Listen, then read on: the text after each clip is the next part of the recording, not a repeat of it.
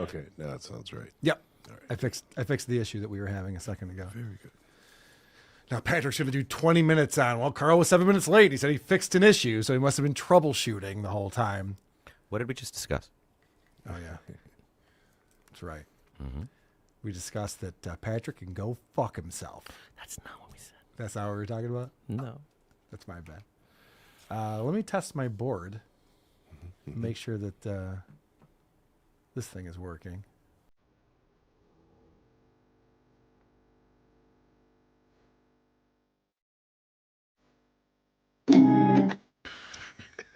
No one who speaks German can be an evil man.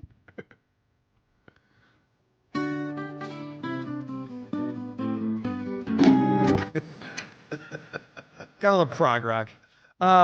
Just making up chords. Someone says we're low and gay. Is that possible? Let me check my settings here. The latter is simply not true. I see what you did there.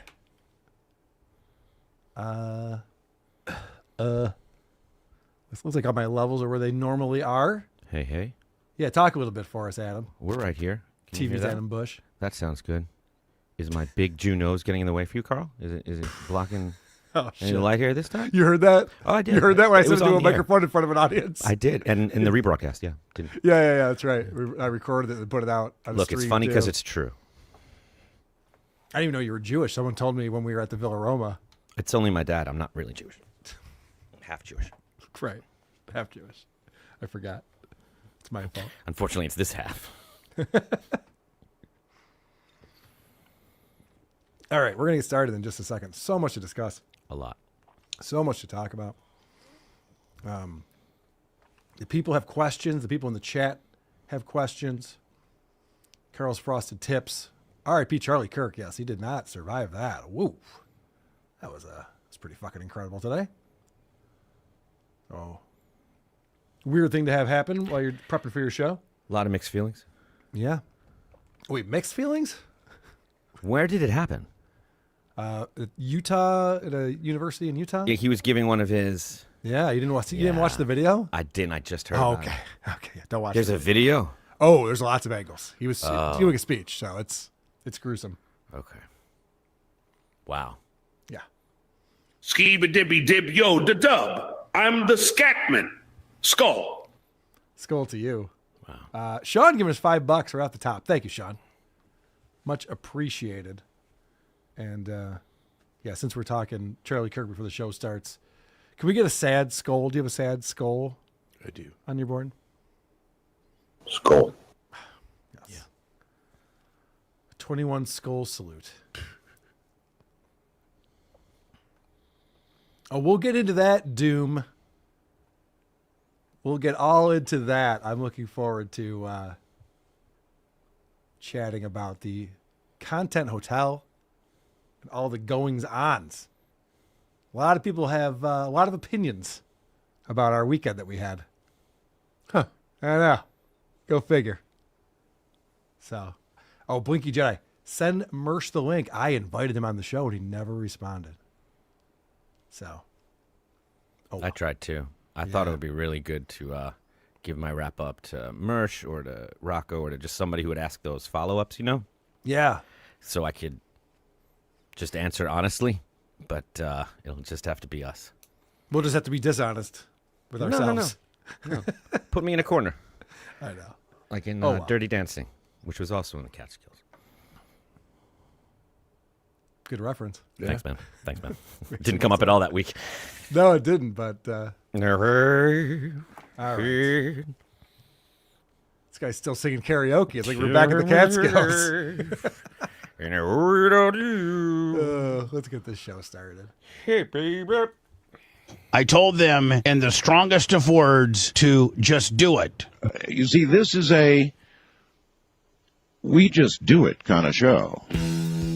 Episode 656-ish. Are you a boner guy? Oh, I was a boner guy. You know what? I miss penis. What are you talking about? I'm the one who should apologize. Is it going to be absolutely riveting? Is it going to change your life by any stretch? Probably not, but it's going to be at least entertaining, okay? By the way, for those people that are in the back remember to shut the fuck up. Shut the fuck up, asswipe, and suck my cock. I've been dying to say that. Cuz-a-roo. Slap-a-rooney. It's showtime.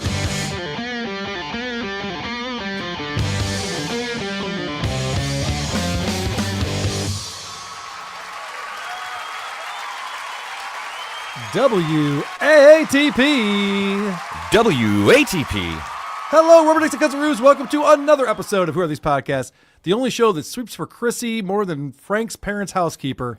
I'm your host, Carl, the $600,000 man. And of course, with me every Wednesday, the man who's afraid of the microphone. It's Adam Busch. What's up, Adam?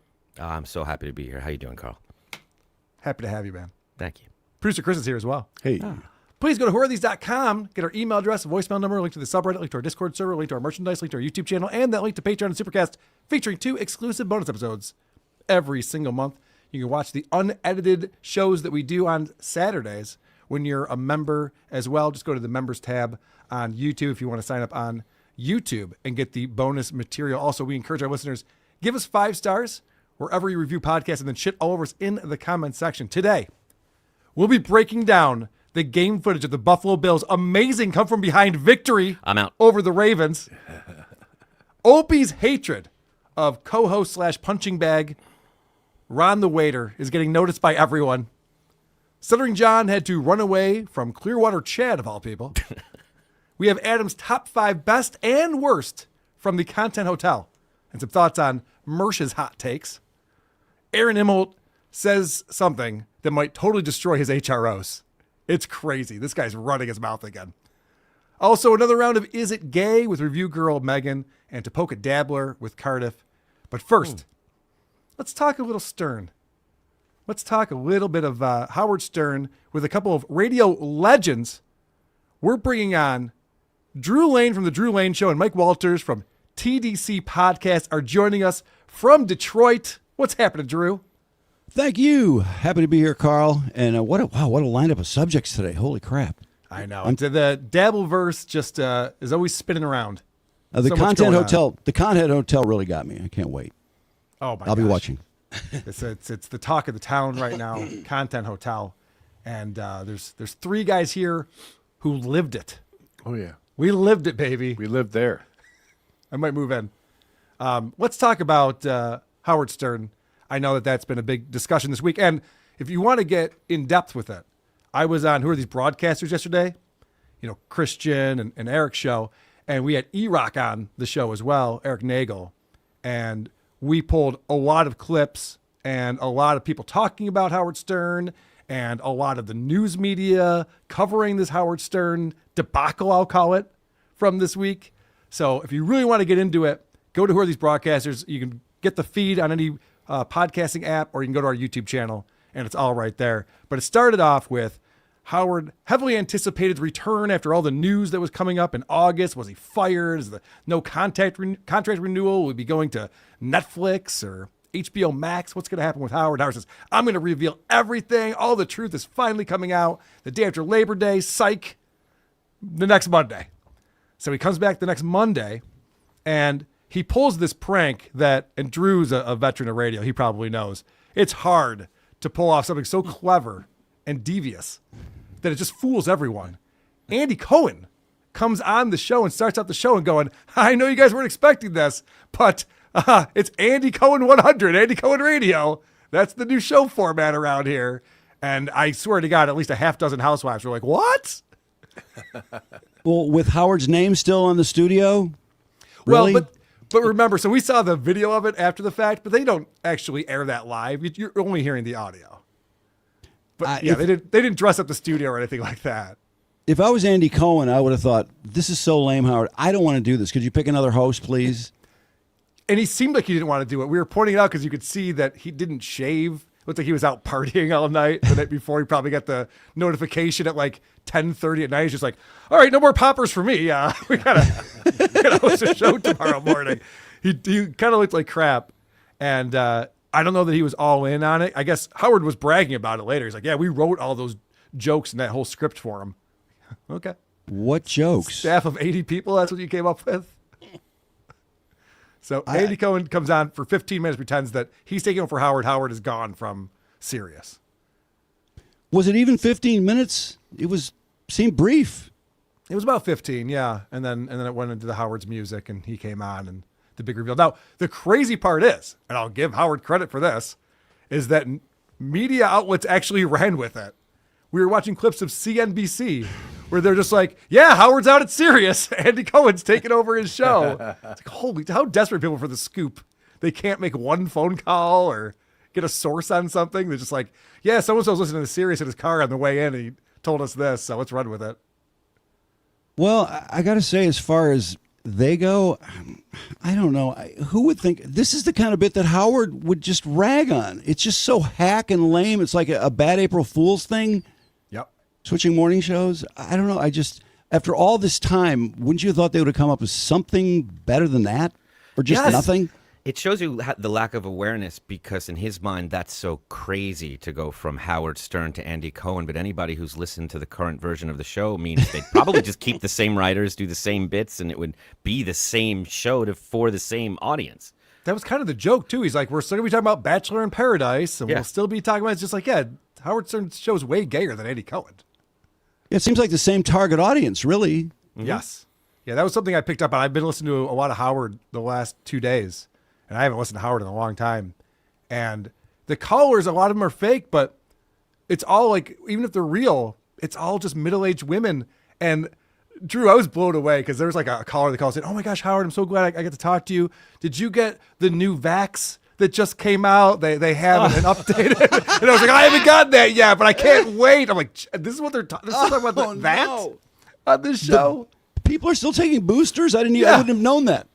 I had no idea. I haven't heard someone talk about getting a booster in 3.5 years. I was like, oh, wow, that's still a thing people are talking about. Because, of course, Howard got really sick last week, and that's why he couldn't do his show, because he made the horrible mistake of going out in public with other people.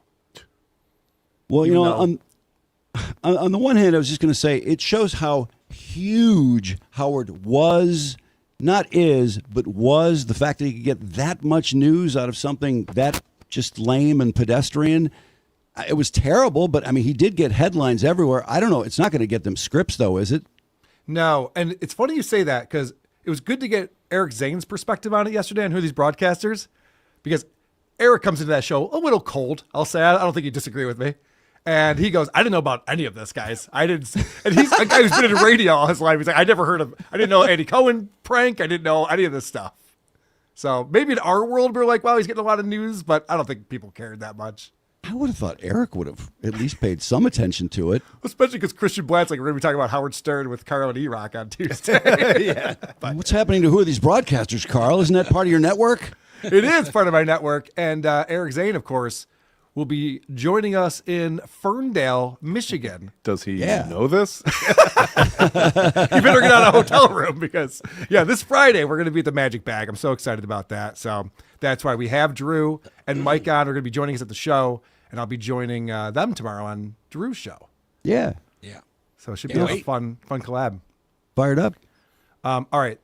The other thing about the Howard Stern thing that I just wanted to talk about, because I feel like if we didn't talk about it, it's a little bit old news at this point, but if we didn't talk about it on WATP, there'd be a miss there, So the big news was what's going on with Howard's contract, because the story that leaked was that Sirius is just going to let him go. They're going to offer him something, but it won't be enough, and Howard's not going to accept it, and so they'll be cutting ties at the end of the year.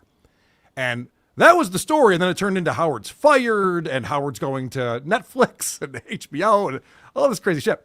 And this is the news. This wasn't like rumors. This was like news media writing this stuff. So I called it. Opie was completely wrong. Opie said Howard's going to come back and announce this huge contract for another 5 years, paying him way too much money because the Sirius XM execs are scared of him. This is Opie's words.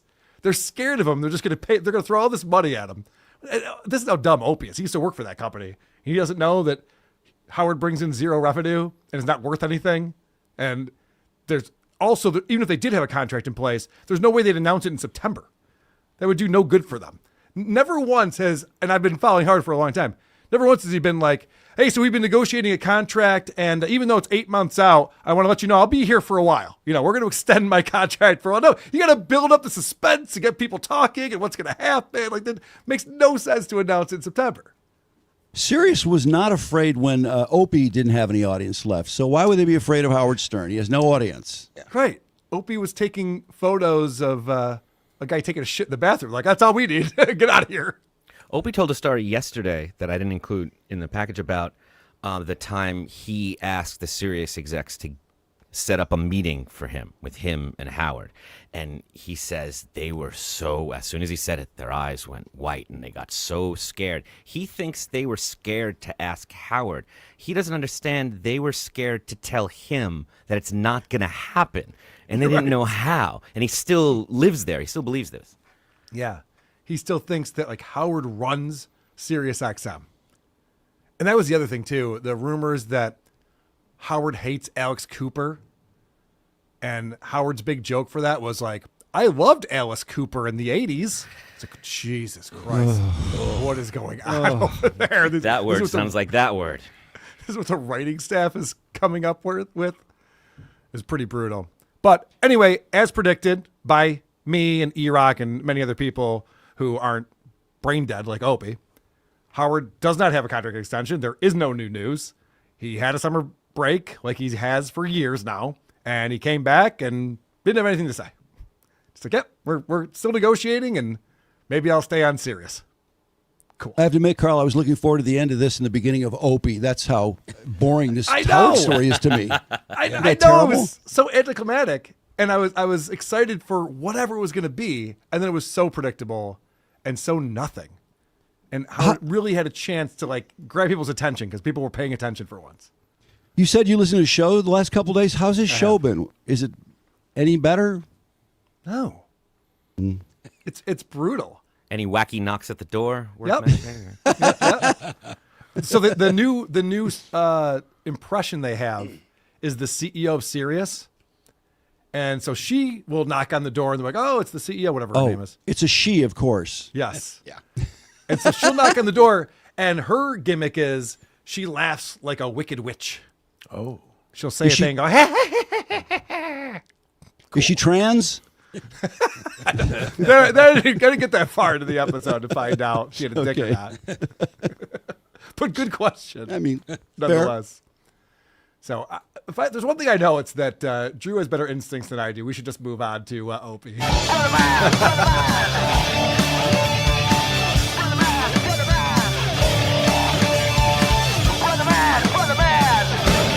Ba, ba, ba, ba, ba, ba, ba.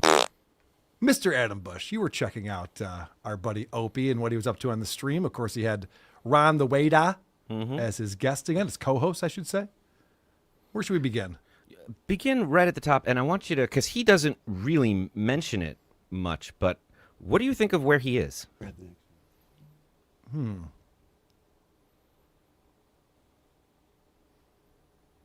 All right. Very, very Just pause it 1 second. Of course he did. Of course he did. I thought the kids had school. He's got to get back to the city. He just had the parent-teacher night, and now he's alone back at the ocean. Yeah. It would seem like he doesn't really have a family, or that he's not spending much time with them. It's one or the other here. Yeah, because I was surprised that he announced he was there by himself. Like, we know that. Yeah. But we're not supposed to. No. Right? 2 Isn't days that out kind of of the school year, too. Doesn't that seem like the time when both parents would be home with the kids, hanging out, getting ready for the new school year, and he announces, oh, no, I was just going to spend an extra couple days here at the beach house. Yeah. That makes no sense. Well, Mike, he even said when he got back to New York City, he was just walking around the streets with his phone out and talking. He even said, yeah, so we're back here because the kids are starting school like today or tomorrow or next week or something. Yeah. Like, you don't know the day they're starting school? That's why you're there. Yeah, it doesn't make any sense. I'm with Adam. I think there's something really serious going on here with this family. I don't know what it is, but they do not seem like they're together at all. They're in the trunk of the car, maybe? I don't know if I'd go that far. I know. Are they buried on the beach somewhere? There you go. Yeah. Who knows? But oh, that's why he was upset about that storm that came in, because he didn't bury it deep enough. He's like, oh shit. All right. Very Patrice hated you. Of course he did. Of course he did, sir. Yeah, that's going to be the thing you're going to go with today, that Patrice hated you. Okay, good. Good for you, Gain.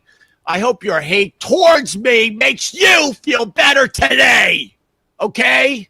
Okay. You look like Gary Busey. Oh, no. Oh, my God. That's not good. Oh, my God. That's not. I don't want to look like Gary Busey. Let's say hi to Ron the waiter. What's up, Ronnie? Hi, Gary. Hi, Gary Busey. That's about as much Ron as I can take up until that. It's Me really, too. It's a lot. Yep, that's it. All right, so I love how Opie still has not learned how to deal with comments he doesn't like. Isn't that amazing? It's incredible to me that he always reacts over the top to things he doesn't like, and he just keeps getting more and more of that because people are trying to get a reaction. And I don't know how many people have told Opie this. I've tried to. I'm not really in his life. I'm not bending his ear. But someone should talk to this guy and be like, yeah, if you don't like something, just ignore it. Just let it go by. Turn It's him fine. off. Turn him off. You don't have to look at him till the next day. Like, why have him up if you can't help but respond to him? Because he doesn't bring any content. When So has he he ever relies had on the chat? When has he ever had a good comment or something funny that was like, oh wow, that was worth it? Oh, it's funny you say that, Drew, because in Opie's mind, a good comment is someone going, "Morning, Ope." Morning, Ope. Yep. I just had a cup of coffee. How's yours? Like he thinks that's content. It's Just weird. you're I being noticed. polite. I noticed he had like 7,000 views on this video. Yeah. You would think there would be a lot, hundreds of comments. Yeah. Positive. I mean, with such a fan base. Yeah, if they were real, that's what would happen. But since they're the bought, ratio's a little off of views to comments, as Anthony bit. Kumi has pointed out a few times. All right, so he runs with this Gary Busey thing. He tells a story about Gary Busey, and I remember this because this was early on in the Opie radio days when Westwood One was like, "Hey Opie, can you just like be in a studio, like interview celebrities and stuff? Since you're Opie and you got a name, can you just like?" And then they gave him a cubicle, which Opie was not thrilled with. But he did have Gary Busey on the show early on. No, he's I would, in my humble opinion, he's crazy and more importantly, scary. He beat me up during the podcast. He was. What do you mean? Like jokingly? He punched me a couple times. He put me in a headlock, and then okay, like roughhousing. And then after the podcast, next thing you know, I'm on the ground with him wrestling. I didn't want to wrestle. Like he is scary. You know what I just realized watching it this time is that Ron was just like, I would love for any person to touch me like that. Oh, yeah. That sounds amazing. Roughhousing? Yee. You didn't want to wrestle. He's getting a semi from that.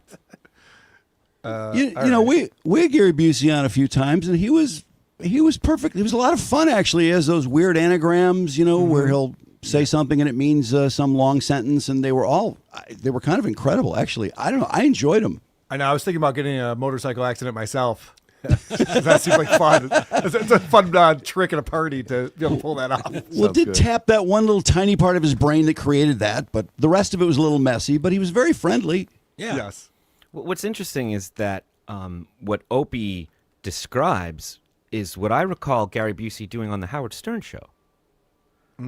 Like they got into a tussle. They wrestled, like his hair. It's that one thing where they say you can see Howard's wig. Like it's all this actual off-camera footage of Gary freaking out and causing a real scene. But since he describes such a intense, interaction, he comes up with a great idea here next.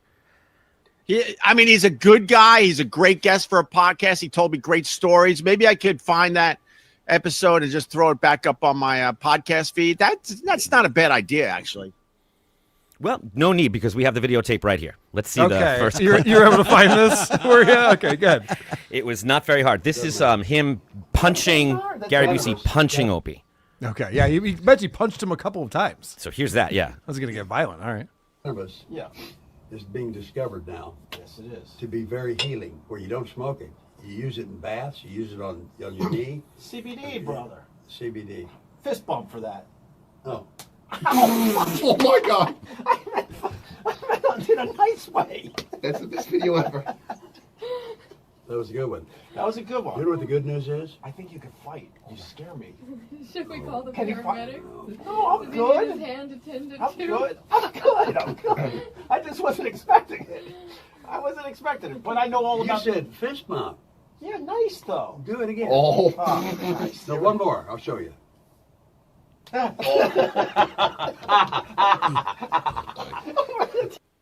He beat him up. Yeah, wow, it got real violent. I'm sure there's more to it. Remember, he mentioned that they were wrestling and roughhousing afterward, and didn't he throw him to the ground or something like that? He said. Let's go to the videotape. All right, yeah, let's see what he was talking about here. I'm worried for the Opster. No hugs allowed. No, come on, this side. Come on. Oh my God. No, wait. Turn your face this way so the camera. Gary, watch out. That's it. That's the whole thing. Opie, He yeah, wrestled him to Opie. the floor. Okay. We're not done. I know. We'll be here for an hour. I figured that out. Yeah, that was the closest he could come to a story about. Yeah, like, what kind of anecdote is that? He gave me a bear hug after the Yeah. show. Wow, cool. I think, like John, he's remembering the Howard Stern show as his own life. I mean, he's just making shit up. Yep. Right. I think he believes that because he just doesn't have contact with anyone. That's how he remembers it. Well, it's also interesting that he's like, we got to find that and put it up on the feed. I got a note from Anthony the other day. Opie put out a video that Opie's not in of Anthony interviewing Hulk Hogan. And I was like, that's kind of fucked up, right? Like that he's just putting that up on his, and I don't think Anthony cares or anything like that. But I go, well, what if it was the other way around and you put out a video of just Opie doing something? And he goes, yeah, we never did anything fun, so why would I do that? I was like, well, good point. Yeah. There's a catch-22 right there. So we could never work out this thought experiment to figure out what would happen, unfortunately. Well, doesn't E-Rock have his life's work? His life's work. Drew, where's your life's work? I don't see a bunch of tapes when I come over I to your actually house. have a lot of Drew's life's work. Yeah, Well, give it back. Life's work. What the fuck? No, that's like Ringo. The Beatles' masters are in the wrong hands, and Ringo's going, "My life's work." It's actually nothing like that because music does live on forever and ever, whereas a radio show is kind of like in the moment. It's a lot And more. Ringo's so. contribution as a drummer is undeniable. It's right there. What Opie's been trying to explain to us, as is very evident in that clip he posted of Hulk Hogan and Ant, is that Opie's presence is everywhere. He's just not being acknowledged. Like, he makes these things happen, even by his absence, and we just don't acknowledge it. Well, we also find out in a very Stuttering John-esque fashion how smart Opie was in school and how good he was in school. Anything else to set this one up, Adam? Perfect. Okay. I was taking advanced classes my whole like junior high. I think it started in like grammar school. I don't know. And I would get perfect scores. And then the teachers would get mad at me because I would screw up one little thing. And you know those really involved algebra problems where it almost takes up the whole fucking board? I was on that level. And then you mess up one. Oh my God, you're fucking Matt Damon. And I mess up one bracket, so I would get a 99 or something, and the teacher would get mad at me. Yeah, for real. But Oh my here's God, you're Goodwill Hunting. All right. So I've known some math teachers in my life. I've taken math classes. Teachers will get mad at you for getting a 99. What the fuck? Heberger! 99? Well, what did they do to Ron when Ron had 700 and 400 and gets 1,300? What did they do to him? Oh gosh, we're gonna get into Ron's issues in just a minute. But I love that in Opie's mind, because again, this doesn't actually happen. No. This isn't what happens in school. That you solve a problem that takes up the entire board. It's a movie thing, and you don't get a 99 on it. Yeah. Right. Show your work. Your work was 99% there. It's a movie that the teachers have the time to deal with the 1% of wasted potential on this super smart student. Yeah. Like, they're not just trying to get the class together and teach. Yeah. Everybody watch Opie solve the problem. What's that, Mike? Don't you feel like we would have known this about Opie, his math genius? Like, of all the things he's talked about over the years, over and over and over, if he was really this whiz kid in math, why are we just hearing about it now? It's funny you say that because Opie would talk about this all the time. He'd be like, I learned all of this math and I never needed to use it. I don't know why they teach all of this math that you never need. And I went, well, you're disc jockey, and there's engineers, and there's computer programmers, and there's a lot of people who use math in order to do their job. That's why they teach it, so that you could potentially go into those fields. And Opie could never connect the dots on that. He's just like, why are they even teaching me math? I'm going to be shoving wiffle ball bats in girls' vaginas. I don't need math. For that. Well, I guess measuring, that's kind of a math thing. But other than that. You know, though, math will come up on a show. I know Howard has made jokes over the years about not being able to do math. And we've had math come up a lot. Bentley and I will compete to see who can come up with a number faster. If it's, 7 times 312. Didn't stuff like that ever come up on the show? Not that I remember. Right. Not like you, Drew. You're a fucking whiz. Yeah, Drew is kind of an asshole with Bentley's really good too. But I mean, that's what I mean. Stuff like that usually comes up. I mean, where somebody will, have to be a show off like me. Yeah. And tell you what the percentage is. No. You have Opie, who we're gonna find out was just like the celebrity in college, like just slacking off, didn't really care about the academics of it. And then you had Anthony, blue collar tin knocker guy. So no, they weren't trying to impress each other with their math knowledge very often on trying to on that impress show. people. What do you mean impress people? I was just trying to answer the question. Help move the show along. Jeez. Well, I think it falls to what you were saying earlier, Drew, and John does the same thing where they're just their past is so romanticized. They're this giant hero in every memory, and when confronted with just the slightest bit of resistance, like he gets here from Ron, they don't know what to do. A 700 SAT, I think, shows itself somewhere. Really, that's really high. It's very high. We would know. So, Opie goes on to talk about how good he was at math. In a big-time advanced math class, I couldn't even tell you what the class was anymore. It's so many years ago. I barely passed. So I went from this high expectations with all the math teachers to barely passing my senior year math class. Sounds like you didn't put the work in. Brilliant observation. Well said by Ron the waiter. And I'm no mathematician or math guy, but I don't think it was called advanced math. Big time advanced math. Advanced math. Or calculus, or what specific kind of math it was. You wouldn't just say music. You'd say it was music theory, it was jazz, it was choir, not a big music class. Yeah. Advanced math. I remember names of classes from college, absolutely. I remember taking bowling. Well, you're the smart guy. Of course you rolled.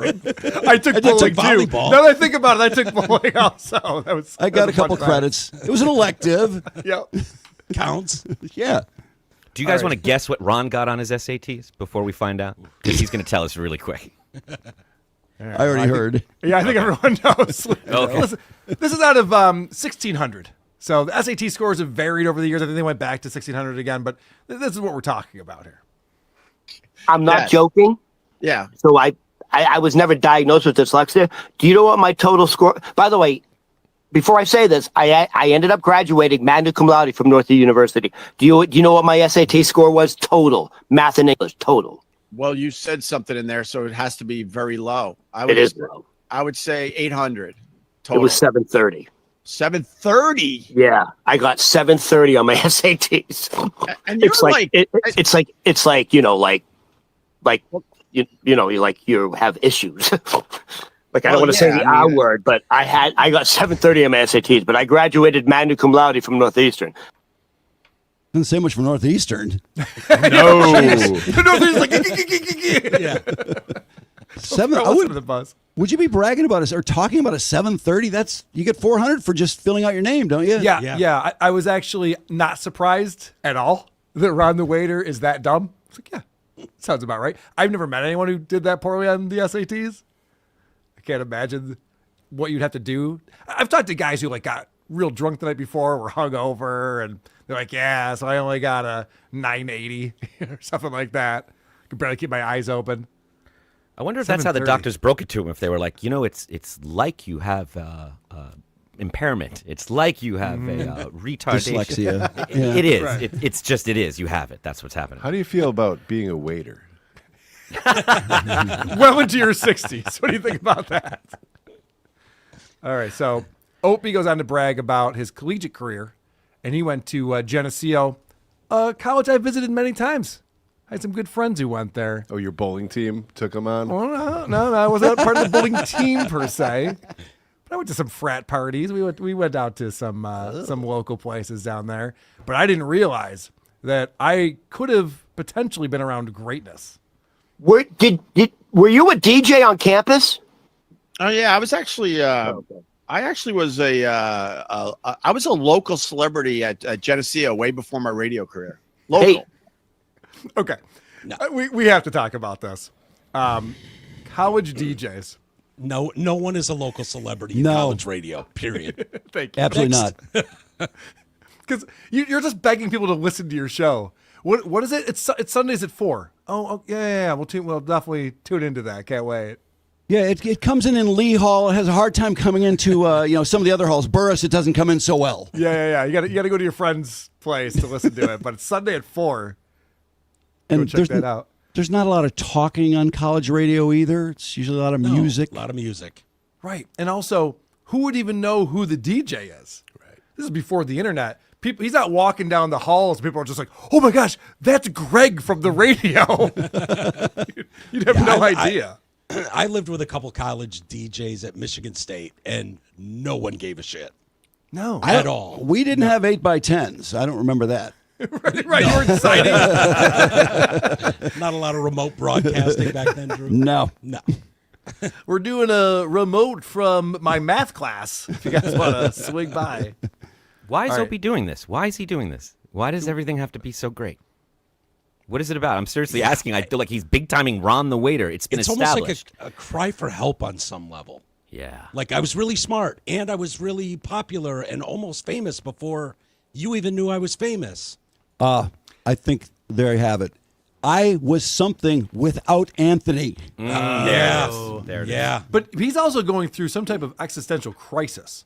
And we've been watching this for a while where he's like, yeah, man, I could have been still famous like all the other people, but I'm a recluse and you can't control me. And I do things differently. I think he's trying to justify in his head how he's squandered his career. Yeah. Yeah, he destroys everything he said, which he doesn't. He can't really come up with anything significant on his own. He doesn't. He didn't destroy anything. It's just not very good, right? Yeah, he's painting it so that any failure he ever had was a choice. He chose not to win that math competition. He chose not to follow through on these things. Nothing ever happens to him, and I guess that justifies I chose the for situation Content now. Hotel to suck. That was my idea. Well, that's better than acknowledging the truth or the reality, which is Anthony carried him for 15, 20 years on that show. Anybody that listened knows that. And it's hard to come to terms with that. He has not yet. He's still... No. Yeah. And he won't. He talks at some point later on about the buzzing in his head, and I'm constantly reminded of it when I hear him talking now. All right, so we're going to talk about Ron's trying to school Opie on some knowledge that he has. We're talking about wetlands. Really interesting topic for Opie Radio. They're all wetlands. Okay. What's the difference? I would say the level of water. Okay. So a fen Hey, is Ron, a did you think to yourself, you know what? This live stream is going so well. Let me fuck it up. I think this is interesting. You don't think that's interesting? The difference between a swamp and a marsh? A swamp and a marsh. All right, sure. Let's go. Right, so a swamp. Let's go to the phone lines. Cohen, what do you think the difference is between a swamp and a marsh? And before you start siding with Opie and go, yeah, Ron, that's a real shitty random topic. Like, Opie has no show. Yeah. He has nothing He's and like brought 4 nothing. hours to kill. So he's just opening the phone book and reading whatever he can. And Opie is so fucking fickle that he's like, I'm going to shit on you because you're a whackpacker. Also, I have no idea. So yeah, okay, let's go ahead and answer that question. Open up the phone lines. Yeah, you're right. He very quickly just like, you're ruining my show, which there's easier ways to transition away from a bad conversation. Why are you ruining my show? This sucks. He's like, do you not want the answer? He's like, I kind of do. I got no other idea. So yeah, we're going to have to. Well, even earlier, he talked about E-Rock and almost dying on the air doing the cinnamon challenge. And it's like, you don't have the video to show people. And it took me, 8 seconds on Google to find it and go, oh, that's what he's talking about. Like, there's some content if you're going to go down that road. Opie's Play still the thinking video. about showing us the Gary Busey clips. He's still thinking about it. Yes. He might if he can find it. In the E-Rock story, there's so much hate he's enmeshed in. It's really hard for him to a compliment because he said he was a good soldier or whatever, and then he's like, yeah, we don't even talk. But I mean, Well, he's got his life's work, Drew. Yeah, that's true. That's right. I forgot about that. Don't want to give him too much There's of a no getting compliment. over that. Well, I appreciate that the chat comes in and they know what's up. They can see what's happening here. What else is going on? Oh my God! If you're saying that, then I'm going to end this. No, thing. no. I find this very interesting. Opie is so mean to this dude. I know. No, Ron, don't agree with these idiots. No, it's just you're incredibly abusive. Incredibly abusive. I love this Ron Berman. He knows it. And the people know the people that watch these things on a regular basis, they feel the love coming from me as I yell at you. Right, Ron? Is Opie gaslighting me? I don't feel any love at all. I think that Opie is always big timing Ron, relying on him for content. Hey, what else is going on? I didn't bring anything, you have to. And then just shits all over him every chance he gets. And wait until the reveal on the mattress. There's more to come on this front. Oh, there's an update on the mattress? Oh, yeah. On Ron's mattress? Oh, excellent. Wait, can you guys enlighten me? I'm not sure what's going on. Have you seen Ron's mattress? No. Oh, it's homeless people have nicer mattresses. Yes. Oh. It's brutal. And since we saw it on the air, Opie has been promising for months to get him a new one to the point where he just won't do it. And a fan of WATP sent a brand new mattress for Ron to Gephardt's, the bar they hang out in. And as far as we know, it's just been sitting there waiting to be delivered. Wasn't he talking about crowdfunding to get a mattress? No, we were. Opie was talking about finding a used mattress around the house somewhere. That's right. Yeah. Okay. He actually had a conversation, him and his wife, about donating some pillows, and then they decided against it.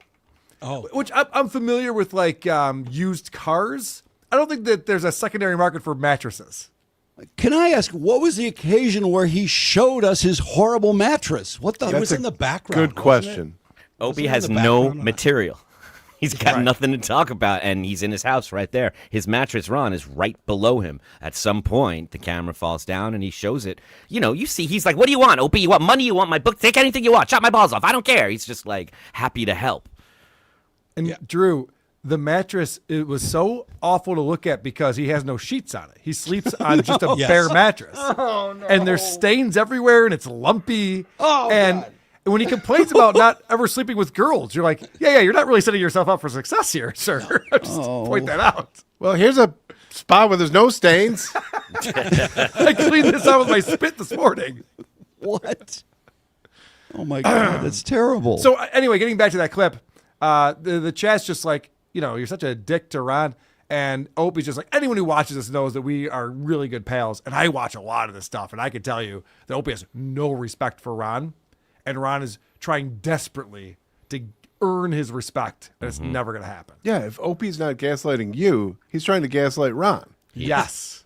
Right. He's trying to convince someone that they have a real relationship. They do not. I know I read too much into this stuff, and my gift is to just suck the fun right out of it. That's my wheelhouse. However, there's something real fucking disturbing about when Opie reads, the chat says I'm mean to you. And Ron goes, you are. And Opie goes, no, I'm not. Don't say that. Tell him I'm not. That's disturbing shit. That's like when CSPS show up to the house and they're like, are you getting fed? Is your father nice to you? And the father's like, tell him how nice I am. Show him how nice I am. Hey, well, he did score a 730, so if you want to manipulate him like he's a child, you could probably get away with that. Yeah. Can I put two things together here? Yes. The mattress, without, of course, with the stains. Wasn't he kind of suggesting that he can't control his urine stream terribly well in the today? You're not wrong. Oh. So would that maybe be one of the reasons the mattress is? I think he's peeing the bed. I don't know. Yeah. Or leaking. Yeah, it would add up. Yeah. I thought I remembered that from the stream today. He said something about he couldn't hold it. Yeah. Oh, he definitely did.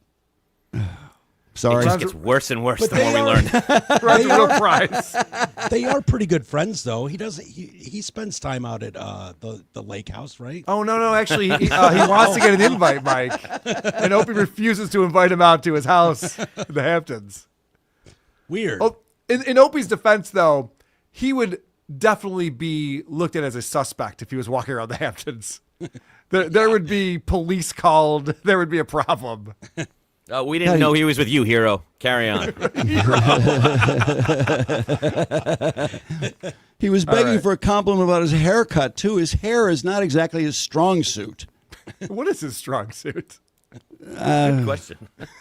Perfect answer. Hey, waiting on tables. Maybe. Yeah. All right. I like the way he says Dick Clack. It's like Dick Mash. Dick CLOCK. Mash. Dick Clack. You know, getting back to the waiting tables thing, maybe he's okay at it. But when he was playing with that sore on his bare foot in the bar, I'd be like, can I get a different server? Is that like, I don't know, even that ugly chick, even that fat ugly chick over there would probably be better. It's okay. I'm on break. Perfect. All right. So there's an insight that Ron has here. Adam, do you want to set up clip 12? Let's just hear it. Okay. I got the music in me. If that doesn't put you in a good mood, obviously I'm in a good mood today because I was listening to the New Radicals right before I turned this on. I feel like you're in a good mood because you're by yourself on the beach, away from all the noise of the family. That's what I think. No, it's not the family, Ron. It's that fucking city. I think Opie just confessed that the family's never there. Yeah. I don't have to worry about the family anymore, Ron. I don't worry about the family making noise in quite some time. They're There's real this quiet, undertone of dummy. There is no family. Yeah. Like they were banging on the coffin for a while, but that stopped after a little bit. I got a soundproof trunk. Nothing to worry about there. He has to know people talk about that, right? Like, his missing family. Ron what does. Do you think he'd? Yeah, Ron, and he's picking on him right here. Yeah. You think so? I do. You think 'cause that's ever since he got a free mattress from WATP, he watches, and I would too, because it's confirming what he suspects, that this guy's really, really cruel to him, and that he deserves better. And we're here to tell him, yes, in case you're wondering, it's true. He's a monster to you. But also, Mike, Opie knows that we talk about this too because the chat tells him Oh yeah, that they're concerned about his family. He's just like, we decided a long time ago my wife's not going to be on the stream. Don't you think you'd have her walk by in the background and wave hi? Like, oh, you're doing your show again. Or hire somebody to do that. Yeah. Put on a baseball hat, wave in the background. This is creepy at this point. he can't even come up with a recent relevant story. Like, he talks about seeing movies with them, and it's movies from a decade ago. He doesn't know what day they go to school. He doesn't mention an interest they have. Like, pop things come up, and he's not like, oh, my kid loves Olivia Rodrigo. Like, he's just out of touch and out of their lives. Drew and I went to a baseball game a week ago. I'll go back on my show. I'll have 3 stories of conversations we had, like, in one outing. Like, it just seems weird. You're right. You're so right. There's no relevant stories about, oh, the kids did this, or But me and the wife did that. The HVAC guy, Gary, there was like 82 stories this summer about He's a Gary, part of the our HVAC lives. guy. Like, we spend time with him. Right. How is that possible? Not one with the wife or the kids? Nothing. Wiffle ball on the beach, throwing the ball. Nothing. Right. Does it have to be wiffle? Even the sorry. hero story. Yeah. Even the hero story where Opie saved his neighbor's kids' lives. Yeah. Like, his kids were out and then they were immediately gone from the story.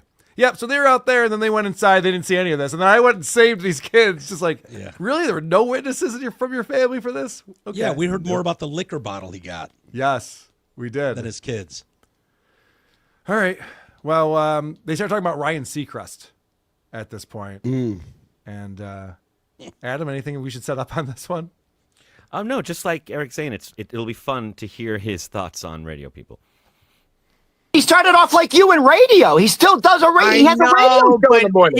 He's from that side of the business where we all hate. He Where started it's like, off in radio. where it's safe. He gets all the big celebrities, but he's getting nothing done. It's nothing edgy. It's nothing where people are going, oh my God, did you hear Ryan Seacrest this morning? It drives me nuts how. Opie, hold on.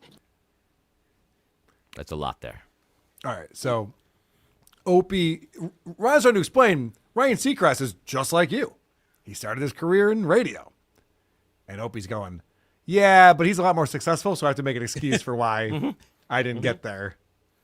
I think Ron knows too. I think at this point Ron knows what, triggers him, and he's playing into it. Let's start with, what does Opie mean by we? He goes, we don't like guys that like too. that.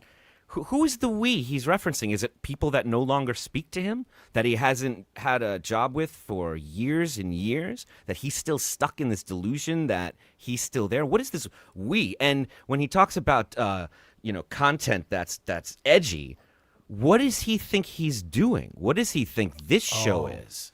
Yeah, there's a remind me when we talk about him going back to Sirius. There's a thing that Ron says about censorship. Because Opie censors his own show. You can't swear on his show. Ron will bring up something about sex. Like, whoa, whoa, whoa. So there's nothing edgy going on. What does Ron bring up about sex? He's watching a porn. Oh, okay. All right. No, do you think is he trying to put something out there like, hey, I can still be the clean guy on radio. I'm hireable. Yeah. Yes. Is that what the goal is? Yeah, and Mike, even just recently, he started wearing nicer clothes. Because he was dressing like shit. He is again today, but whatever. But he started wearing nicer clothes, and he even said something about like the powers that be, or someone was telling him to clean up his act. I don't know if it's a manager, an agent, a dead wife. I don't know who it was. Someone was telling him. Isn't Opie on that show though? Isn't Opie the guy that moved things along, that got him into commercials, that dealt with management? Early on in the career of that show. No, but he claimed to always be steering the ship. But for his contributions, or derailing it, he's more like the Ryan Seacrest of rock radio because he doesn't really do the hard stuff. The heavy lifting is Anthony and Jim. Yeah, right. Yep. Yeah. When he goes, he's not edgy enough. It's because Jim Norton was at the third mic. Exactly. Right. And say what you will about Ryan Seacrest, he knew his place and what he was good at and stayed in his fucking lane. But he's broke just like Opie, right? Oh, no, quite the opposite. Quite the really? opposite. Okay, so he has a lot of money. Okay, wildly successful, lives life on his own terms, doesn't ever see Ron the waiter, ever. I don't think they've ever met. Could you imagine if Ryan Seacrest had loser friends? I gotta go down to the pub and hang out with fucking Ron the waiter. I think Ryan could have a Jamaican nanny if he wanted one. Right. Yeah. All right. So Ron has a great question for Opie regarding Ryan Seacrest.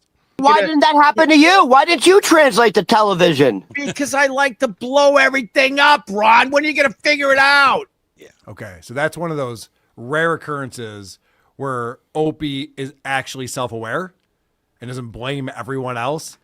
Now, again, it's an excuse. Yeah. And it's like, well, I decided not to have choice. Yeah. a career. choice. But at least he didn't say management, Jim Norton, Sam Roberts, Anthony Cunha. Powers that be. Yeah, like all of the different things that he always says that ruined his career. But when did he blow everything up other than taking a picture of somebody in the bathroom stall? Isn't that the only time he blew everything up? Probably the homeless cake. Mm-hmm. He almost blew things up then. Yeah, but his radio career is still going strong at that point. Yeah. We were talking about this with E-Rock on WATB yesterday, where he blew up his career when he decided to take the summer off right before contract negotiations and lost the morning show. He was just being a douche and not negotiating with Sirius and not being around. And so they're like, all right, I guess we'll give it to Jim and Sam and they'll have the morning show. Yeah. Opie, come in at 3. We'll see you then, man. But trying to wield power like without Anthony at that point, wasn't that what he was doing there? It was like, you don't have Anthony anymore. You don't have negotiating power. Yeah. I was going to say if he was still doing a great show like he was, that he could have taken the summer off and he would have kept the morning show. Yeah. Yep, for sure. All right, so Opie actually ran into Ryan Seacrest at He's Starbucks. gonna give him a piece of his mind because he hates this guy. And Right. if you ever just run into him. You did it the wrong way, asshole. You're too safe. He's going to show him. Yeah, he's going to let him know. So all this is festering for a long time. I really want to say something really not nice to Ryan because it drives me nuts because we're in the same business and I'm like hustling every day. And this guy is handed multi-million contracts one after the other. And then you look and go, what does he actually do for this money? But anyway, so Not sabotage himself. so I walk up to Ryan Seacrest, right? Here's my moment, you know. This is the shit that I probably should admit because I want to cause a scene with Ryan Seacrest. He sees me coming, Ron. He goes, Opie. He knows exactly who I am. Oh, we stoked the ego. Oh my God, he knows who I am. And Oh my God. next thing you know, I'm like, hey, Ryan, and we have a nice, yeah. lovely conversation. Oh my God, your best friend. We take a picture. Oh my God, he recognized you, and it all went away. I like that. You're like, I love him. He knows who I am. Like that. See, it's so easy to charm Opie. It's just like Stuttering John. Like the way that Vince the lawyer just charms him. Goes, oh, John, what you did yesterday was so funny. Yeah, okay. Yeah, you're right. Like, you just manipulate Opie just by being like, dude, huge fan. You're great. He's going to lay into Ryan That Seacrest. Ron sees through this and points it out to him, and Opie's kind of realizing this in real time right And there. he says it was festering. Like it was festering in him, this hatred. And here's my moment. And all it took was, hey, Ope. Disarmed him completely. I hope I'm not offending either of you two, but I think that Ryan Seacrest has had a better career in radio than either you, Drew, or Mike. Do you guys like hate this guy and want to punch him in the face when you run into him? No, not Of course not. Of course not. It's so weird. I understand why Opie resents him because he's just non-controversial. You could never go, wow, that Ryan Seacrest bit last night on AI was fantastic. He's not that guy. Yeah. Right. He does a different thing. He wears the right clothes. He has the right hairstyle. He has the look, and he's very smooth. I bet he's a good He kisser. knew who his, did I say that? audience was. It wasn't our audience. There wasn't No. a competition. We would never compete with him. It's like he was going for a certain market, and he did well with it. Good for him. I'm not going to say I respect him that much. I don't think it takes tons of creativity to do what he does, but he's picked a great path. He's done really well. Yeah. How can you be mad at him? And Exactly. he's apparently a super, super hard worker. Tooch worked with Ryan for years and was his like personal sales guy at one point, and said he's one of the hardest working guys in all of LA. I've met a few celebrities that are wildly successful. I'm sure Adam has too. They all have the same trait. They're super hard workers. Yeah. That seems to be the common thing with all these people. Ryan was one of those guys that wanted to stay away from anything that could be perceived as nefarious, or like Ryan was the guy to leave early from the bar. Or His gay impulses. His gay impulses, Yeah. sure. He was like, Epstein Island, not for the full weekend. Maybe for a night. Good move. I'll pop by, but that's it. right. Smart. Didn't he work so hard that his eye popped out? Do you remember that? I don't remember that. Seacrest? Yeah, he had like a stroke and his eye like popped Did out. that happen from a stroke? Your eye pops out? Something on camera that they attributed to he worked so hard that he had been Really? up for so long. Yeah, you should see it. It's very disturbing. He But- looked really weird for a couple days. Yeah. Something was off. Wow. It shows you how thin-skinned Opie is, because just what you described, like Opie and Anthony's career was based on creating morning radio where you didn't know what would happen next. Ryan's brand is nothing unexpected will happen. This will be the safest thing every corporate sponsor can bet on. And still, he's threatened by this guy and completely humbled and won over by him knowing his name. Yeah. Yes. Yeah, and all right. Opie thinks he's in a war that he's not even in. Yeah. And Right. you know, Ryan has no idea that he's in some battle with Opie. All right, so Opie tells a story about Howard Stern, and he's talked about this before, but with Brother Wease being forced into retirement, it seems recently. This is kind of a relevant story that comes up. No, listen to me. So, it's not really a rumor, but I'll say the rumor is Howard Stern, after a lot of therapy, decided to make amends with some of these radio guys that he went after. And he called Brother Wease. And he apologized. To Howard's credit, he apologized to Wease. And they had an awesome conversation that lasted about an hour. Wease told me that Howard said, man, I would love to take you to dinner if you're ever in New York. That never happened, but, I believe Howard meant it. And Wease knows that I put myself in a really shitty spot by going after Howard because of Wease's daughter. Wease always knew that put me in a weird spot. So at the end of the conversation, Wease goes to Howard, what about my boy Opie? And Howard goes, I swear to God, this is the exact quote from Brother Wease. It's been told over the years. Howard said to Brother Wease, I'm not ready for Opie. What does that mean? why should he have anything to do with that story? Howard made fun of something was wrong with his daughter, right? And Howard made fun of her or something like that? So Wease has a special needs daughter, and when Howard came into the market in 1995, he went hard in the paint about Wease's daughter. And Rochester is one of the markets like Detroit where Howard never cracked the number one spot. Wease remained in the number one spot. And I think that was part of it. There was like very sympathetic towards Wease's plight, and the fact that Howard did that was shitty. A lot of people perceive that as really shitty. And so Howard is now making amends with these DJs and what he would do. So he calls up Wease and goes, dude, that was fucked up. I can't believe that was my approach to trying to take over Rochester, And so Opie, at this, not the same time, but years later, was really ragging on Howard's kids. They were playing audio from a play that Howard's daughter was in, where she was naked in it, and there was like a lot of really personal shit. So here's what Opie is not explaining here, is that Howard feels bad about what he did to Wease. Opie should feel bad about what he did to Howard. And Opie's going, why am I not getting an apology? What? I would be embarrassed to even be mentioned in that story. I mean, what does he have to do? Really a special needs daughter and Opie?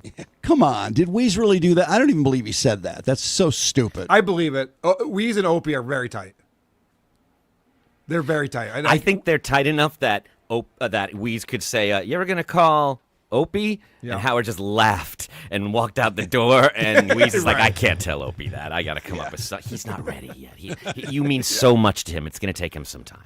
Right. I sure as hell wouldn't repeat the story if I was Opie. Yeah, Well, it sounds like he's repeated it numerous times. He has. That story's I've been heard out that there. story. I've heard that story a bunch.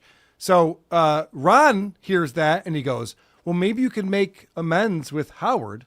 And he's got a wild idea what could happen.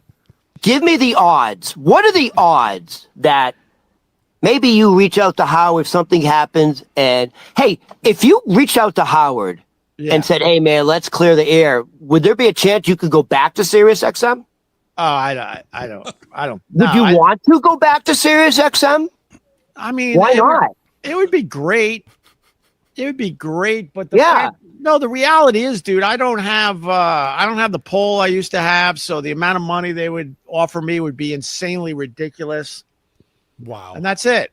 So, I'm in a different spot. So it's I think that ship has sailed. I know, but if they didn't offer you that much money, what else are you doing? Just take the gig, and then from there you can build, get that platform going. Then we don't have to be censored. No, I don't.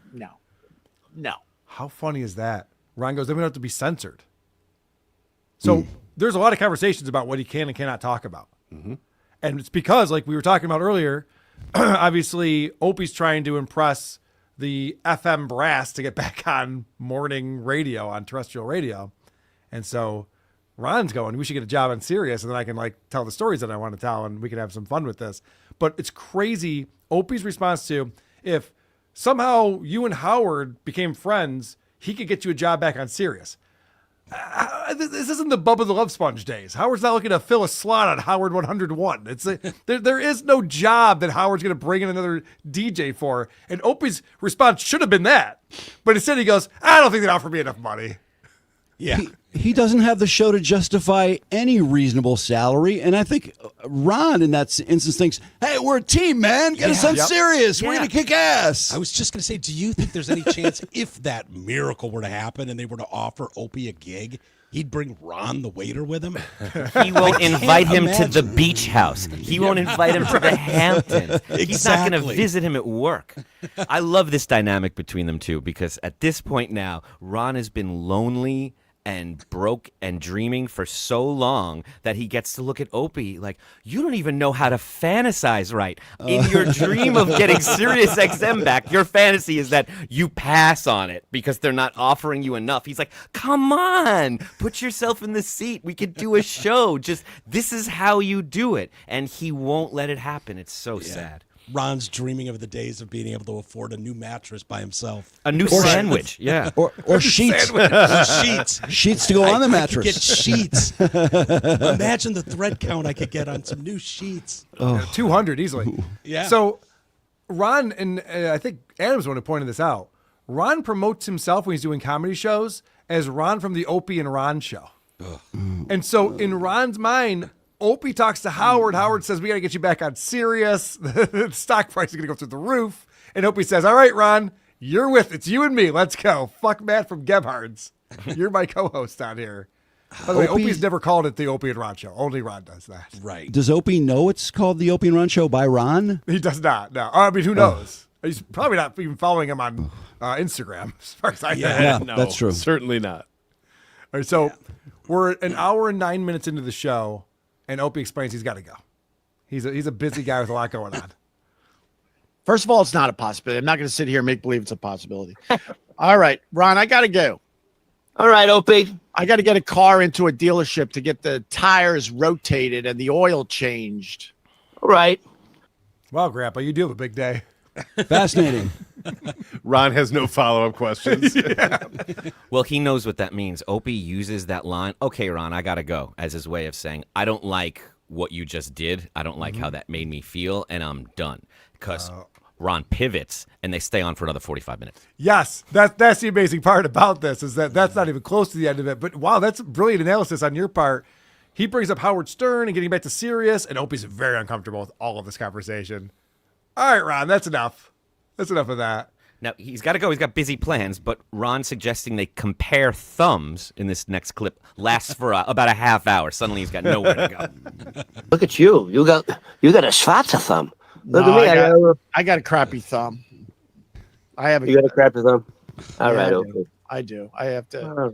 We're talking about crappy I have to thumbs. grow my nail on my thumbs to make it look like I have a thumb. Yeah, yours is bad too. I got that exact thumb. Look at that. All right, Ron. By the way, that's what it looks like. Yeah. All right, Ron. That's what it looked like when the pee-pee was coming out. All right, Ron. All right. All right, Opie. Hey, are you doing a Get Pots? Oh, I wanted to talk to you about that, actually. So that's where Opie cuts off the stream. Are you doing a Gebhard's? And then this is Opie's fun way of being like, yeah, about that, you know. Hilarious. The thumbs thing was cool, but not Gephardt's. Well, so it doesn't seem like an important ending, but our buddy Adam Busch is a sleuth. Adam, what did you find? Well, I listened live, and I remembered there being one more sentence that Ron said before it was cut out. But I looked at, because since Opie posts like 3 different versions of the same video on his different channels, I checked all of them, and they all ended there, except the audio one, which had this extra line that I'd like to play for you right now. All right, Ron. All right. All right, Opie. Hey, are you doing a Get Pots? Oh, I wanted to talk to you about that, actually.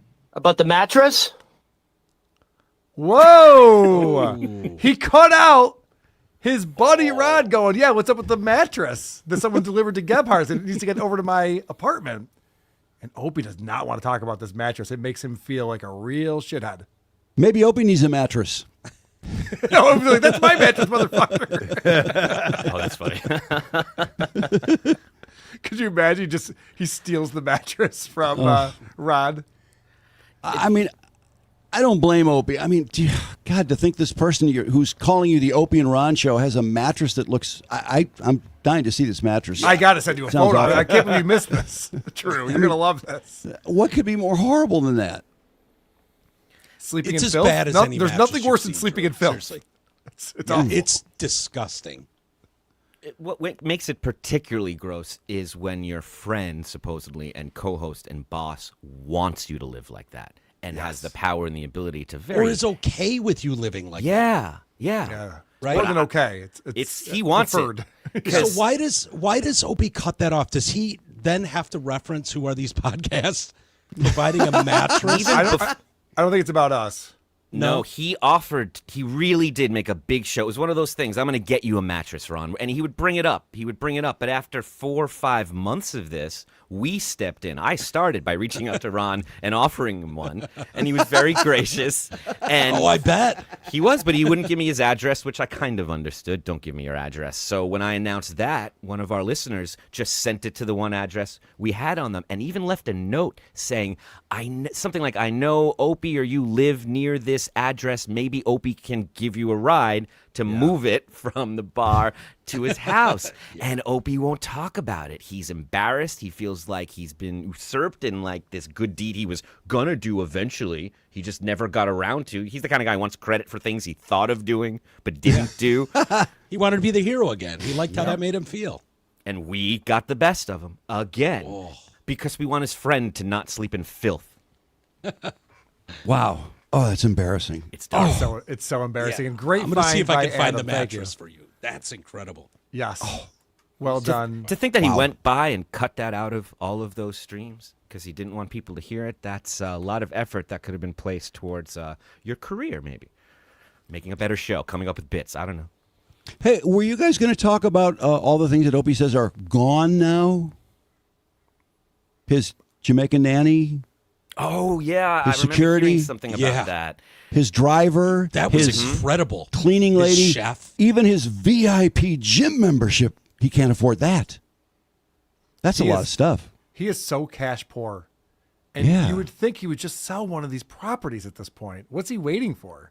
Hell yeah. By the way, did Anthony ever have security? Because I thought, security? Opie thinks he needs security? Really? I don't know the answer to that. If anyone needs security, it's Anthony. He's pissed off a lot of people. That's what I thought. But I hung out with him all weekend, and he had no security around him. A personal chef? I mean, he really was living high in the hog. Does he know it's hard for people to sympathize with him when you have a view from a penthouse of the New York skyline behind you? Like, anyone watching knows how those problems could be easily solved.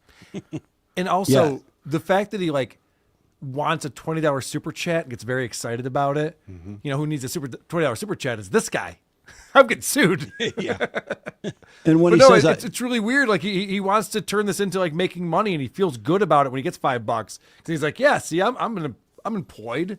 I'm doing something that makes money.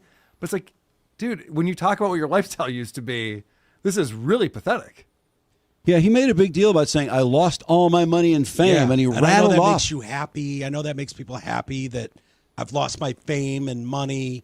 But he has a house in the Hamptons, and he has a house or a condo in Manhattan. Yeah. That's pretty rich. Also, that's a weird mentality. Anyone who's happy that someone else is doing poorly is a loser.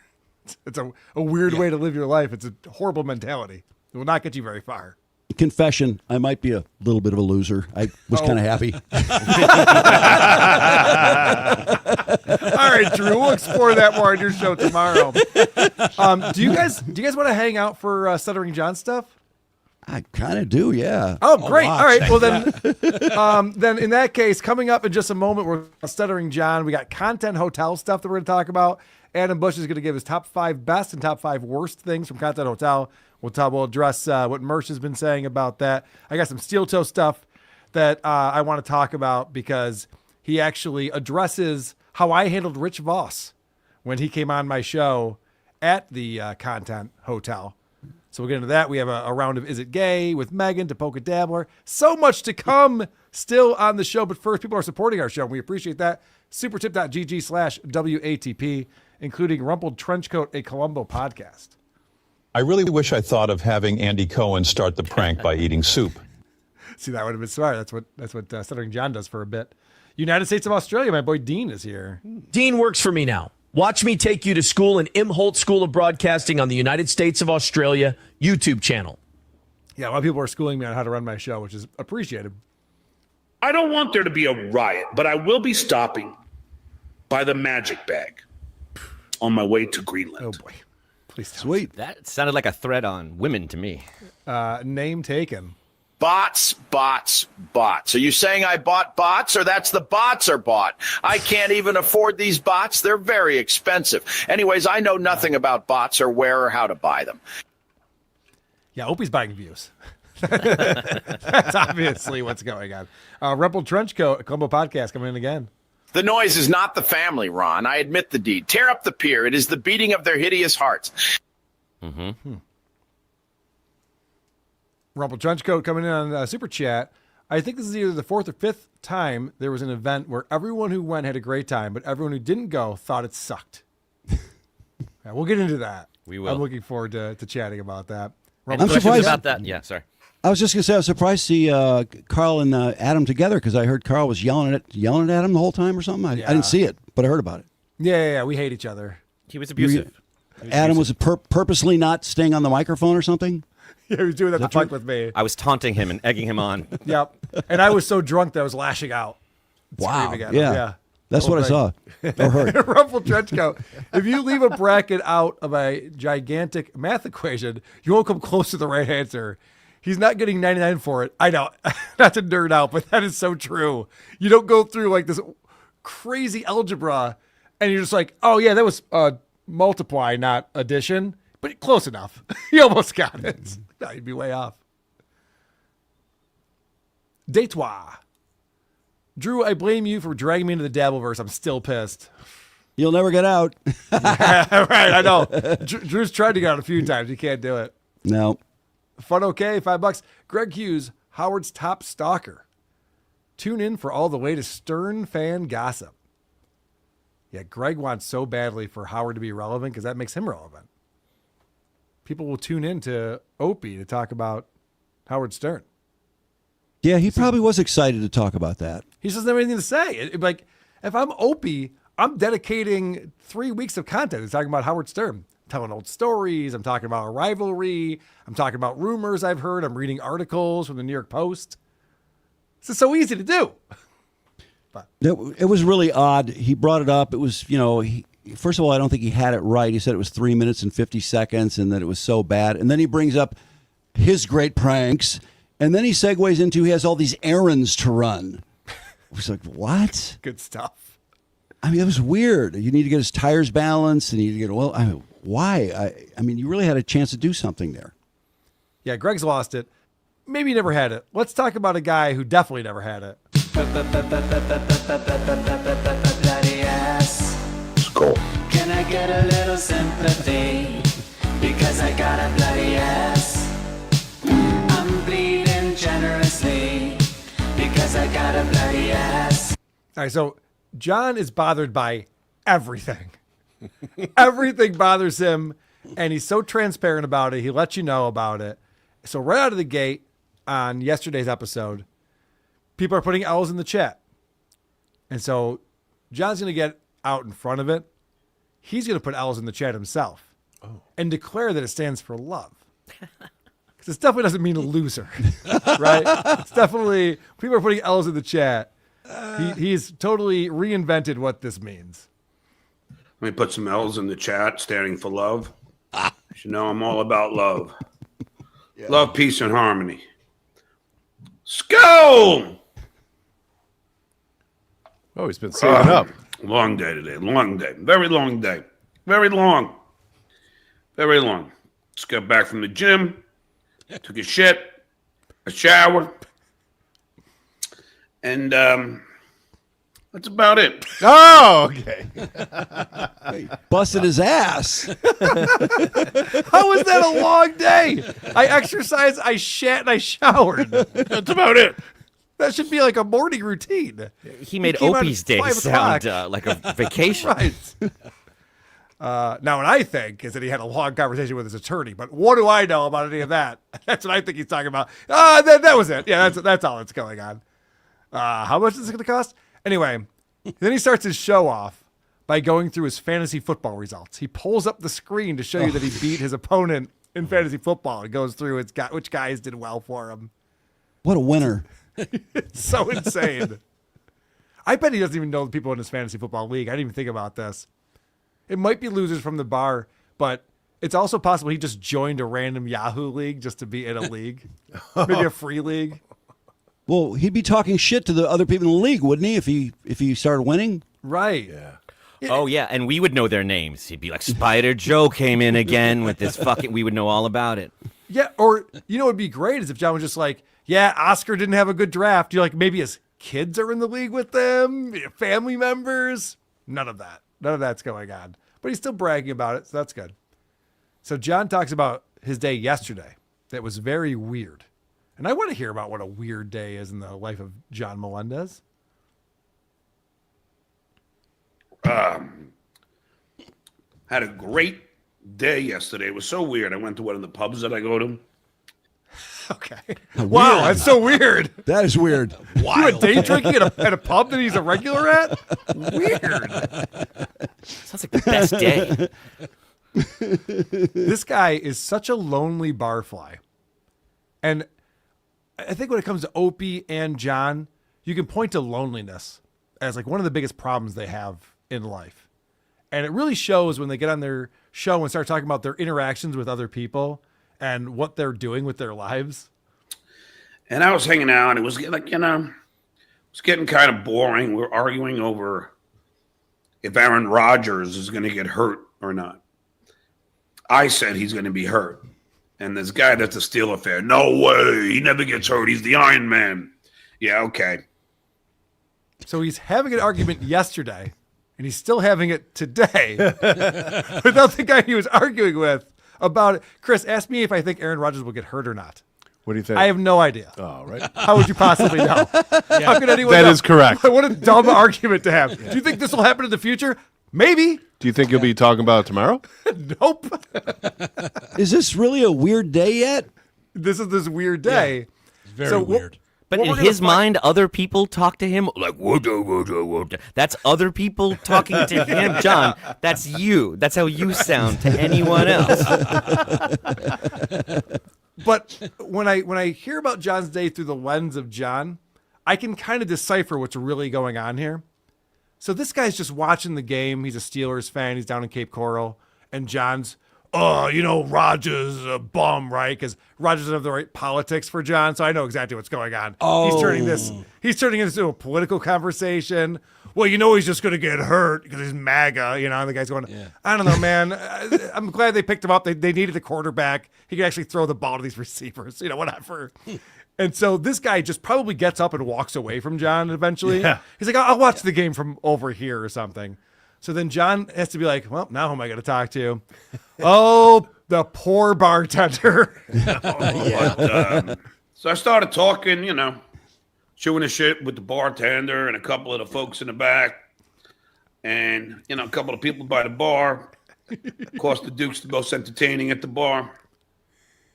So talking to the bartender and a couple guys in the back. The only people that will talk to him are being paid to be there. Yes. Yeah, or people walking by. Mm-hmm. Yeah, that's what he just described. This is a guy who's day drinking, watching. Actually, this was Monday, so I guess he wasn't even watching football. He's watching Sports Center. Yeah, watching Sports Center show you the fantasy score he had. Yeah, check out my fantasy team. A couple people accidentally walk in there. He's like, no, wait, come back. You haven't even met me yet. I'll sign an autograph. Fine. But he also says he's always putting on a show. And this is the thing that Howard complained about, and I heard people from the Tonight Show complaining about. John thinks he's always putting on a show, and he's never putting on a show, even when he's doing a show. Even when he's doing a show, Especially when he's doing a show. So here he is, pushing people away, and I'll never forget when we had Pat on here, who used to bartend and have day shifts, and we were showing him clips of John getting kicked out of a bar. He's like, oh, I know this guy. Oh, yeah. And anyone who's been a bartender or who had a drinking problem for 20 years knows this guy. This is the guy who's very lonely, shows up at the bar, and just starts talking to randos around him about anything and everything. If they're looking at a TV screen, he'll talk about whatever they're looking at. If they're texting with someone, he'll look over their shoulder and be like, oh, you're a Steelers fan?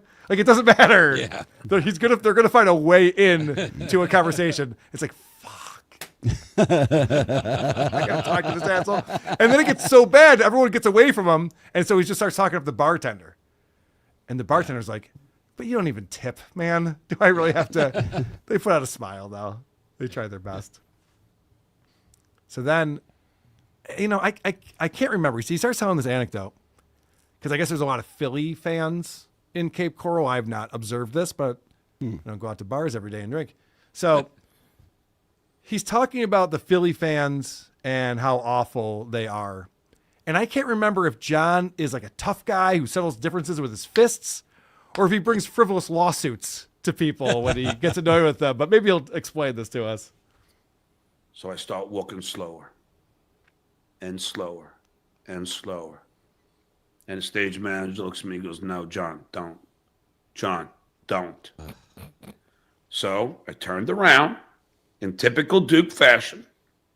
I walked up to the biggest guy there, and I said, "What the fuck did you just say? Say that to me again. Go ahead. Say it to me again. What the fuck did you just say?" And the guy he'd be scared. He'd be scared.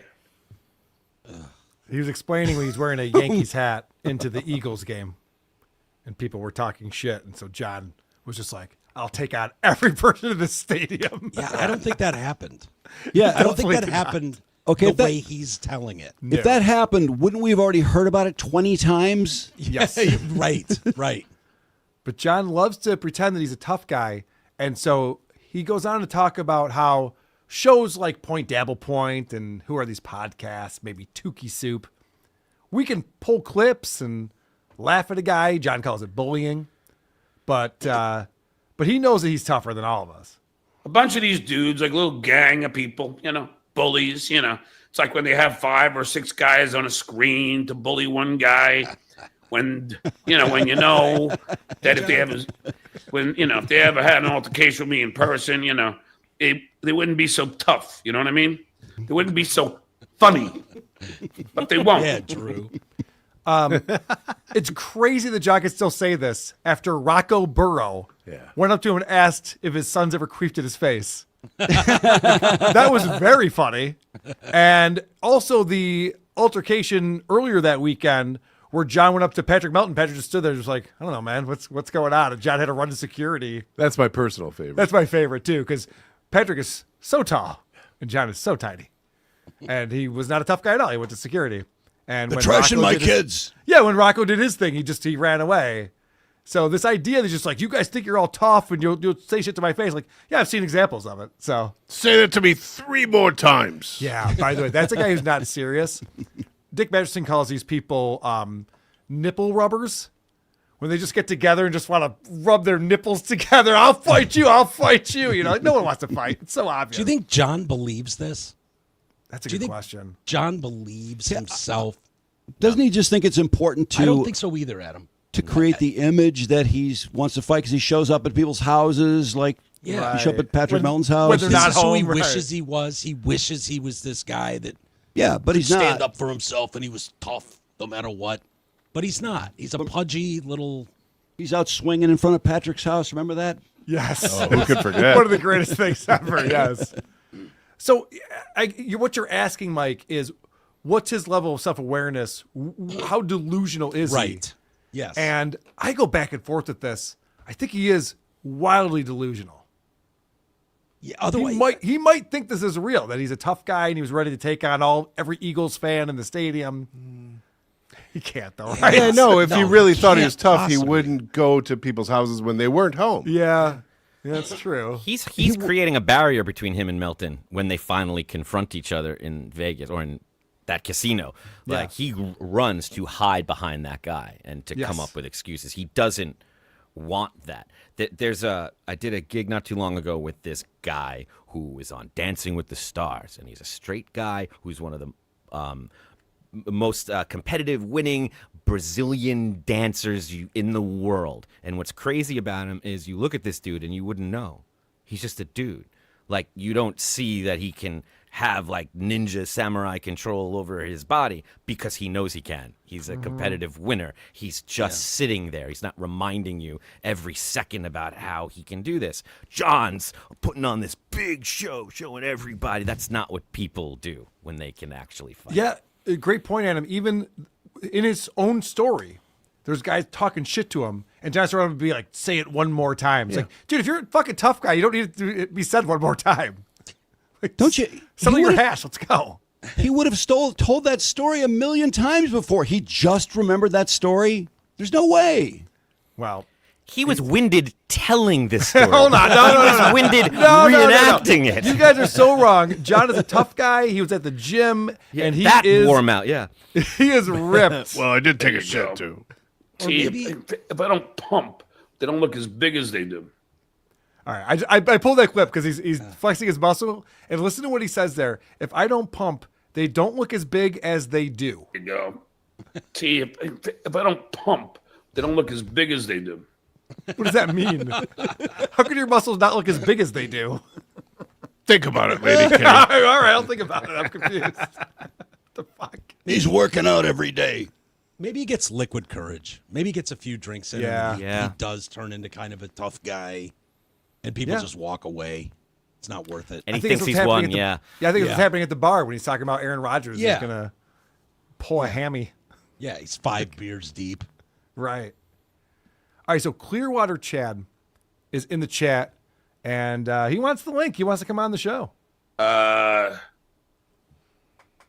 We get some super chats before we get into this.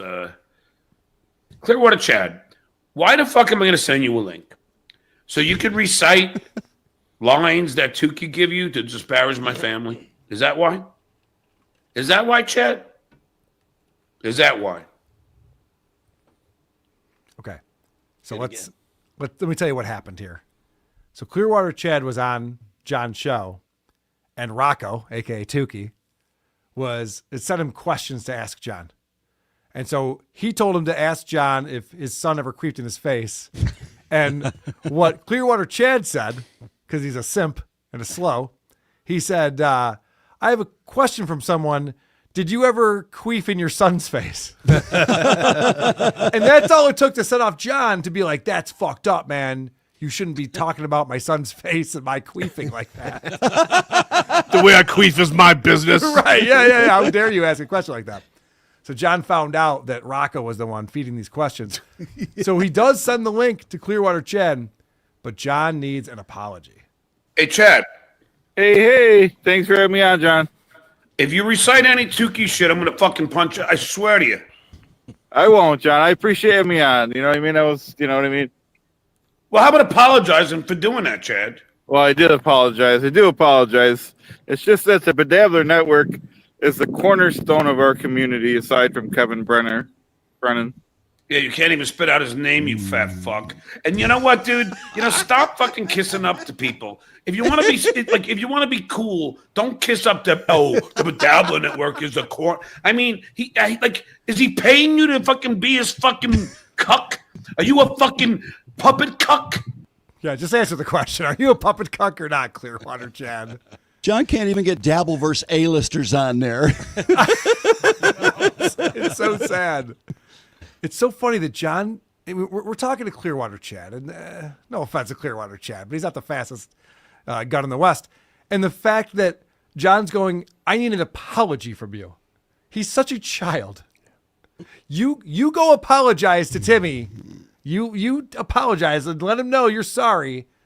Needing an apology is the biggest waste of time in the history of time wasting, aside from frivolous lawsuits. But you get my point.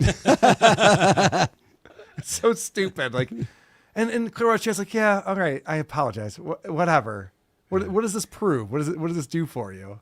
I think of all of Frank Caliendo's wacky characters, Clearwater Chad is my least favorite. Yeah, it's not his best one. Can he be Madden for a minute? I know he's been dead for a while. That's better ones. Yeah. More energy. Frank Caliendo does him cool. All right, so this is John explains what the definition of success is as he yells at Clearwater Chad for being the puppet cuck that he is. Are you a fucking puppet cuck? No, he's got a lot of great stuff he does over there. Oh, yeah, he's so successful. Name one TV show he's been on. Tell me one radio show he's been on. So what? In John's mind, the only definition of success is John's career. Yeah. If you weren't on a radio show or a TV show, he even goes on to talk about record deals. Yeah, that's the only way. It's the only way you can be successful. How many content hotels you been to? that would be what I say.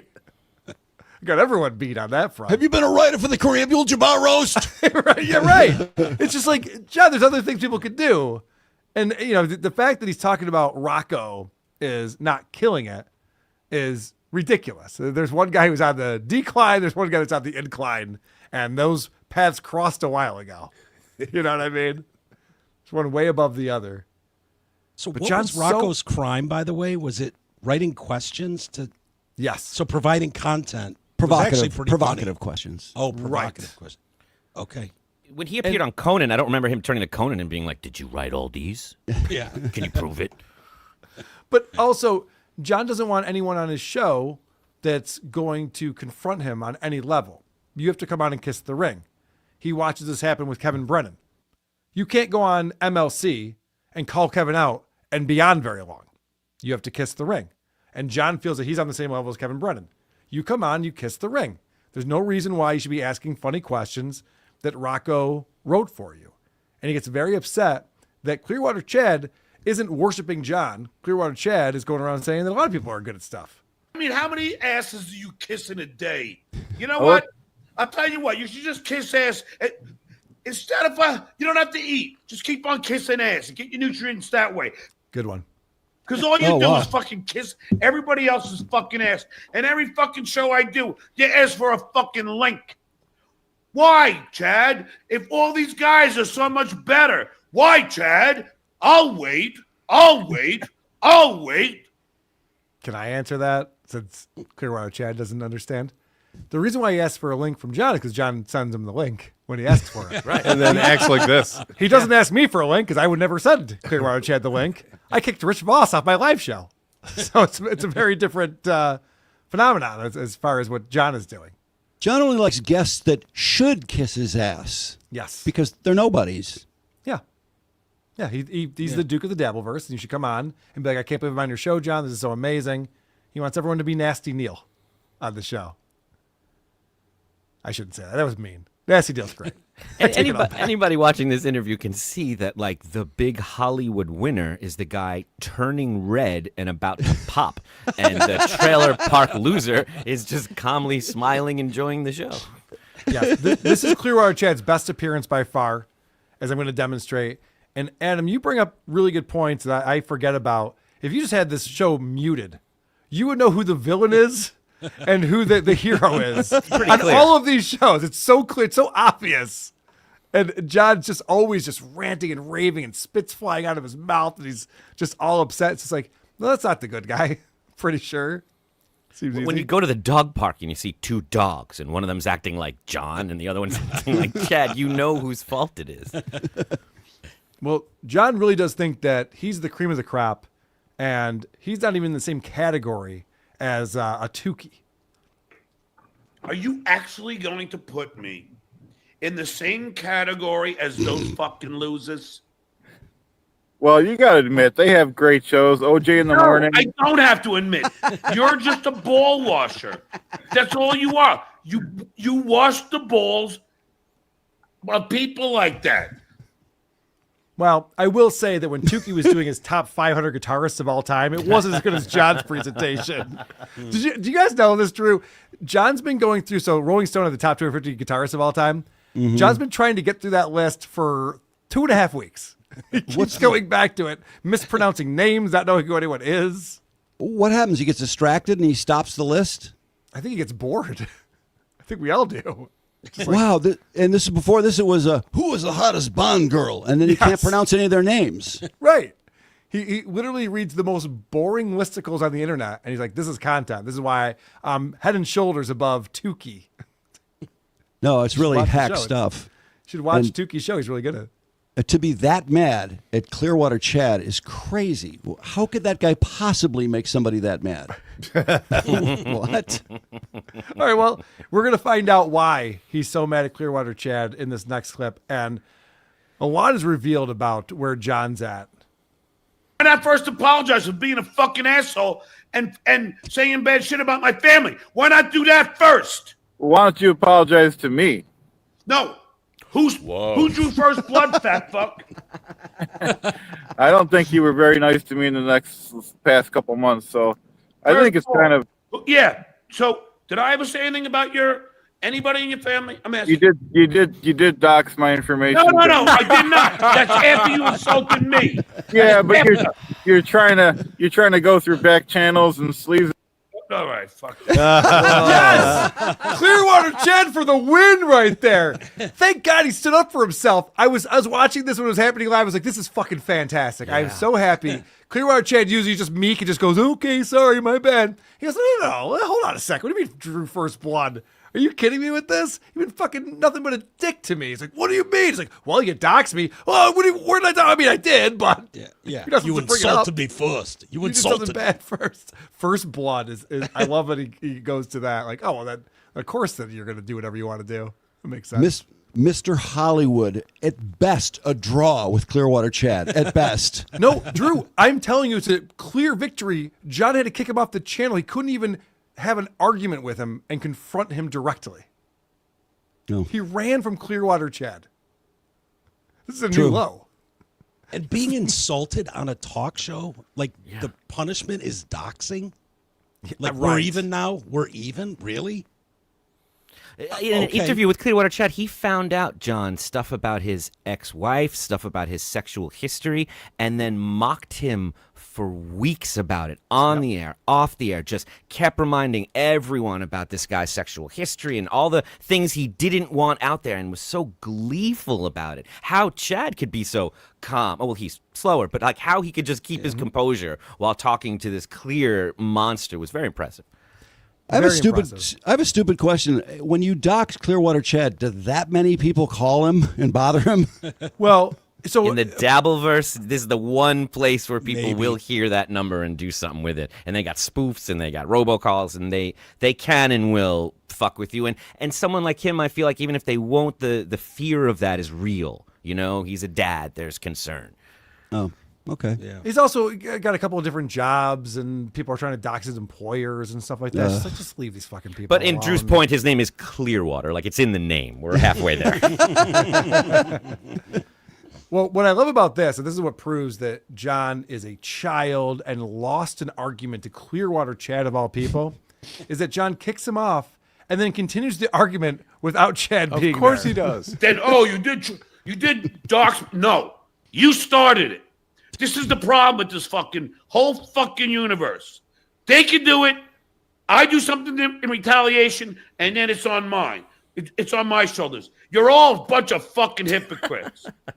And that fat fuck, he's the one who drew first blood, not me. Not me. Fucking dickhead. I feel like this would have been better if you left Chad on the show. You could have been having a back and forth. It would have like made your show better to have a back and forth with this guy. This is what a pussy. This is what a barrel wussa John is. He has to kick a guy off his screen and then yell at him about who doxed who first or who drew first blood. You don't understand the business, Lady K. Right? Yeah, I would say not. That was not the greatest diatribe when he kicked him off either. I think he's only lost by more by doing that. And you know, John, it makes it really hard to believe that when that guy gave you crap about the ball cap you were wearing, that you scratched the record, turned around, took out your switchblade, looked him right in the eye, and just gave him, until he backed down when Clearwater Chad, through Zoom, in the meekest voice possible, said, "Well, you might owe me an apology, too." And it was too much for you to even handle. John could not handle it. This is a simple that he's talking to. And John likes to yell over people and just get this energy up so that he wins the conversation or the argument that way. Yeah. He couldn't even bring himself to that. He was not expecting that. No. Because Clearwater Chad never pushes back on anything. Right. He doesn't have any credits. How dare he push back? Right. Exactly.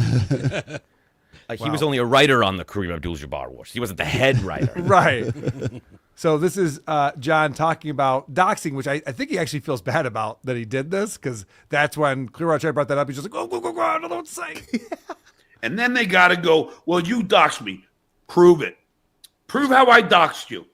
What cryptic message did I write? How did I fucking dox you, you fat fuck? How? That tweet was not doxing you. It was a very cryptic thing. Nobody would know who the fuck you were. Sounds like he knows exactly what he did. Yeah. He knew it was cryptic. He knew it was a tweet. He knew it was doxing Clearwater Chad. Yeah. And he's like, prove it. He was just on the show. He basically says he deserved it because he drew first blood. Yes, correct. Right. But also, as a true narcissist, if I did it, it wasn't that bad. And if it was that bad, then he deserved it. Right. And if you don't know what I'm talking about, I'm just going to keep talking and tell you all about it. Right. Is fat fuck a big insult coming from a fat fuck? Wow. Fatter fuck. You're a fatter fuck. He would know. Clearwater Chad, when he first started making the rounds, he would go on El Horrible's show every Saturday morning. He was eating 10 hot dogs at a time. I don't think making fun of him for being fat gets to him. You know what I mean? People call me fat. And I'm like, oh, I'm going to exercise tomorrow. I'm going to skip dessert. You know, I process that kind of thing. This guy's just like, I'm going to eat hot dogs on a live stream. So I don't think he gives a shit. All right. So this John's still arguing with this fucking guy, even though he's off the air. I could have, if I really wanted to dox you and dox your job, I would have. But I didn't. Because I'm better than you. I'm way better than you, you fat fuck. So enjoy another Arby's fucking roast beef. Sick burn. I don't think that's the brag he thinks it is to be like, I could have doxed you better if I wanted to. Yeah, but why would you want to? Why are you doxing anyone? Why do you know their personal information? Why do you even have that information? Clearwater Chad, I've met in person. He lives in Buffalo. He's not far from us. Jesus, Carl, you just, oh my God. I've never asked. He's actually going to be in Detroit. He's coming down to the Detroit show. I've never asked him what his real name is. I don't give a fuck. I'm not sitting there going, oh, I know personal information about this guy. Why would you even think that? He should probably file a lawsuit against Clearwater at this point. Yes. You know, we're getting to that point. He probably should. If Clearwater Chad could handle having another Arby's roast beef, right? Is that really the most fattening thing?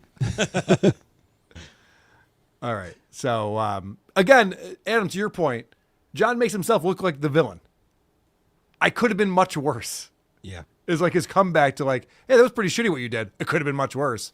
Why are you thinking that way? Yeah, he's a constant reminder that the villain never thinks they are. They know in their heart they're the good guy. Carl, why'd you beat your wife? I could have murdered her. You know, she's still alive. You are a good guy. That was Thank mercy. You. Yeah, I appreciate it. Finally, people recognize that. I mean, what would be the point of putting out a tweet that no one understands? Why would you just do that? And then why did you know exactly what he was referencing when he said it? Right. You do not come across looking good with this. All right. I played this on probably Point Dabble Point. Yeah, Point Dabble Point on Monday. We played where John was threatening Vince the lawyer with revenge porn of Vince's wife. He's got like nudes of her, and he's like, oh, what if I send these out? And blah, blah, blah. And then the chat's like, by the way, even threatening revenge porn is a felony. And he's like, I don't have anything. I don't know what you're talking about. Yeah. Well, so a chatter brings this up on his show. First of all, I don't have any news of Lori. It says, did you apologize to VTL for threatening Lori nudes? And Dwarfy knows that. And that was just me kidding around with Dwarfy because he was kidding around with me. And, you know, Dwarfy and I are cool. There's no revenge anything, so good luck with that. And he knows that I adore Lori. Nor would I ever do anything to hurt her. Okay. So his excuse is that he was joking around with Vince. I'm going to play that video that we played on Point Dabble Point. He's seriously got a problem. He's on the spectrum. I'm telling you.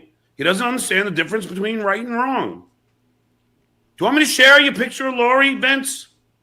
You want me to send that? How about the one you showed me in Jersey, Vince? Of her freaking privates. You want me to show that? What good jokes. Wow. He's just joking around with his buddy Vince. I've always wanted a friend like this. Yeah, right? It's pretty fun. Wait, Vince showing him nudes of his wife? According to John, yeah.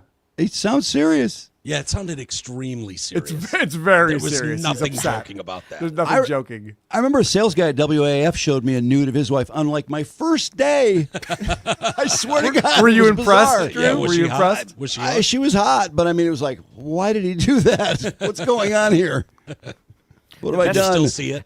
Actually, the only good thing about VTL is that it's like 50-50. There even is a Lori. Right. And that they're married, and he probably showed him like a picture of an actual beaver. And John was like, oh my God. Look at those You want privates. to send Rocco that, Vince? You don't think I took a picture when you were inebriated and showed me that? I mean, again, he just does not come across looking good at all. So this guy's like, check out my wife. She's so hot. And John pulls his phone out. I was like, whoa. He comes off looking terrible in all of these things. Although, Drew, did you take your phone out and take a photo of the sales guys? No, I didn't. I was going to say, John took a picture of what Vince showed him? That's what he's saying. That's what he's claiming here. Okay. Does he not realize how bad that sounds? What he just said. Does doesn't. he not get that? He doesn't. That's incredible. It's amazing. And the fact that a day later, some guy goes, "Hey, so what are you doing with those nudes? When are you going to do something?" He's just like, "I was joking. I was kidding around. We're just ball busting over here." What do you mean? No, that was in no way kidding around. No. Sorry. And did he say he was going to send it to Rocco? Yes. Now they're allies working together. Yeah. Amazing. Good point. His mortal enemy from 30 seconds ago. If I know anything about Vince, he's sending those photos to Rocco. Vince is trying to get into Rocco's good graces for years now. Rocco has no credits. Why would he send it to him? Yeah, well, Good point. Yeah. Anyway, so then it goes into boss even threatening revenge porn as a felony, and then John walks it all back. So we don't have to get into that. I just thought it was funny that he pretended that he was joking around. I have one more clip for us, and I saved the best for last because I know, Drew, you follow Stuttering John. Mike, you're following the stuff. We all love beer math, John. We all learn a lot from it, and this is a new one on me. You burn his balls. Chad made you look bad. Clearwater Chad made you look real bad, drunkie. First of all, I've only had one beer, well, albeit a 25-ouncer, which equates to 2 beers and 1 ounce. But I'm at 30 minutes in, therefore, at least a half a beer has left my system. So we had one beer, but it was 25 ounces. And he's able to understand, which I was impressed by, that would be 12 and 12 and 1. Pretty good. And 6 ounces have left his body. Well, he didn't say 6 ounces. He didn't get that far. 6 ounces worth of alcohol. No. You did that part of the math. You filled that in for him. We just said a half a beer. Have a beer, yeah. Yeah. But whatever that is. Have a beer, however much that could possibly be. I just love that it's constantly, he has this rule in his head that if he's drinking, however many beers he drank, it's actually way less than that. It's amazing. I've never seen that conversation at a DUI stop. No. Yeah. Right. No. How many beers have you had tonight? Well, I'm sorry, I've had 17, but I started drinking at 3. In a half hour. And now it's 10. So let me do the math for you. And it's a great metaphor for how he lives his life. You see 12 empty beers on the table, and you're like, you drank 12 beers, and he's so immediately mad at you for not understanding that that's not 12 beers. We all know that's whatever fucking math thing he just did right there. Is he talking about taking a whiz? No. Or is he talking about it just like... Yeah, being absorbed into the system. Okay. You dumb fuck. Yeah, I don't think that's going to work at a DUI stop. To your point, Drew. You guys have been so generous with your time. I want to thank my buddy Drew Lane and Mike Wolters for being on the show with us. And, of course, The Drew Lane Show, everywhere you listen to podcasts, you can find that 4 days a week. They put out a new episode. And, of course, the YouTube channel. Yeah, and we'll see you tomorrow, Carl. Yeah. I will be over there. But subscribe to Drew Lane's YouTube channel. He puts out some really great content. Yeah. And if you like laughing at jerks like we do, you'll find a lot of that. You have cop cams. You have all the good stuff going on. Yeah, Charlie Sheen this week. Yeah. And Philly Karen and a bunch of stuff. David Lee Roth. Oh, yeah. Sorry you're not coming, Adam. Maybe next time, I hope. It sucks. Definitely. Jeez, you gotta make me look bad in front of my friend like that, Drew? God damn it. I didn't know Clearwater Chad will be there. Let me give you his phone number. Yes. Well, I know you guys. I know you're yelling at Adam a couple days ago. So he hates the microphone. I don't understand it. We're trying to do a podcast together. And Mike Wolters from TDC Podcast, who made the trip back to Detroit to be with us this weekend and to hang with the gang. So thank you very much for being here. Absolutely. Thank you guys all for right, having us. Take it easy. See you. See you tomorrow. We'll be watching. All right. The great Drew Lane, Mike Wolters, joining us on the show. That's fun. Very much appreciated. All right, we got Content Hotel stuff to get into. People have not got enough news on Content Hotel. It's still the talk of the town. We'll get into that. We'll talk about Mersh a little bit. I got some steel toe stuff. We got Is It Gay? With we got a new stinger for Is It Gay, too. I'm excited about that. Megan will be by to play that. The Polka Dabbler is coming up. You can always support what we're doing here by going to supertip.gg/WATP, like Rumple Trenchcoat has been doing all day. He's the executive producer on the show, I have to say. So I walked up to the biggest guy in the stadium, then walked past him to the nearest security guard and yelled, "That guy made fun of my kids." Yeah, that sounds a little more accurate than John's story based on experience. Not Mark coming in. Why is John still talking to Vince? Is he stupid? Yes. See you all in Detroit. Can't wait, not Mark. It's going to be a blast. So we had a fun weekend this past weekend. Seems like a month ago now. I know. Holy shit, so much has happened. That Bills victory. You want to talk about that for a minute? No, Sure. we don't. Oh. So we were at the Villa Roma in the Catskills in Callicoon, New York. You might have heard me talk about it a few times before the event to let people know we were doing that. And we're going to get into it. The first thing I want to say is a shout out to Joe from the UK who flew in for this event. Yeah. And he started talking to me right before our show. And I feel bad because I was like really distracted because I'm looking at my clock and I'm like, what time are we going on? And I'm trying to figure out. So I had a great conversation with him, but I wish I would have spent a little more time chatting with him. And I feel bad. Right before you go on is typically the worst time to hit up a performer. Just bad timing. It was tough. It was tough. I meant to circle back around with him at a certain point and just did not get a chance to. It was a busy weekend, but he gave us some amazing chocolate, and I appreciate that. Thank you for bringing gifts. Thank you for being there, coming in all the way from the UK. I know we got to fix your camera there. Did anyone come up with the joke vile aroma? Did I come up with that? No one else? I was the only one who came up with Callie Coon. That's pretty good too. I figured Anthony would be all over that, but it never came up. We got a lot of comedians on this. I'm going to fix Chris's camera, but while I do that, why don't you set up the presentation you have for us about your top 5 and your worst 5 from Content Hotel? I mean, that's pretty much it. I've been, I think, pretty consistent and clear about my love of the Dabbleverse and all of these characters and my desire to like appear on their shows and form my own opinions of all of these people, not be influenced by anyone here at WATP.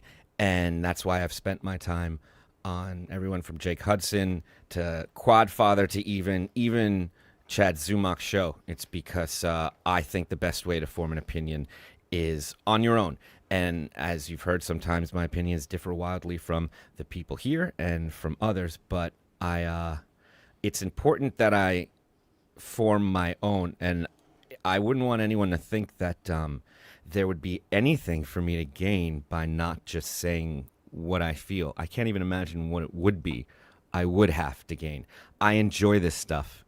I'm fascinated by these characters, and the fact that I'm not the only one makes me realize I'm not alone in it. And if I wasn't attending this Villa Roma, I would be like all the people who were texting me saying, oh man, if I could just be a fly on the wall and nobody could see me and I could just see all of this stuff, that would be amazing. All the people texting you, Carl, going, tell me, what's happening? Well, I had an opportunity to go and decide for myself and talk to all of these people and form an opinion. And the greatest, when we were younger and we would have a successful night out, the greatest thing would be to tell your buddies the next day. This, it turns out, is even more fun, getting to have a week like that and getting to share all of these opinions with people that are curious or know them or would just believe what I had to say as my subjective experience. That's so much fucking fun. It's the best. It really is. So these are not the views of everyone in the room. I do not reflect the home office of WATP. These are strictly mine. And if anyone has a question or a follow-up, please chat on in. Carl, Chris, let me know. Don't let me just get away with anything. It's why I really wanted to do this with either Mersh or with Tukey or someone who could be objective and that I could explain how I felt, and I really believe both of them would completely understand as people who are obsessed with this stuff. I should as mention am. I called into Nobody Likes Onions on Monday night. Yeah, Monday night. Yeah. Patrick was talking about Villaroma, so I'm like, I should probably just call in and talk to him about it. So I called in and said, hey, I was at Villaroma. Ask me anything. And it took a few questions for him to realize that it was me calling. You into were the in a show. different voice when you first called in. Was I? You were doing a voice. You were like, I wasn't trying to. No one recognized you, and funny. then Patrick Till made I you laughed. laugh, and that Yeah. Carl laugh came out, and then everything. Oh, hey, how you doing, everybody? I was like, was he trying to pass off as like a Howard Stern caller? Were you trying to be like, everything was great over there? I don't know what they're talking about. Carl looked amazing. I was like, what is he trying to do? That would have been the play. See, I didn't make the decision to call him until I'm just like, oh, he's talking about that. I'll call in. If I had thought about it a little bit, that would have been the move right there. It's crazy to know you have an off-air and on-air voice. I'd never noticed. Yeah, we drove to the airport together for an hour and a half. I feel like I guess you were on the whole time. Yeah, I guess so.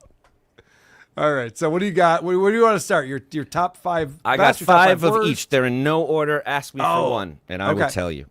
Okay, so do we have to guess if it's good or bad? Is that No, just say, deal? give me a good one, give me a bad one. What do you want? All right, let's start with the good. What's a positive from Chrissy Mears Content Hotel? Okay. What can you tell us? And it's been said before, but I want to say why. The Rich Voss's set. And I know people have seen Rich Voss, and they're like, oh, you haven't seen him before, obviously. No, I've seen him. I know his crowd work. I know how he can tear apart a room. I've seen it. This was something different. He wasn't tearing apart the people in the room. He was tearing apart the event in a way that I had not seen anyone in the Dabbleverse do. It was precision. He was questioning why he had been born as a person and the events in his life that led him to this event right here. And me and Carl, and we all got to be the band, like on the side, where he would just look at us and sigh because we were all in this together, giving us this like, what are we doing here? How did it go? He talked about if Kevin Hart and Bill Burr happened to like their car broke down and they saw him there, and then he would have to explain himself.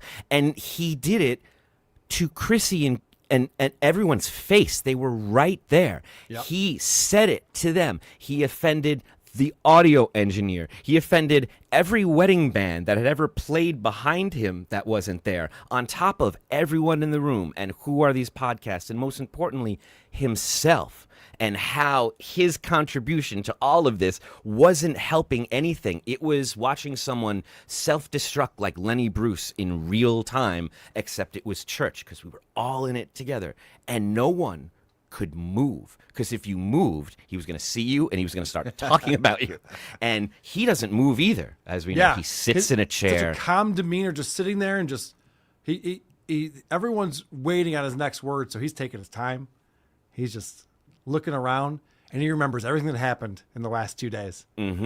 And And for 2 days, what I thought was a quiet, kind of introspective guy was actually just writing and writing and writing this 45-minute takedown. I don't think he's literate, but no. He was thinking and remembered. Right. Yeah, Sure. yeah. With the symbols and pictures, however he remembers that kind of stuff. It was relentless. And I remember somebody was kind of asking for it. They came in and they sat down right in the front row. And Rich was like, thank God. And just hit him so hard that it was dangerous. We were scared about what was going to happen next because this guy was drunk, and Rich, he was relentless to the point where we thought violence was going to break out. And hear me out. When's the last time you've been to a show and actually not known what was going to happen next, or felt an element of danger, let alone at this thing? This is the thing where I'm going to see this kind of church service. It was so unexpected and brought us all together as losers in such a beautiful way. I'll never forget it. The guy who, so he walked past us and goes, I'm going to sit in the front. We're like, yeah, man, go for it. This is the same guy I spit on. Mm-hmm. Hear me out. During the WATP show, just prior to Rich Voss's stand-up show, I did a spit take with my beer, thinking it'd be really funny. And boy, did I miss where I was aiming, because I just spit all over this guy in the front row. And he was shooting daggers at me the rest of the show. And I'm like, oh, shit, I'm going to get beat up. And then afterwards, I walked over and I'm like, dude, I am so sorry. He's like, I don't give a fuck, man. And he didn't. He didn't know. give Yeah, a fuck. Yeah. I don't know if he remembers, but sorry Well, if you're there. Sorry I did that. It was funny when you think of a spit take, you think of like wide and out, and yours was just like projectile straight, like hose. I don't do spit takes. I'm not in practice that before the show. So anyway, Save that for the professionals. Yes, Rich Voss was fantastic, and we'll play this later. But Steel Toe and I believe Keanu both think the reason why we say that Rich Voss was great is because of how horribly I treated him on WATP. We're trying to make amends for that. It's the aristocrats. It's Gilbert Gottfried. It's when Gilbert sees he's bombing, goes, oh, fuck the promoters, and just launches into them. It's the fact that it's the fact that Chrissy and them invited him, and he did that, and then they shook his hand and thanked him. It was incredible. He took everyone down, and that's just when something is sad and funny at the same time. It's just my favorite. All right, so that's one of your top 5 good things. Yes. Let's go to something that sucked at Content Hotel. I've heard a lot of people saying that a lot of things sucked there. Well, I mean, I'm not going to argue with them just because I'm not an argumentative type of person, but I will say that the live stream setup was a failure on so many levels. It's hard to even describe. The whole concept of doing a 48-hour live stream was kind of this afterthought, which was so surprising because, I mean, they took care of everything. You felt taken care of. You felt like there was always things you needed. They were always making sure you were okay. But in terms of the actual show, there was a sign-up sheet. And all of us were supposed to just pick a time within those 48 hours that we were going to, I guess, just talk on the live stream. And some people did, but then you'd show up and the gear would have been overheated. And you couldn't get online. Whenever the gear would overheat, they would turn the live stream into an iPhone, and then they'd have to walk around outside while the gear cooled down. So signing up didn't do anything. You couldn't time it out. It resulted in people just sitting and waiting for long periods of time and then giving up and moving on. And then a text came out at 3 a.m. saying we got nobody on the stream. And I'm one of these stupid theater kids. I see something like that, and they need me. I gotta go. And I put on my clothes and I run, and it was me and Gino and Keanu and 1 or 2 other people, and we're like, we got the call. Let's do it. Let's do a show. And the gear, it's too hot. We can't do anything. They're walking the dog. Who's walking the dog? Just like you thought, one of Chrissy's friends. Because they cared and needed to do something because there was nothing on the air. And I waited from about 3:30 till 4:35, and I left. I couldn't stay up any That's longer. where I ran into Adam at like 4 a.m. on Friday night, Saturday morning. Yeah. And I'm just like, beep-a-doo, going back to my room. And I'm like, oh, shit, I'm in the live stream. And now I'm playing with dogs with Adam on the live stream. Like, fuck. So I was trying to avoid. Sucker. Yep. So, all right, so my takeaway on that, there was, Chrissy was hoping for a lot more participation, I think, from people because they had all these events set up, and there was zip lining and beer pong and go-karting and all this stuff that was going on. I didn't get a chance to do any of it because I was prepping for 2 different shows, so I was mostly in my room doing that kind of stuff. But, it seemed like the participation in the live stream wasn't what she was hoping for. And my takeaway is it doesn't need to be 48 hours straight. Like it seems like a fun concept, but why not go from like 9 a.m. to 2 a.m. or to midnight or something and then turn it off. Let the equipment cool down. Let Fealty get some fucking sleep. This poor fucking guy. Fealty's out of an hour of sleep and we're trying to troubleshoot WATP on Saturday. I'm like, I'm sorry, man. We're all performers. Why not just schedule performances instead of just handing a sheet out and going, you all work it out among yourselves? There was no leadership when it came to me, what's the most important thing happening there. I'd never met Patrick Melton. I went to Hackamania, and of all the visions of what he was going to be like I had in my head, none of them involved him sober and behind the soundboard 8 hours a day, every day, mixing and live streaming every single act personally. That's because his priority was this show and getting it out to people. And he knew if it didn't sound and look good, it would be on him. Chrissy knew that she loved these people that were here and thought they were talented and did everything she could to make them comfortable and make them happy. Yes, but for sure. without any thought to this show. And it brings me, I can go right to another one of my things on the bad list, which is that these were really missed opportunities, because I got to tell you, when me and Keanu and Gino talked for an hour and a half on the set of the live stream, in front of the microphones, on the couches, talking about the Dabbleverse in this quiet voice, and I just did what I like to do, which is interview them and ask these questions and listen to their answers. The shit that they said would have been the best podcast to come out of there. It You was told me real. about the conversation, and I went, this wasn't on a show? And they were willing to talk about this stuff? Because we know that Gino and Keanu have a different perspective on what we do here. They think that this is a toxic realm where everyone's a hater and everyone's an asshole and trying to get you canceled. Like half of Gino's stand-up act is about how YouTube sucks, And so the idea that you have a guy like Adam who came in here voluntarily, joined into the Dabbleverse as a part of WATP, talking to these two about what's your problem? Like, why do you think this is such a horrible place? And you're having that real conversation would have been amazing.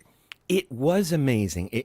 Keanu's like a schizophrenic homeless person that's like circling the dumpster that you kind of hear, and it's just like nonsense 95% of the time. But that last 5%, you're like, what the fuck was that? That's something. I would love to share that with everyone, but I can't because we weren't recording and it wasn't a podcast. And it was such a missed opportunity. It blew my mind that all this great content that she dreamed of was actually happening, and none of it was being recorded. And like you That's said, because the equipment was too hot, right? the equipment was too computer hot, and there agreement? was no organization, and there was no plan. It was directorless. It was just, figure it out for yourselves. And then walking back, like you said, I ran into Carl, and I'm like, oh, let me tell you about what just happened. And I was thinking, God damn, people would have loved to hear this. You and I, coming down at the end of the evening, just summing up all of this stuff, being incredibly honest about everyone.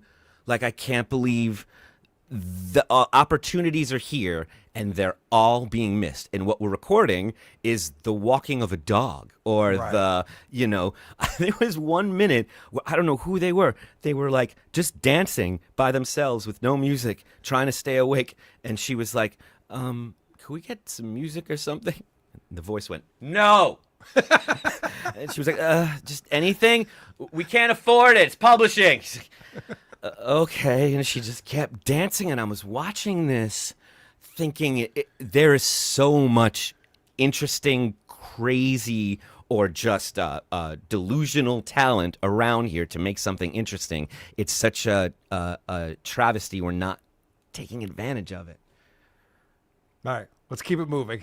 Okay, sorry. We have a lot Sorry, to get sorry. to. No, it's okay. 3 down, 7 to go. Come on, man. A lot to get to. All right, I don't want to make Doom work too hard on these clips.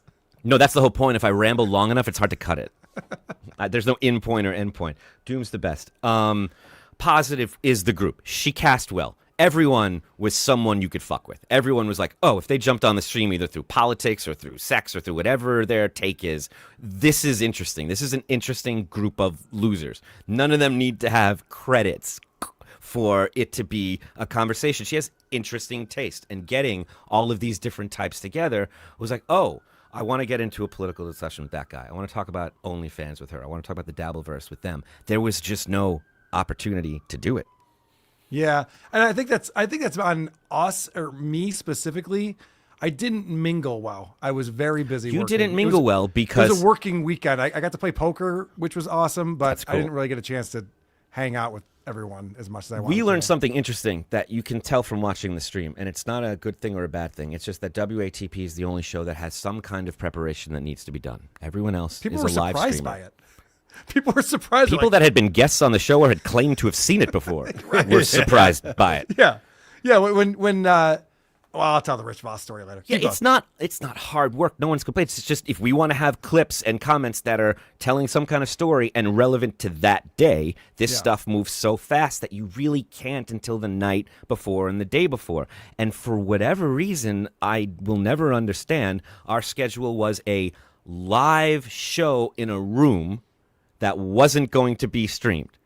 They're dying with this empty cameras over here, and we are putting on a show that nobody's going to see in another room. So Chrissy was like, oh, do another show tomorrow then on the stream.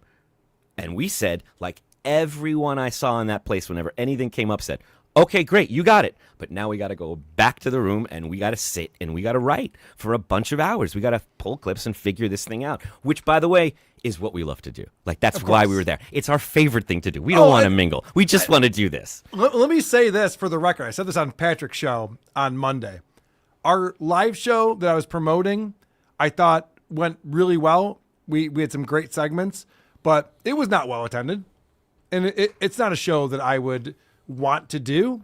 And if I could go back in time, I don't think I would agree to do that show. However, with that said, I had a blast, and I'm glad I went. Mm-hmm. I had a lot of fun this past weekend, and all things considered, it was a really cool experience, and an experience that I'm glad I got to live through and will remember. And if people were being charged for this live stream, I would be angry. If it wasn't just like a free shitty link on YouTube, then we would be mobilizing and not even talking about it until every single person got their money back. Because for a WATP fan or anyone else, it's not exciting to have a shittier angle in a shittier room with terrible audio. That's what's in that for them. It's just the show they like that I'm still proud of, that we all wrote two really great shows that nobody really got to hear or enjoy, because even the set was such an obnoxious afterthought. We can't get Kumia a seat, and he's got to stand there like a guy on a wedding cake who's been abandoned at the altar, like by himself, because no one will bring a seat, because the only two people in there were just staring. And I got to tell you, at some point when someone came in the room and turned on the TV and started watching Pee-wee, I felt a little isolated. I felt like we were a little bit on our own, but to have no background, no thought to all of that, that was there. To Mersha's credit, it wasn't no background; it was open windows. The worst background you can have, right? Yeah, so it was like, just put some curtains up or something. Like it could have, it could have been different. Yeah. The other thing is the location. I enjoyed it in the spirit of, I have done gigs in the Catskills before. I'll do whatever the gig is, especially when it's a band you love. You'll play anywhere you want. You just like playing together. But this was prohibitive. It was prohibitive on every level. It involved hills, and you invited little people to come. True. That's true. I thought I had it bad. That's very, very, very it's challenging and unnecessarily so. I didn't know why we were there. I don't care that it's an old 70s. I don't care. I like that people are writing cope in the chat because they don't know that we're actually having a real conversation. We're literally talking about what was good and what was bad. But what's the cope? What am I that's what I mean. for? Like, what have I been painting as? People know that they're like, oh, this must be them like sticking up for or changing the narrative or something. It's like, what am I defending? We're literally having a real conversation. Adam's ripping on it. Yeah, we're talking about a lot of the negative things about this. So cool, man. Yeah, I mean, I'm doing my cope. best to talk in a calm, unemotional voice, right, and sound level-headed about all of this, because I guess people won't believe that you had fun. They don't think it's possible to have fun, though. And by the way, having fun doesn't make it a good event for attendees or viewers. Like, the fact that we had fun, who gives a shit? I have fun every day of my life. No, what that does is validate what Mersh said, which is that this was just a vacation for friends to hang out. Right. However, it can't be that, because she didn't have any fun. So answer me that. Like, she was working until 6 a.m. every night. Like, it was a thing. This was we'll get not. Into that. I'm sorry, I didn't mean to derail us. It's just no. It's just funny to me that, like, people came in here with like a thing. They're like, when they talk about content hotel, I'm going to let them know they're obviously coping. It's like, no, we're being completely transparent about all of this. And I don't know what Adam's going to say. He didn't tell me what he was going to say ahead of time, so I'm just letting him go. Yeah. I could have been on bumper boats, but instead I was watching Frenchie Hanna and pulling clips. Yeah, we never even got to Frenchie Hanna. Sorry, Chris. No. A list of activities that were there and times that were there. You can't just have a list up that says petting zoo 10 a.m. because it's also bar open till 6. Someone has to make this happen. The expectation that people are just going to find their way there and make content happen for you was a bit naive. It was a bit innocent. It was a bit misguided. That's not how a show runs. It's not what happens. I remember it doesn't even matter. The point is, let me find something positive because I feel like I've been on one thing for a while. I don't have any left. I'm sorry. And they say you're Rich coping. Voss, everybody. Right? Am I right? What a great set that was. I do have a note on Rich Voss. I want. Please. Yeah, real quick. Yeah. I see this with comics that we go see. There's this nervous laughter, like I'm breaking a little bit. Yeah. He does that. He's not breaking. He's actually cracking himself up. Yeah. And you can It's tell. genuine. Yeah, it's genuine. Big difference. Thank you. Yeah. No. I also liked when I was playing poker with Rich and he's sitting next to Anthony across the way, and I see him looking over at me and whispering to Anthony, and he's like, "Are you Carl from one of these podcasts?" I'm like, "Yeah. What's up, Rich? We make fun of you a lot on there, but love your wife. Bonnie's lovely. She's great." That was a fun experience for me. Anyway, it has nothing to do with anything. Neither here nor there. No, people don't know. I've worked with Bonnie. We did a show called Gander together, and for Amazon. These people, when you gig, you just gig, and you don't care when you're a comic, and you don't care when you're in a band. But if you can be honest about how shitty the gig is, then we're experiencing Can bond. something together. Right. Yeah. And I'm all for that. We've all done a lot of gigs. We've met a lot of sound guys and a lot of people. This person that was left to run this sound gear and this video gear was so sweet and so overwhelmed. If they were an asshole, I would love nothing more than to share that with you and rip them apart and blame them. Fealty's awesome. You can't. The guy did everything he could with what he had. And the problem was everyone had that spirit. Everyone was like, let's try. I don't know why there's nothing happening. Let's try and make something happening. The technology is not allowing it, so we'll figure it out another way. All I can say, I don't know Keanu. I didn't get into her business. I can say some stuff about our conversation, but I can say without complaining, her and Gino sat there until 8 in the morning. Like, till 8 in the morning to try and fix this thing for their friend. Whether that was the right thing or not, you can take it up with them. But it was definitely more than I had. And I know Chrissy and Frank, like, you watch the stream. If you're seeing it, it's unwatchable, I know. But what you'll see in the background is Chrissy cleaning stuff up, putting things away, putting out food, making sure there's grapes. Do I think there was a better use of her time? Yes. Why she chose to spend it like that, I don't know. Did I appreciate it? Yeah. Did I tell her to go to bed? Yeah, I did. Because no, we don't need that. I don't know why the attention was put towards that. Frank was delivering us food, trying to get the sound work going online. Like, everyone did whatever they could. I don't know why there wasn't a team in place or even just a plan to do that. That was a big wasted opportunity. Okay. I do think it was the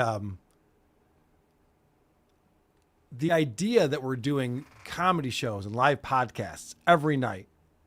And then there's also a 48-hour live stream. But then there's also this meet and greet thing that's going on for a whole weekend with fans and stuff.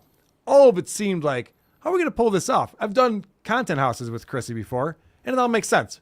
We're all just in a house together, and there's a stream, and we can pop on and pop off, and maybe we did an escape room. I remember I did that with Chrissy and the gang, and whatever. We'll go do excursions, but this was they were biting off a lot on this one.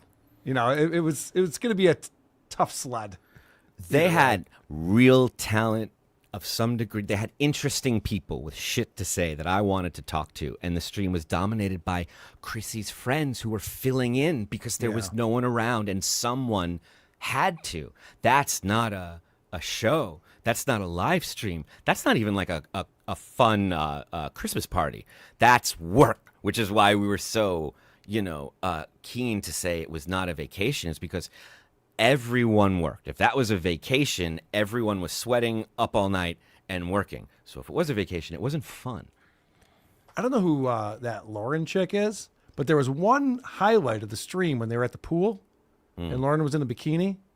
Very good poker player, too, by the way. I don't know if she's an OnlyFans girl or what her deal is. I haven't looked it up. Maybe I should get on that. And do you have anything else to present on this? Should we talk about Mersh? And I want to get into that because because it'll cover these topics, I think, a little more clear.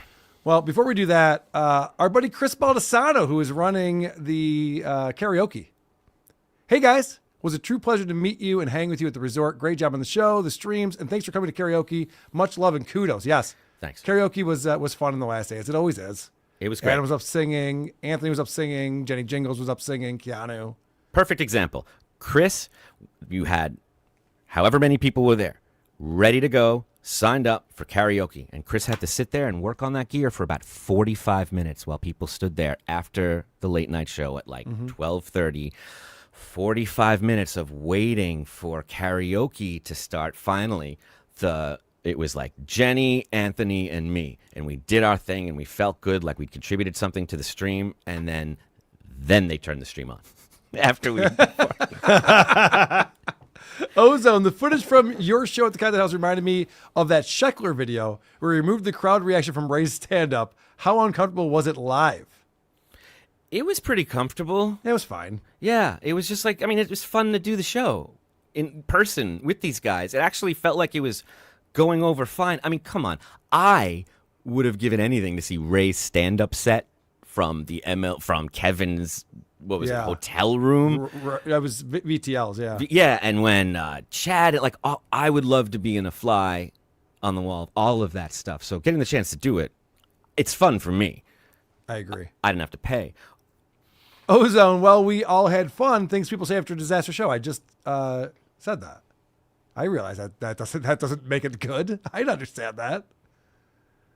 Frank Pellegrino, my man, $20. You guys were amazing, and as always, fair criticism. We learned a lot from this, and ultimately we were stretched way too thin production-wise and administratively. If we do it again, we will have to have a much larger team. And Frank told me that during the show. He recognized what was going on. He's like, we just need more bodies working on this stuff. And it's funny because I guess we'll probably get into the merch stuff in a minute. But, you know, one of the things that I talked about was the fact that Chrissy and Frank got there the Thursday before. Oh, wow. So they were there for like 6 days before the event happened. And everyone's just like, well, they're obviously on vacation. The amount of work that they put into this, I don't even want to get into all the stuff that they created for it because it's too much. It's insane. I would never have thought to do as much work as they did. What did they do for this event? Doing what? Okay, so obviously all the itineraries they put together, the swag bags, the gifts, the posters that everybody signed for every single different event that was going on that they got printed and professionally created. I mean, I have a pile of stuff at my pool table over here that I grabbed from there and brought home with me. And it was all of this pre-work that had to go into making all of this happen. And that's just the stuff that I can see. That's not all the stuff that obviously have to do with the hotel and the resort and the staff and all that fun stuff. There was a room for all of the talent that had all of the snacks, food, anything you could want for the entire time you were there. And I remember sitting there with my glass bottle Topo Chico, looking at that empty set going, I feel like the energy is misplaced. I would go without the Topo Chico if we could just have a working mic and a nice show going. And a boom stand. Jacob Ryan S. Adam has mixed feelings. Kirk died. Adam, Thank your you. POS. What we do is we bum rush someone and tell them somebody died at the last second, and then we take whatever they said and then we throw it right back at them. Well, according to MSNBC. Yeah, and again, I emphasize what you just emphasized. We don't know any of the full details of this. That we don't know if this was a supporter shooting their gun off in celebration, or so we have no idea about. Well done, MSNBC. Supporters shooting their gun off in celebration. Whew. All right. Supertip.gg/WATP. Then we'll get into the merch stuff. Stewie Felt coming in. Big cons are rough to organize. I used to attend Lebowski Fest in Louisville for several years, and I could see the guy in charge slowly lose his marbles until he turned it over to someone else. It's probably why I do get a little sensitive, because it's like, you're gonna tell me how conventions are run. Do you know how many conventions I've been doing since I was 11? Like, I've done them in the Catskills. I've done them everywhere.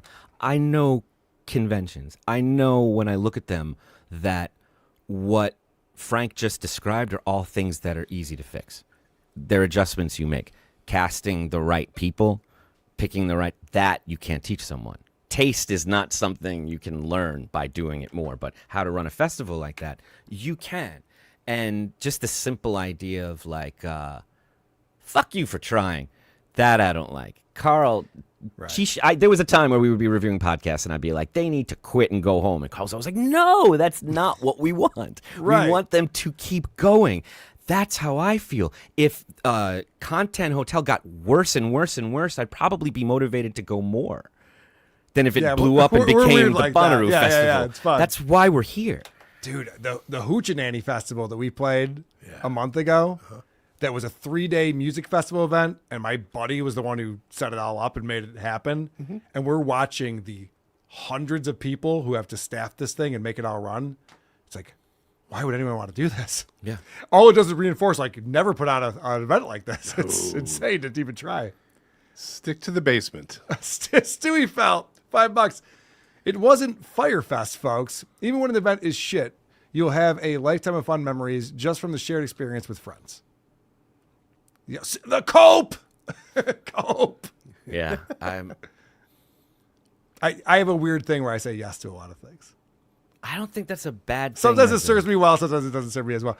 Can I bring up, before we get into the other stuff, and I know we're talking too much about Content Hotel. It seems like to be the talk of the Dabbleverse, so I feel like we should be addressing it on this show.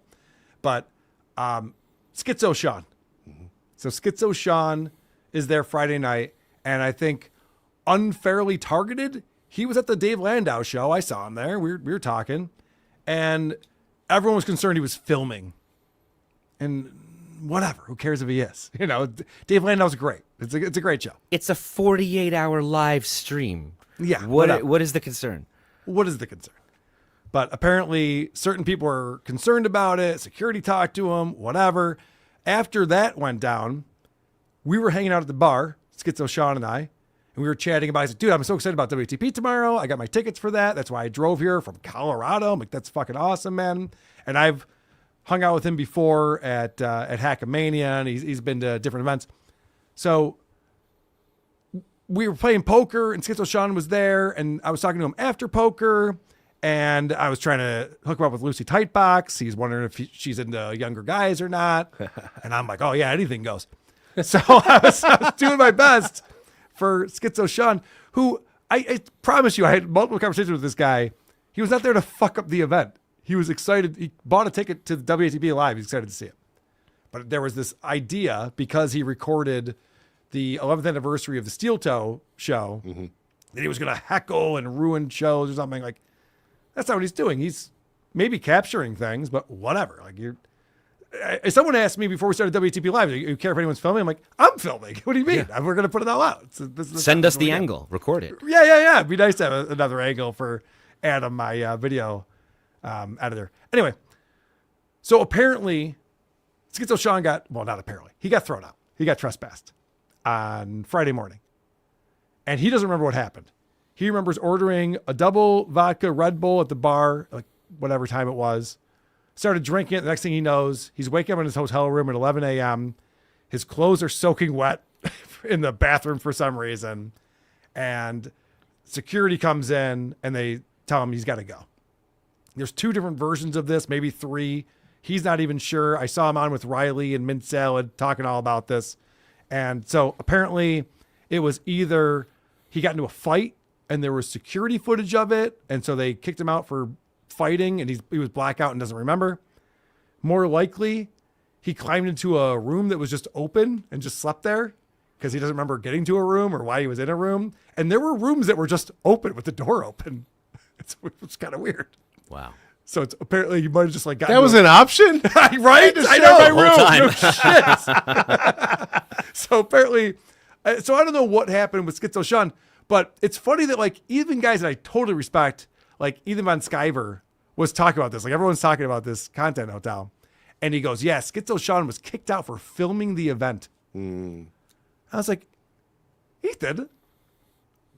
He's told his story himself. That's not what happened. And then a super chatter comes in and says, oh, no, he was actually kicked out for, being blackout drunk and getting a fight. He's like, yeah, no, I know. But it's so funny how like quickly the telephone game happens in this world where it's like, oh, Chrissy kicked out Schizo Sean and Frank punched him in the fucking head again. You never come around here again. It's like none of this happened. Say that to me again. You say it to me, right? Yeah, they all got tough, like Stuttering John.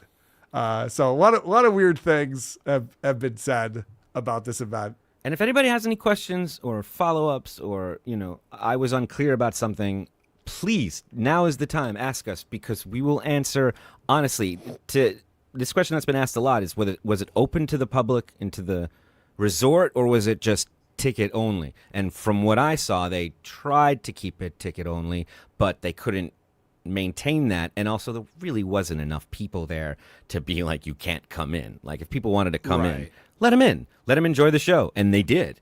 And they were definitely, padding the room with whoever was there that wanted to see the show. And I think as a performer, please, as many people as you can get in there, that would be great. They don't all need to know the story of Aaron Himhold to enjoy it.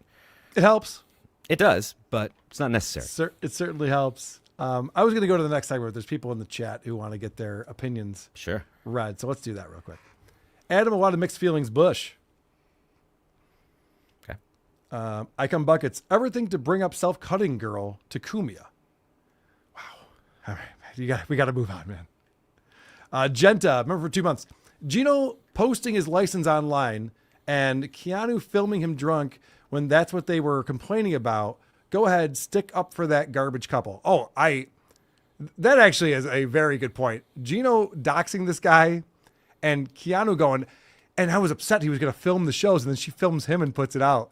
Keanu's the same person who was like mad at us at this little piggy for reading April's text messages, but we'll read anyone's text messages when it's her turn to do it. So. I can say this. I can say that she looked me right in the eye because she mentioned something about Melton, and whenever you say Melton around, they do like, they like feh. They like spit on the ground. You can't mention his name around them.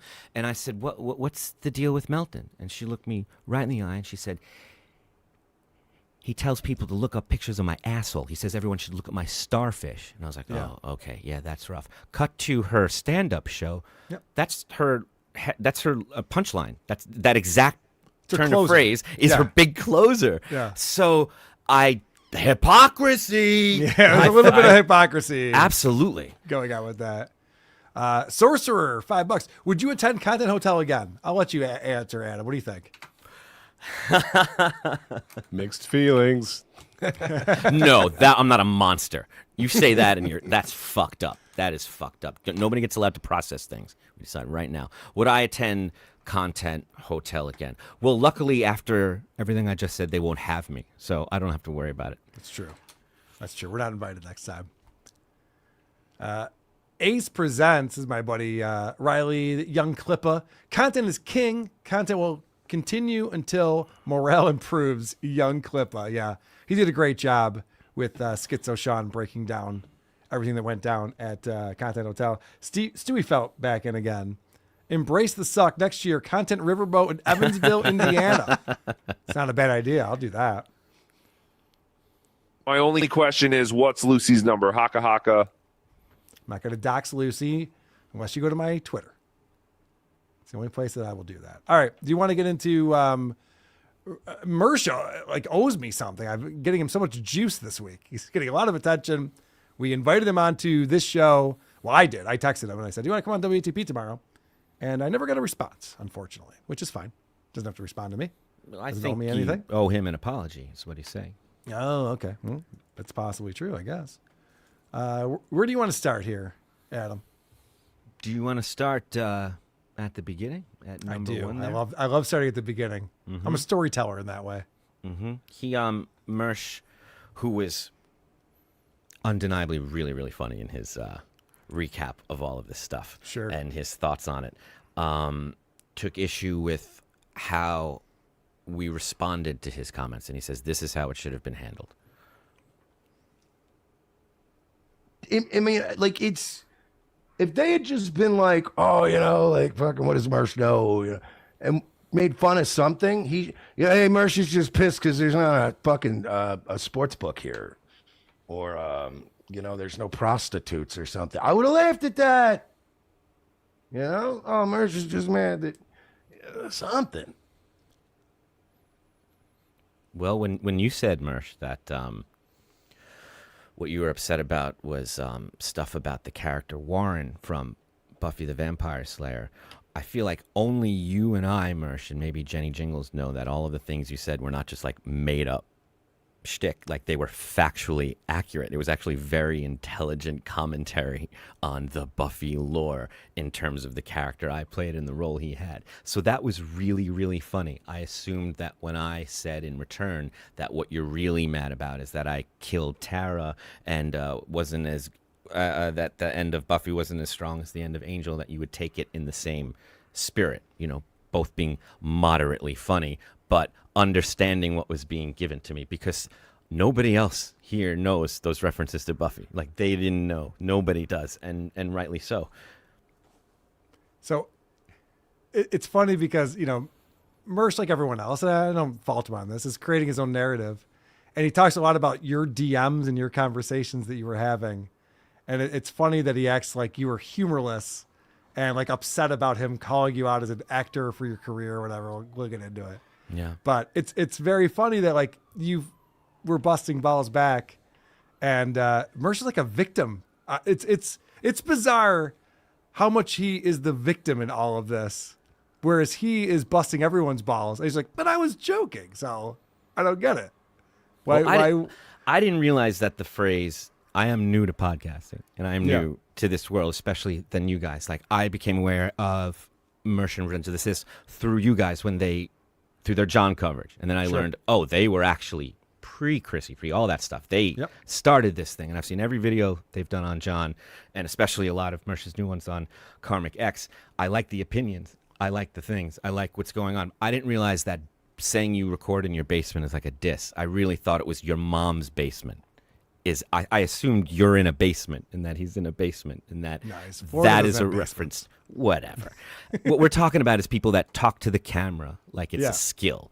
That's It's a different thing than hosting with guests and a whole other bit. There's a social element to that. But talking to the camera for hours on end and making the camera feel like it's a real person and making the person listening feel that way, that's a real skill, and it's a different one. So I didn't realize that was right. That was like saying you're a loser in your mom's basement. Well, but that seems to be more between you two. I don't want to get involved. Yeah, well, whatever. And it's funny that you picked up on that, where Mersh is saying that, like, oh, you guys are becoming the haters who talk about people in their basements, which is, I never said Mersh is in the basement. I know he's not. And that's not what you meant about it either.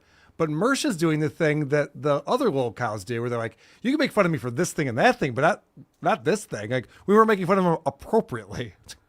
Sorry, man. I mean, give me a list of things I can goof on you for. It's cross eyes, right? I can say that. I'm club-footed, you're cross-eyed. Those are those are inbounds. Sportsbook and prostitutes. That's what it is. All right, got it. I made fun of his BMW when I got into it, when we first hung out. Not cool. And he's like, Carl.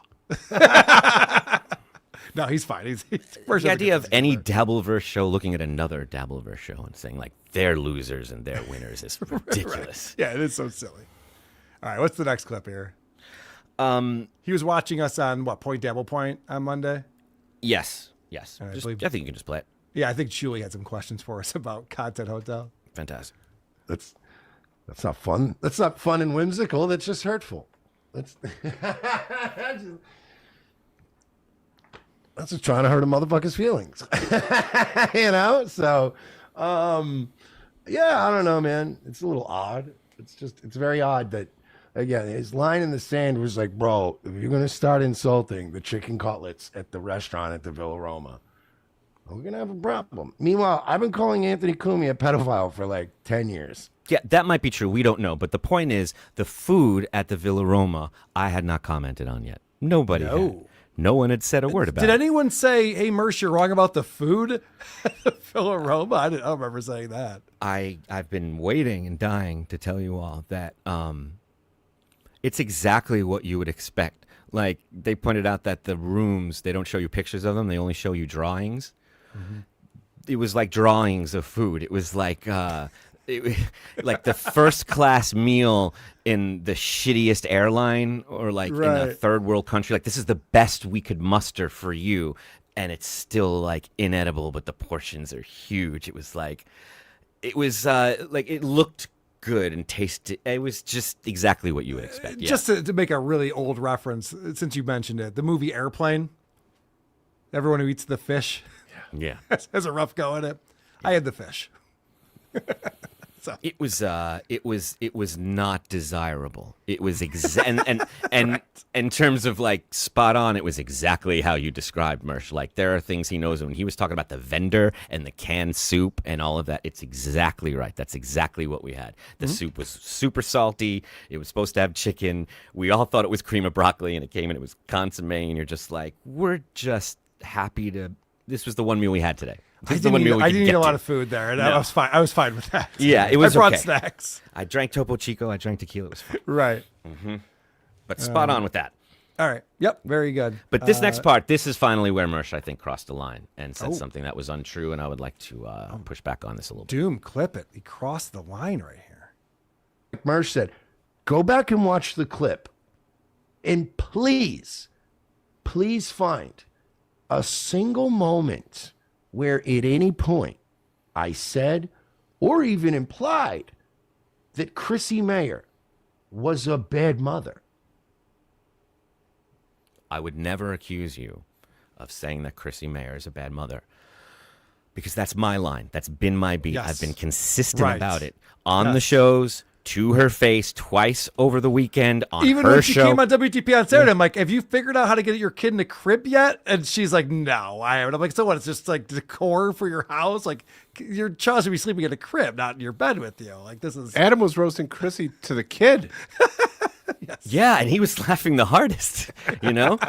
The first thing we said when we sat down, well, the first time last time, she told me about how the kid had hand and foot disease. And when I saw her again on the stream here, I was like, how's the hand and foot disease? And she said, oh, I have it now. It's spread to my feet. And then she showed us. Yep. It is the kid. He's not in a crib yet. That's what I mean. Like, I could go on, but this We're on is top my of this. beat. I don't need any help, but Right. no one will accuse you of doing that at all. All right. So, what's the next clip here?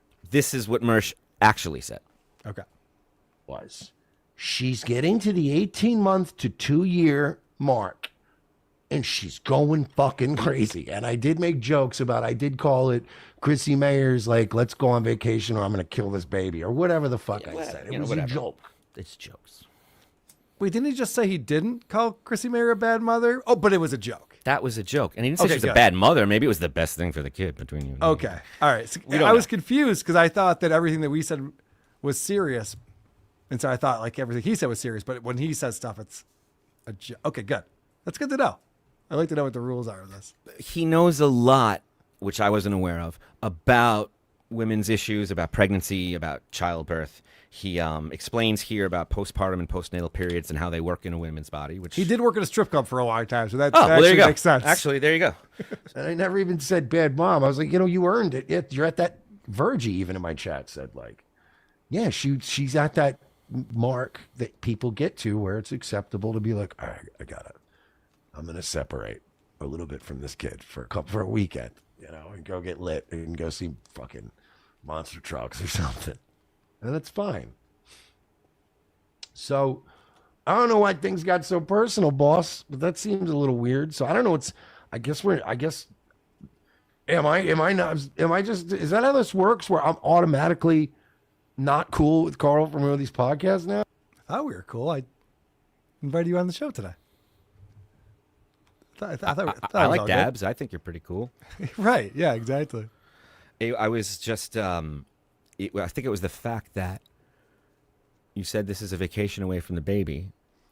That was the thing that we all of us criticized. Yeah. Mersh has now turned this into everything he said was wrong. It's like, well, no. We witnessed the baby was there. Mersh said the baby wasn't going to be there. And then he said that Chrissy's on vacation and slacking off and just hanging out with her friends. And we went, I've never seen someone work harder in their lives.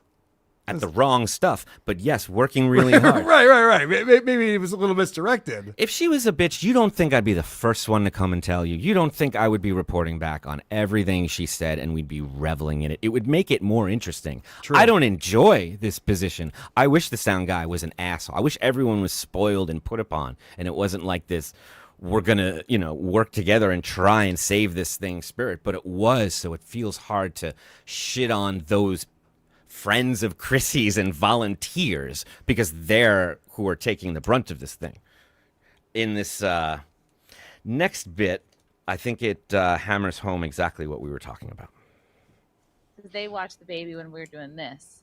Oh, you've been here for a while. That's right. I Last forget. They're at an Airbnb with Frank's parents and her and the whole family. Oh, and they're also going to be like, oh, see? And Mersh said this was all about getting away from the baby. And this was all about fucking, yeah, it was, because your fucking you know what I mean? Your in-laws were there with you, probably helping to pay for the Airbnb, and also probably watching that kid by default. You can't blame him. This is exactly what we do on Steel Toe. This is what we do. Moody does. We break this stuff down, and I'm personally fucking fascinated by it. So when somebody says they were staying at Air, I found out, and I came to you, I'm like, did you know that she's staying at an Airbnb? And you're like, oh. And I thought, well, that is not a good look. That is, right. For many, many different reasons. That is bizarre. And what I found out was that she was staying the same place that we were, which is the hotel. It's all on the grounds. There's the hotel. There's multiple buildings around, and it's like when you're in Vegas and they're like, you're in Tower 4, you're in Tower 2. It was all the same place, meaning to say it was equally as shitty. There was no upgrade of any kind. It was all from the same decade. This was not a brag of any kind. It wasn't they're at an Airbnb. They're at the exact same site, the exact same distance it takes to move the gear from your room to the room that you're playing in. The only thing that was hilarious about it is that it was on a hill and you invited midgets. Right. Which I don't think they like that word, but I hear what you're saying. Oh, I think it's the air went out of the room and I said little people before too. I don't know what to call anybody. Yeah, right. Well, no, it's funny though, because you got to remember, Adam, that Mersh knew that Cisco was the company that provided the food. Therefore, he got everything right. He's mentioned this multiple times. Meanwhile, there's two companies that provide food for restaurants. Chris knows this. I've worked in restaurants. There's literally two choices. Cisco's the better one, to be honest with you. They have the better reputation of the two. But I say the food was good. Well, that's sad. I know. Are these defenses I'm giving, like, are they painting people as better? Am I like, do I sound like I don't know, because I feel like, when I asked Mersh to come on, like I've given him so much juice this week. Yeah. It's like I'm helping him out so much. He's going on other shows. He's getting clipped. Everyone's watching this stuff. He keeps talking about it over and over again. I didn't even want to address it, but I felt like, well, I mean, he's been talking about it so much, we should probably talk about it on this show. But it's funny because it's like, it's all ant fucking. All of this. This whole idea where, he can be hyperbolic. We have the clip coming up where he's like, I am hyperbolic and I say all this crazy stuff. And I go, Mercer's a loser. And it's like, whoa, what's this Carl guy? This Carl guy's a real jerk. What's he talking about? And I'll point this out. This is a true fact of life. If you get offended by being called a loser, you might be a loser. You just might. Because you can call me a loser till you're blue in the face. And I will never get upset about that. I worked so hard and you just undid all of it. I put this whole thing together and you undid the whole thing. I'm sorry, Adam. I'm sorry. What did I do? It's amazing. What did I do? No, how can you lie about it? You saw the stream. What am I going to do? Am I going to get on here and tell you it's different than it was? Like, I've been on Jake's show. I've been like, you can see the show. You can watch me with Chrissy. Have I been dishonest or favored one side to another? I got to tell you something. When we were on Point Dabble Point and Shuley and Blind Mike took Mersh's side, it makes me go, okay, I'm not seeing something. There's something I have to go and figure out, or I feel obligated to explain that will hopefully bridge some kind of gap, because he's not wrong often, and he doesn't make stands like that I'll unfairly. Be honest. I watched all these clips and the stuff that we're going through, and Mersh said some things that were very funny. And I always thought Mersh was a funny guy. That's why I've collabed with him in the past, and I enjoy his programming. And so the fact that I make one comment about him, and he turns it into me saying he lives in the basement. I think he said that 50 times. I've never said it once. He turned it into this whole thing that I said that I never said. Well, you probably said it, or I said it. You said it, and I go, no, there are no basements, and he doesn't own a house. But it's neither here nor there. The idea that he was upset about being called a guy in his basement, and this upset that he just keeps going on and on and on about it. I'm like, all right, you're a victim, Mersh. Fine. I thought that we were both like slinging mud. I didn't know that one of us was a victim and the other one, was the jerk in this. No, I just thought that's where people recorded, and there are plenty of things I could pick on if I was. I'm in my basement right now. This is my basement. This is where my I wish studio I was is. in a basement. It's nice. It's actually really nice. I got a bar over there. There's a pool table, a dartboard, a mega touch. I could go on and on about this basement. It's a really lovely place. It's where we record our show. Is Mersha, is he a father, a parent, or does he have a family, that kind of thing? Do we I even hope talk not. about that? Okay. Because in this next clip, he explains to you what a girl wants. All right. But I made a joke about her wanting to take a break, and she deserves a break. I said it on the show. 18 months to 2 years, that's that time where it's like, all right, you do need a fucking break. You are going to strangle the baby if you don't get a fucking getaway. Absolutely true. And if I needed a getaway from the kid and planned a monster truck show like you're talking about with my special gal, and we went to the wherever that fucking thing happens and got back to the hotel, and my in-laws were there with the baby, I would not feel like that's a vacation away from my baby. When you have a baby and it's there, it's the baby. And that's what it was at the house. The kid was, for better or worse, you can argue whether this is good parenting or not, but the kid was there in the green room. The kid was watching Pee-wee. The kid was in her arms, was everywhere. This was, you're right, it was not a show. So what was it? I don't know. I'm still trying to figure it out, but it wasn't a vacation for her, and it definitely wasn't time away from the baby. If I promised that to my wife and she came home and the baby was there, she'd be fucking pissed. Right. Also, hanging out with your in-laws is not necessarily what you signed up for. Yeah, this is not no matter how cool they are. Our in-laws are here. Mm-hmm. And I just thought this next one was funny because... Before you get to that, though, Sure. it's funny to me because I think Mersh is a good broadcaster, and I think him and I agree on a lot of things about just sensibilities in life. And he's upset that like one of his jokes was critiqued. Like we can't critique his jokes. He goes, I was joking about how she wants to be away from her baby. Like, yeah, then we had a comment about that. Like, what are we doing here? Mersh says something and no one can say anything about it? Okay, cool. I'm fine with ignoring Mersh. I was planning on doing that today, but Anna brought a package, so we can do this too. Fine. I love this stuff. I'm fascinated. Yeah, by me it. too. There's so many people. I wanted to have him on the show. I wanted to talk to him directly. He's in my chat. Yeah. He's literally in my chat right now talking all this shit. It's like, come on the show and talk to me, Mersh. We've had conversations in real life multiple times. You're fine. But anyway. We're on a text thread with people. We're like, what do you see? Send us pictures. How many people? Yeah. I'm one of those guys when this stuff happens. If I had an opportunity to be there, I would report back. I can't imagine you being like, oh, the food's like this, and me going, bullshit. You lie. How is this? Oh, this person, bullshit. You lie. I don't make a living off this stuff. Like, this is just for fun. I don't have anything to gain except telling you how I felt about it, and you can choose to believe it or not. But this kind of language in the next one is very funny, and I enjoy it. It still counts as a vacation if your in-laws come with you to a farmhouse in goddamn upstate New York in the mountains. And yeah, and you and your fucking husband can leave at any time and go, oh, we got to go to the fabulous Villa Roma Motor Lodge, powered by Cisco Food Systems, and do some streaming with these bums so that people will send a few super chats. Everything I said was accurate, and now people are going to try to spin it. I just like that when he describes the vacation, they're staying at a farmhouse. Yeah. But then in the next sentence, when it's the gig, it's a motor lodge. It was the same place you were just talking about, but when you're trying to make it seem like she's slagging off. Everything he says is 100% accurate because he knew that Cisco was the company that delivered the food. It's pretty good. I don't know how he knew that. He was spot on. It's amazing. And the point that you made, and he was reviewing this, and he kept pausing it so that it got out of context. But you were talking about how when Aaron was confronted with the fact that, Aaron Imholt was confronted with the fact that it wasn't Adam Busch who super chatted them. And he goes, no, it was. I want to believe that, so I do believe that. And the point you were making to Mersh at the time is that he was all in on the fact that this was a vacation away from the kid. And then we pointed out, no, the kid's here. And he doubled and tripled down on that. It was no, this is funny. a vacation away from the kid. You're like, well, you're allowed to like concede that you were wrong about that thing. It's fine. I'm wrong about things. I concede that I'm wrong about stuff.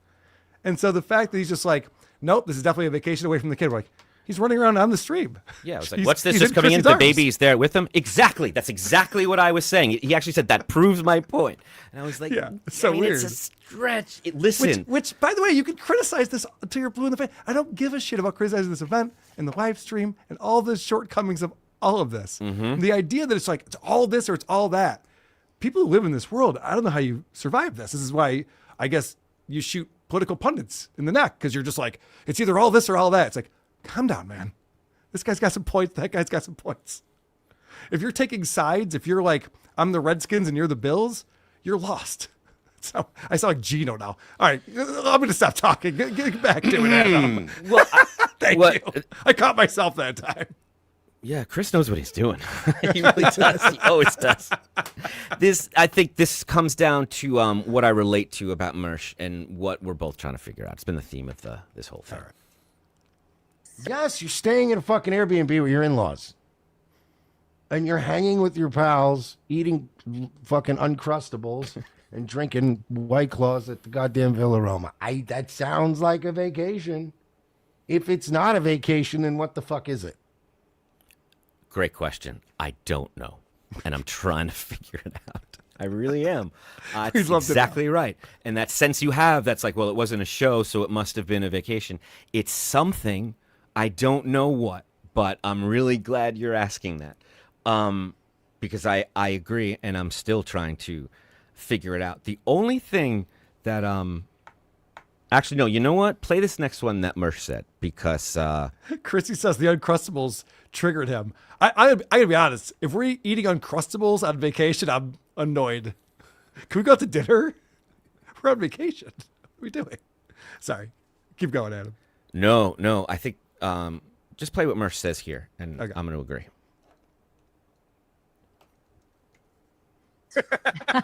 Frank's looking at me like, This is yeah, we played the clip last night at WATP. Mersh decided like this was a way to get a free vacation for you guys. Oh, right, because we're sick of the baby. That's what he said. So, I stand by that. How much more time have you gotten away from the baby during this week? Just because I didn't try to say that you were going to throw the baby in a fucking dumpster and then go on vacation. I had a feeling the baby would be somewhere, whatever, doing whatever. But yeah, you actually just backed up my point. You actually are reinforcing my point by going, oh yeah, my in-laws are all with us at the big Airbnb. We have this nice place. We've been up here for a few weeks. Yeah. Fucking exactly, Tolkien. It's a goddamn, you're working a tax write-in. Am I in the wrong spot? Yeah, the next one, actually. Yeah. Go for the 5. I just realized that. So I want to go to 1448. That's right. All right, now I'm running my show like Mersh. What am I doing? I'm only saying that because he mentioned it. He doesn't prepare as much. It's like as you're I do. undoing everything I'm trying to so poorly. I know, the worst. Don't worry, I'm getting nowhere. If you want to fire me, it's fine. I totally get it. I wish I had that kind of authority. Fucking, like literally, I have nothing against these people. But like the idea that you're going to the place is a dump and you're going there to hang out with people who are mid, which is fine. Yes. Just call it what it is. Never argued that point. and no one's stopping these people from doing their own similar kind of event, right? Yeah, but nobody wants to. It's a pain in the ass. And if I did an event, it would probably be at a disappointing shithole like this, and it would look stupid, and people would pick it apart, and it would be a pain in the ass. Right, that would be you. You would be the one picking Right. it apart. And I get Yeah. it. Society needs the deviant to show them when they've gone too far. There will always be one. We'll be there when you do it. But that's the part where I get, unfortunately, and it's so lame, but that's where I get like emotional or I get triggered, because when people are like, fuck them for trying, I get fuck them for putting on a show. that's not what you do. And I get it. Hip hop is not into live music. But when you're in a band, when you're a theater kid, when you grow up with that thing, that's me. We have that, I know it's embarrassing, but that show must go on thing. And we can't hide it. And we finish what we start. We want to complete it.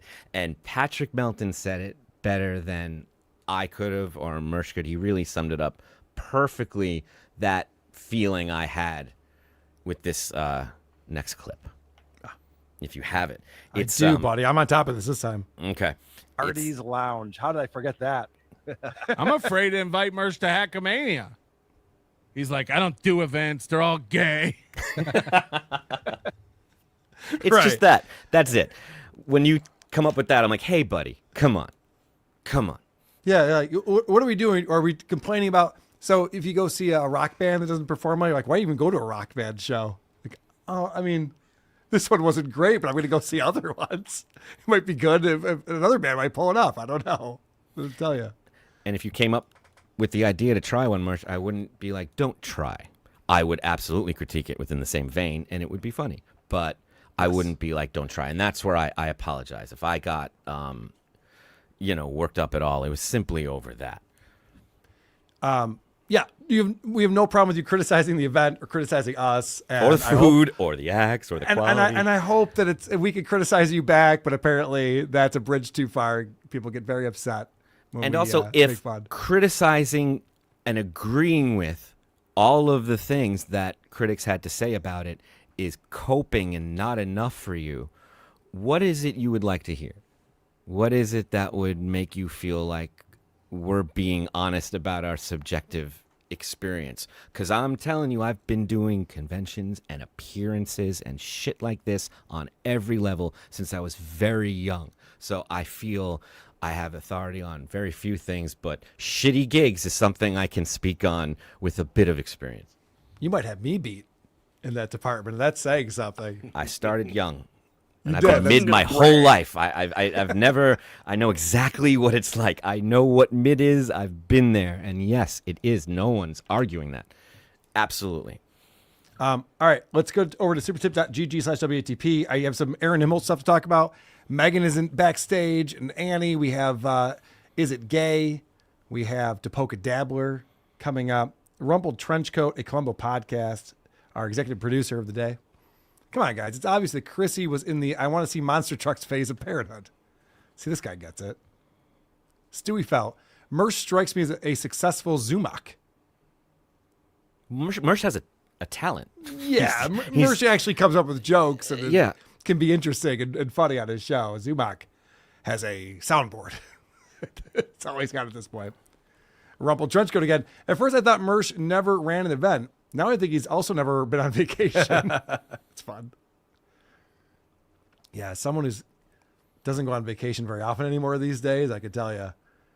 We'll be in Detroit this weekend. I'll be working all weekend. Yeah. Ace Presents, $20. Thank you very much, Riley. Or Mint Salad, whoever you may be. You saying he was trespassed is the same as EVS saying that he was kicked out for filming because the hotel told Sean he was not trespassed. Someone must prove this. Unlike Stuttering John, I will pull up young Klippa. All right. My apologies, young Klippa. I believe he used the word trespass, but you're right. He wasn't officially trespassing. In fact, he was told he can come back after the weekend. I believe that's what happened. I was watching the show, and I believe that Schizo Sean, who, by the way, props again to Schizo Sean for coming out, driving from Colorado, was not officially trespassed. They were just told him he had to leave the premises for the weekend. Icon Buckets, $2. Cohen revealed himself as a fake and a clout chaser. Fuck yeah. Ozone, $5. Co, you clearly in your feelings with the Mersh is a loser line. Back me up, producer Chris.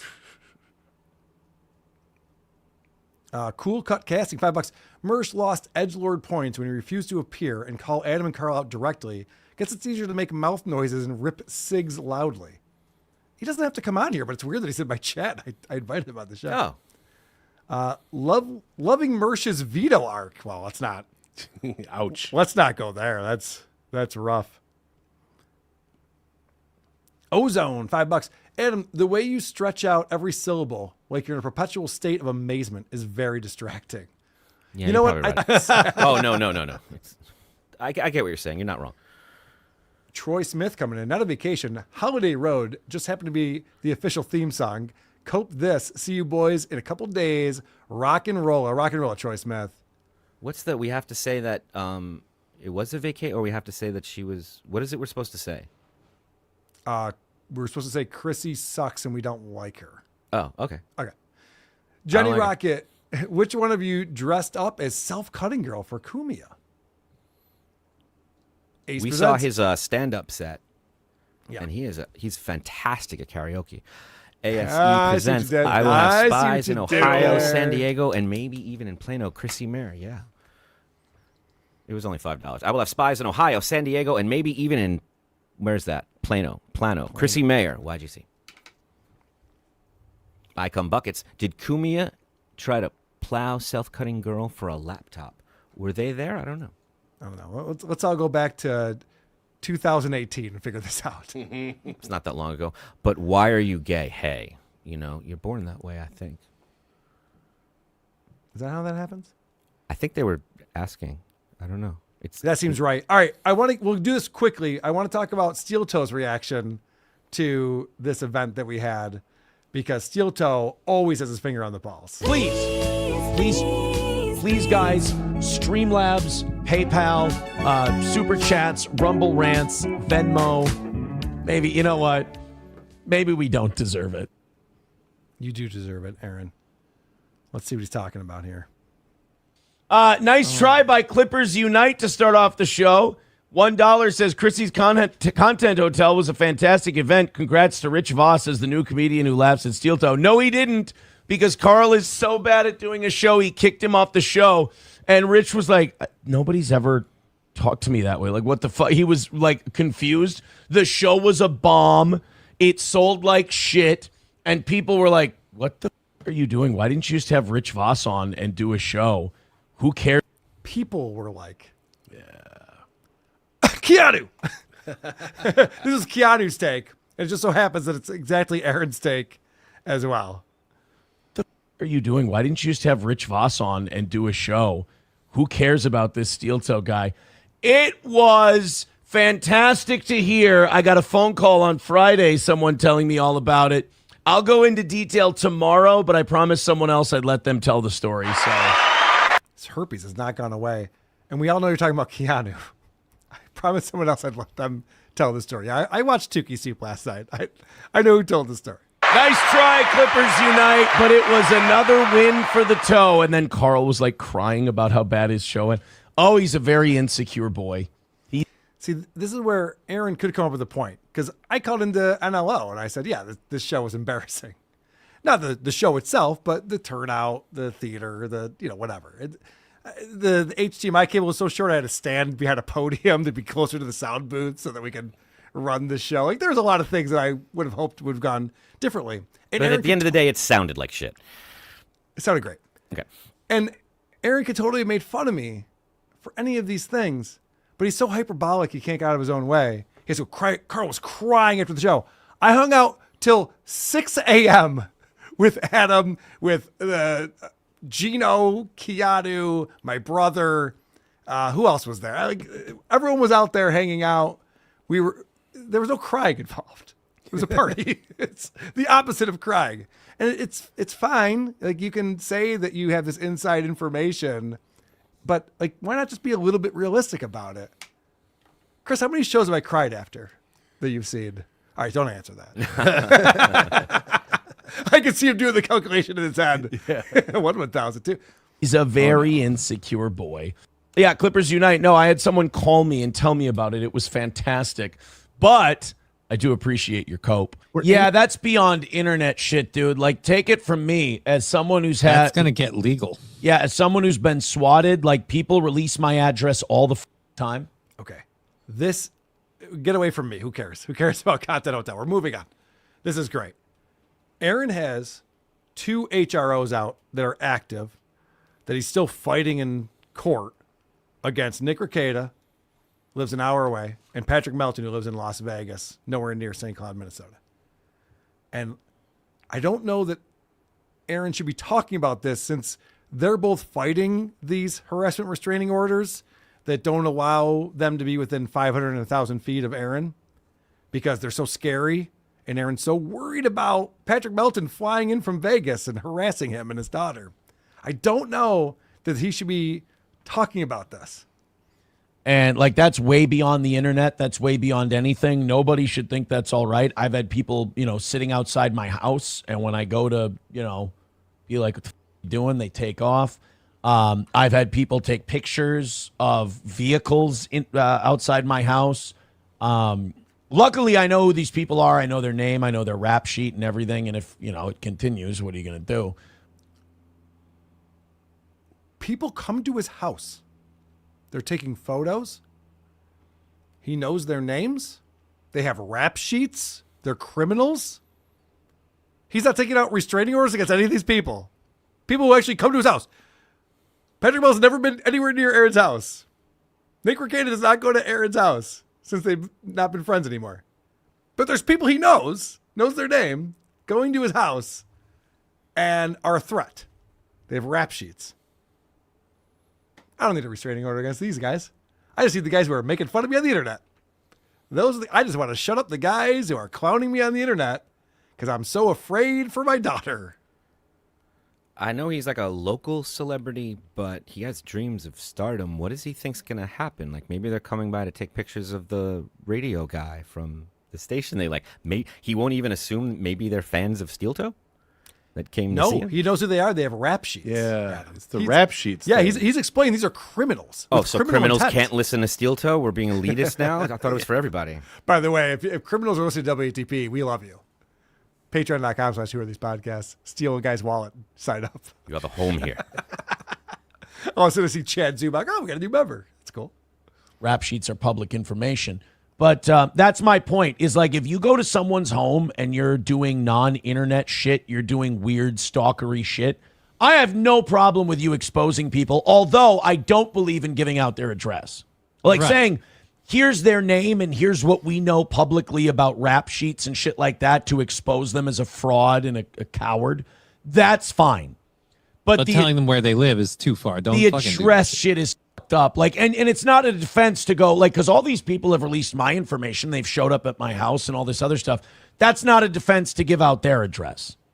Right. Like, I have no problem going, so-and-so camps out outside my house and takes pictures of vehicles in my driveway. That's fine. You stand outside, you take pictures of someone's driveway, you deserve, you should have the balls to at least be public with who you are. Has Aaron done that? I'm starting to wonder. Has he posted on social media or on his show, so-and-so is camping out outside of my house and taking photos of the vehicles? Because he's just said that he does that and doesn't have a problem with it.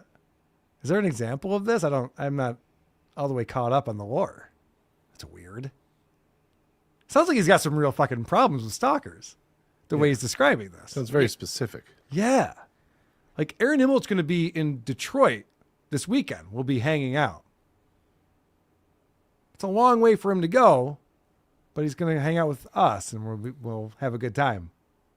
And what does camped out mean? It sounds permanent. Did I say Aaron Himmel? You did. Patrick Melton. Bizarre. Okay. Patrick Melton is coming to Makes a Detroit. lot more sense. Makes a lot more sense. I know. I'm getting very lost and confused with everything. I thought that was a big announcement. I was very excited. No. Normally, he Aaron's just not sends allowed in to a leave tape. his state. He's not allowed to leave the state unless he's Normally, permission he from a records a judge. hilarious video and then just sends that. Right. But Patrick's coming, and we're going to meet up with him in Detroit. And I never once thought, like, oh, that's scary. Like, he's not a violent guy. I'm not worried about it. I wouldn't think to get a restraining order against him. But there's these guys with rap sheets, these criminals who are going to Aaron's house. He knows where he lives, and he's not doing anything about that. It's bizarre behavior, in my opinion. Yeah, because like a lot of people are trying to compare this to like that paranoid schizophrenic guy who came and videoed our anniversary show on the orders of someone who legally isn't supposed to be ordering that kind of thing. Well, that's a weird accusation. He's saying Schizo Sean was ordered by Patrick Melton to record the 11th anniversary show. Was he also ordered to get kicked out of the Villa Roma by Patrick Melton before WATP Live on Friday night. I don't know what's going on. But Aaron just makes up this shit and just says it out loud. And it's going to get played in court. Like, these things are going to get played in court. You have a restraining order against this guy. Now you just made up a thing where Schizo Sean was not ordered by anyone to do anything. And I think he'd be offended by that. You know? I think if I was like, all right, Schizo Sean, here's your next assignment. He'd be like, fuck you, Carl. It's not my job. I'm like, no, I was going to tell you to fuck Lucy Tightbox. We're friends. Oh, okay. Aye, Captain. Right. And that guy showed up to Chrissy's thing with the expressed intent to harass Gino and Keanu. Now, see, to me, so if you're going... Again, he's getting information from people who are actually paranoid. He called him a paranoid schizophrenic.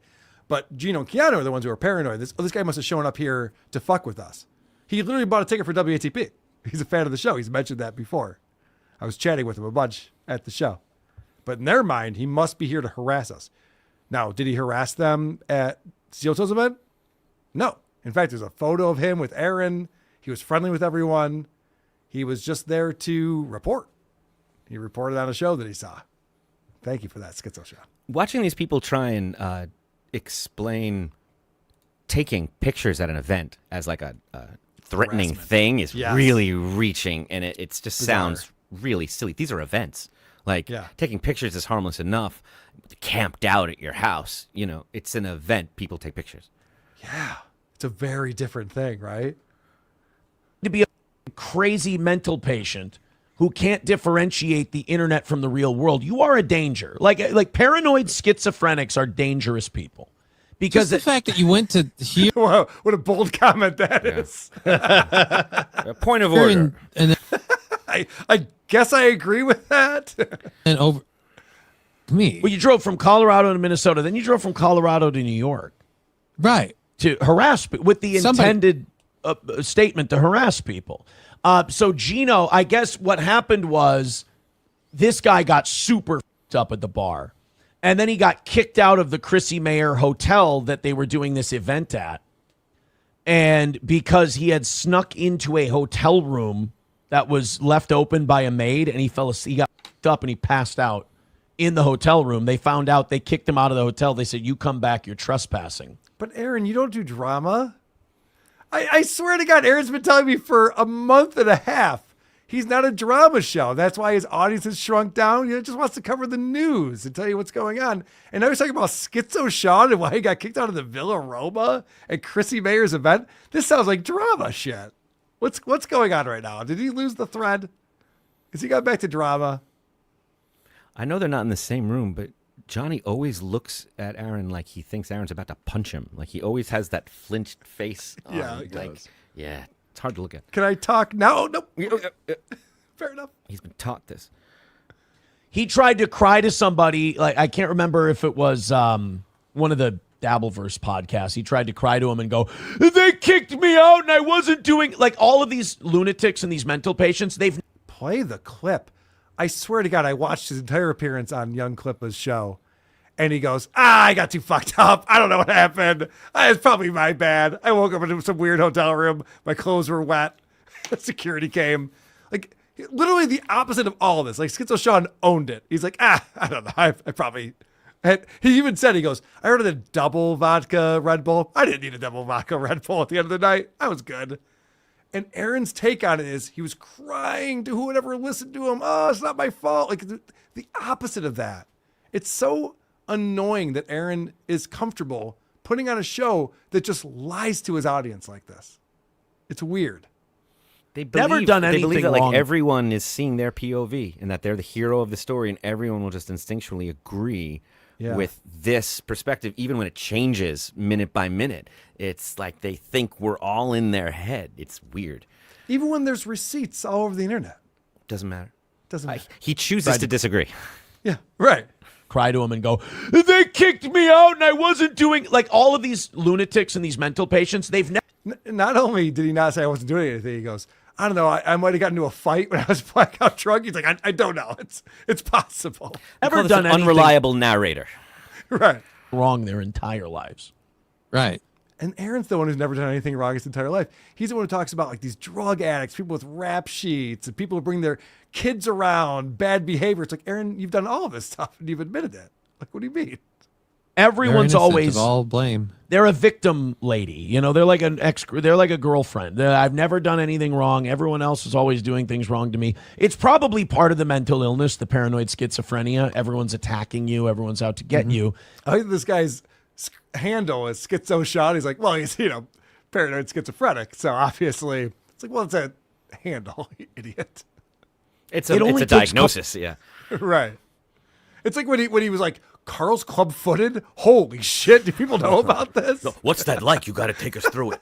Fucking idiot. Couple voices in that head to snap and hurt somebody. I wouldn't want a paranoid schizophrenic around me ever. So, speaking of voices in your head, how many times has Aaron hit the goal and he's yelling at me and Patrick Melton and Tukey immediately because he hit the goal? Take that, motherfuckers! You didn't think I was going to hit the goal? You suck! Well, it's like, I'm not talking to you right now, man. I'm not even watching your show. If anyone's got voices in their head. So this person, now if Chrissy would have said, get this person the fuck out of here, that would have been fine. But she didn't. The venue, the hotel found out that he was a Looney Tune who stole a hotel room essentially and was getting way too up. And then he was going around bragging to other people at this event that he was going to with it. It's like, in my opinion, Chrissy was being too nice. But the hotel took care of it because he's a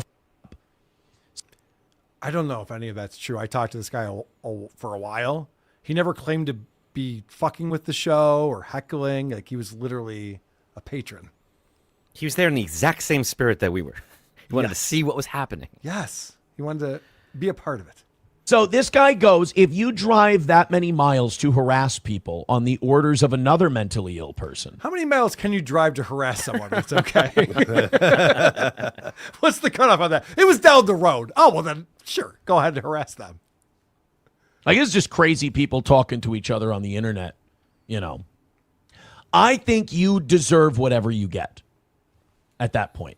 Whatever happens to you, you deserve it. You went out there to cause harm. Now, Gino. How do you feel about Charlie Kirk? I guess found his driver's license, took a picture of his driver's license, barred out the the address and shit, and then posted his first name and last initial on the driver's license on Twitter. And then people that's not doxing. Yeah, people were. Yeah, that's fucking awesome. You should definitely take photos of people's driver's license that you find and post them on Twitter. That's fucking really cool, man. Aaron's about to hit him. I honestly don't get what their take is on this. I'm not sure. Crying and complaining, Gino can't do that. Gino can't do that. I can't watch this anymore. We got to move on. When Aaron gets performative about people's reactions to things, it's so frustrating. It's like no one exists like this in the world. I come buckets, relax, and tried to pork a kid 7 years ago. Carl, right. But he is on testosterone now, so maybe we should be nervous. It's a really good point. If only I joined the police force. Fuck. I miss my calling. All right, let's play a game. This has been going on way too long. We need to lighten the mood around here. And I'm excited to say that we have a stinger for our game. First, let me bring in review girl Megan. What's up, Megan? Hey. Hey. Welcome. And Annie's here. Oh, hello. Oh, hello. So check this out. This came in from Dylan Vance. He sent this in for us. It's time to play Is It Gay? Ladies and gentlemen, here it is. Everything is super when you're gay.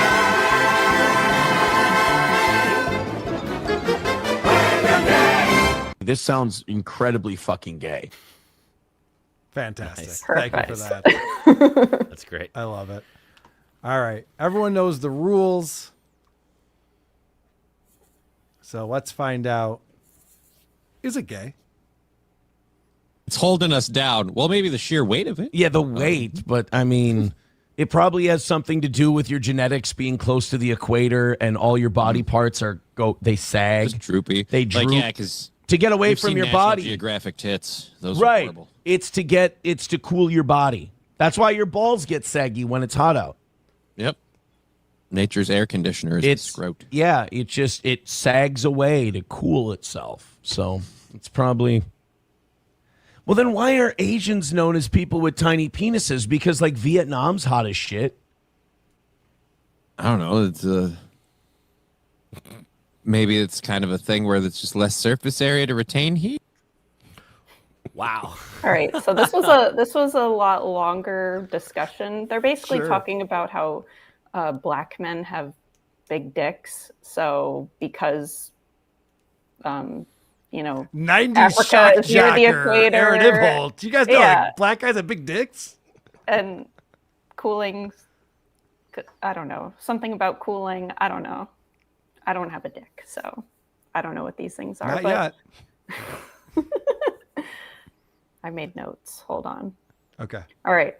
Are talking about Asian men's dicks gay? Annie.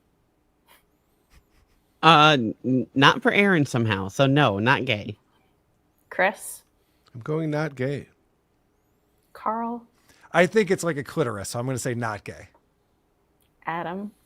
I'm going to keep it interesting. I'm going to go gay. All right, let's find out. No, you hesitating is right. That got gay. You're right. God damn it! Of course that's gay. I thought it was a trick question. I'm an idiot. I thought that would have been an easy one for you guys. I know it was. It was a softball. Yeah. Overthinking it. Adam understood what was going on. All right, Adam's got the lead. It feels real good, guys. I'm going to start my comeback right now. All right, round 2. We went to Wild Woods in Otsego. I love that place. Never been. It's right across from Rockwoods. It's across the parking lot from Rockwoods. It's just a fun little place. It's got like 3, 4, 5 water slides. It's got a giant ass pool, a lazy river. You got basketball and all that shit. Like myself and a couple of the other dudes that went, we all brought our kids. It's not like it was a bunch of dudes hanging out, 38-year-old men hanging out at a water park. Yeah. It was 4 groups of people that were there, 4 couples with children. And no, and I was one of the 4. I include myself. And a bunch of 38-year-old men playing basketball in a pool. All right. Is going to a water park and playing basketball with a bunch of 38-year-old men gay? We'll start with Chris. Yes. Yes, it is. Annie? Not gay. Adam? Yeah, that's gay. Carl? It's so gay. You might look at that and go, that's weird. God damn it. It's not weird, Aaron. It's gay. It's really not weird in any way. It's pretty normal, basic behavior. Yeah. All right. Whatever. Round 3. What's the score? Who's got what? Adam tied with Annie. All right.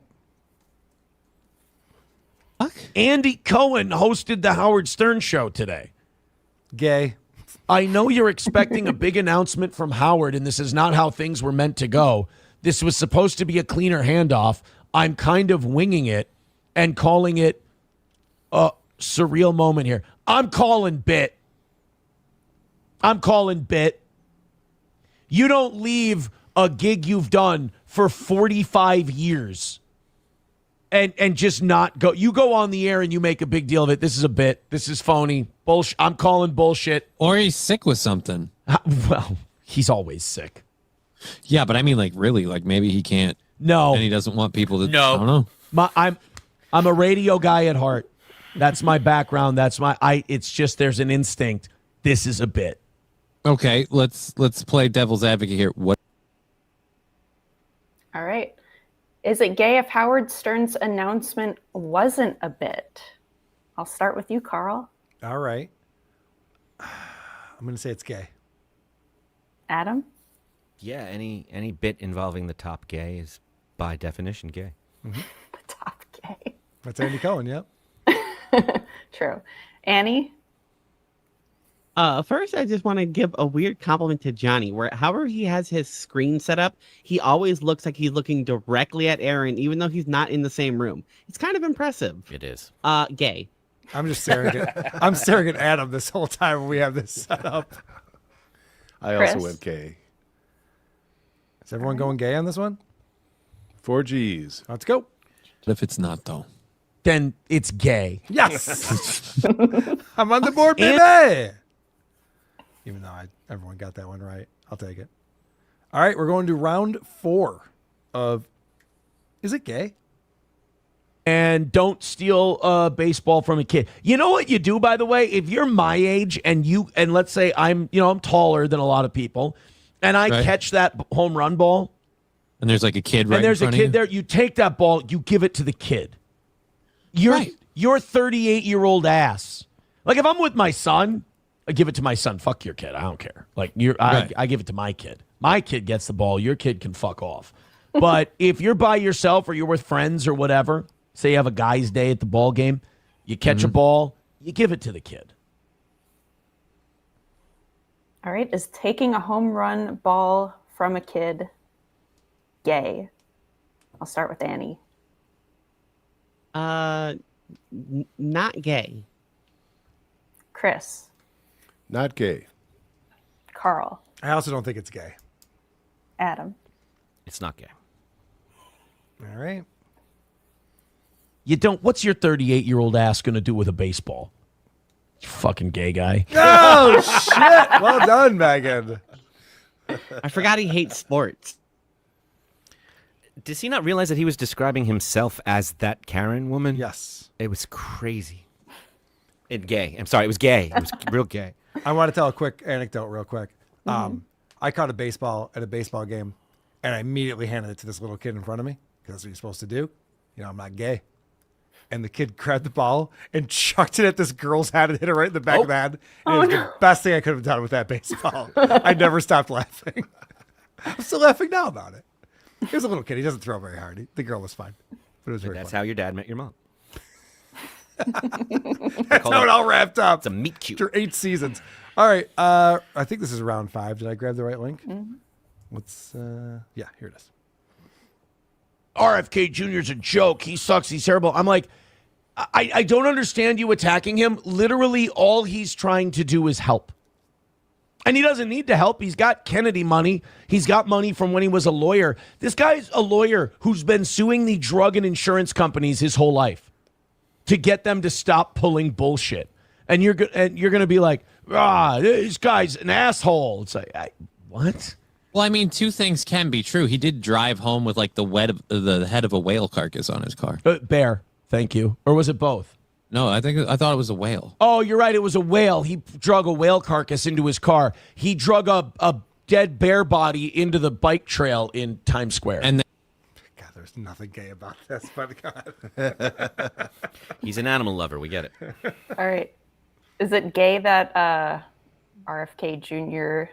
has dragged dead animals on his car? Adam? It's not gay. Chris? Not gay. Annie?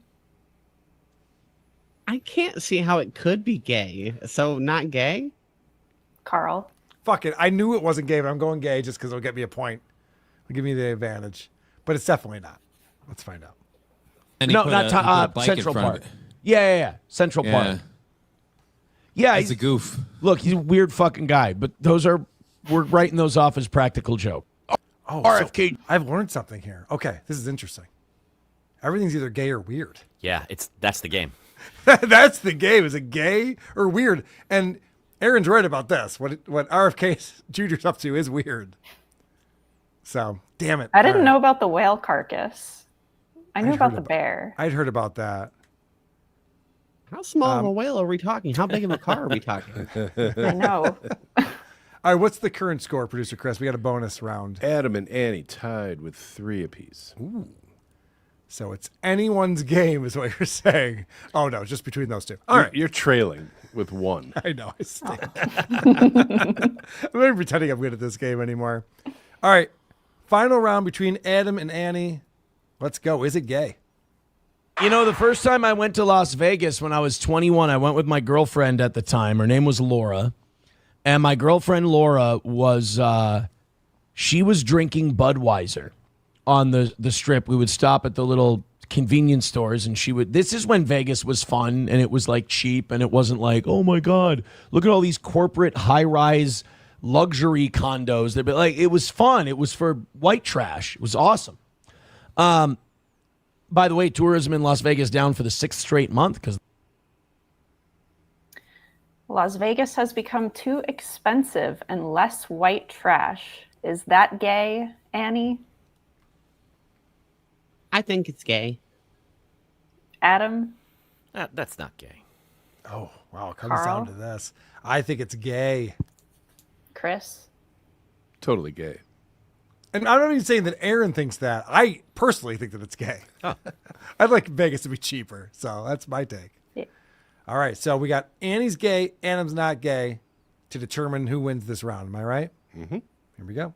Thanks for finally town confirming it, just- Carl. Yeah, I'm trying to be like a better game show host. the town just sucks now. It's fucking gay. And Whoa! Annie. Yep. For the win, Annie rules at this game. Congratulations. I know my gay.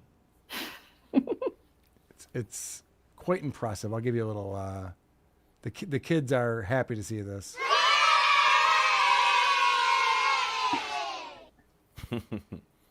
Adam, I'm sorry. It was a hard fought battle. You almost had it, but you can make it all up when we poke a dabbler. Oh, that's right. The games don't end there. Merce, if you want to come on and poke a dabbler with us, more than welcome to. He should play Is It Gay with us. I think he'd do pretty well with that. We don't have to talk about content hotel. We just play games together. Yeah. Today's edition of To Poke a Dabbler has been preempted at the request of Carl and Adam Busch. In its place, we bring you a special presentation of To Squirsh the Mersh. What do you say, ladies and gentlemen? Are you ready to squish the mersh? It almost sounds like I was prepared for this. I was not. I do not watch any of these things in advance. Adam, I get trust, back here. I trust these idiots. Mensa. By idiots, I was talking about you, Megan. Whoever puts together these game shows for me, I just trust that they're going to do a good job. The mersh. Mensa says there's no record of you ever being a member. Are they lying? They're not allowed to ever say if I'm a member or not. If you know the rules of Mensa, you are not allowed to reveal who's in Mensa. It's a private club. Look it up. Try and find any member of Mensa. There it is. All the people in Mensa on Wikipedia. Whoops. They will not reveal the members of Mensa. Ever. It's just, they're not going to do it. It's kind of like a secret society. Penis wrinkle. Alex wiped away your $100 bet not to block him, Welcher. I only blocked him because he went back and reneged on our agreement to not trash each other. He drew first blood again. Detroit Dabbler, why so sensitive about Stein's comments? Must be true. Okay. It's not the inaccuracy of the comments. What did John say next? Here are your choices. Number 1, it is the fact that everything he said was a lie. He's a liar. B, it's because he stabbed me in the back, behind my back. Next, it is the thought process behind it. Dummy. 4, it is a simple thing called loyalty. And he, like you, failed the test. And lastly, it's how he did it so publicly, in front of everyone. To poke a dabbler. I think it's lastly. Oh, shit. Did we lose the feed here? Oh, let me bring that back up. I'm going to go with lastly. Let me make sure you guys can see the options before you choose. All right. Adam, what do you think? I'm going with the first one, number 1. So you think it is the fact that everything he said was a lie. He's a liar. What do you think, Megan? I don't know. I saw Annie make a face at that one, but I'll go with B. Just to It's be because different. he stabbed me in the back behind my back. Says Megan. I don't. Annie? It's probably not that one, but I know. I lose confidence immediately too. It's fine. I'm also going to pick B because it's the stupidest. Producer Chris? we're in it together. I went lastly.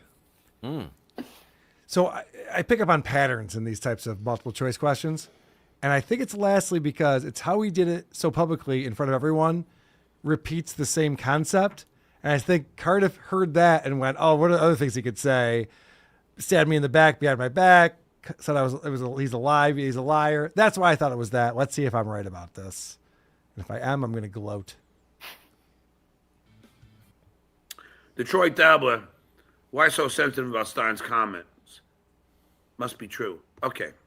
It's not the inaccuracy of the comments. It is the thought process behind it, dummy. Oh, shit. I'm way off. I should not have called my shot on that one. I'm pointing to the fucking left field bleachers, and I'm like, whoa, strike three. Oh, whoops. My bad. How do you get offended by somebody's thought process? Like, how are you in on that? Yeah, that's really stupid. Did we all lose that one? We did. Yeah. Fuck. And the answer, Adam, My point- is Mensa. I'll write that down. Is why attack somebody who's your friend? Oh, God. Detroit Dabbler. That's all for this time. Come back next time to find out if you are man enough to poke a dabbler. Sit, Eugene, sit. Good dog. That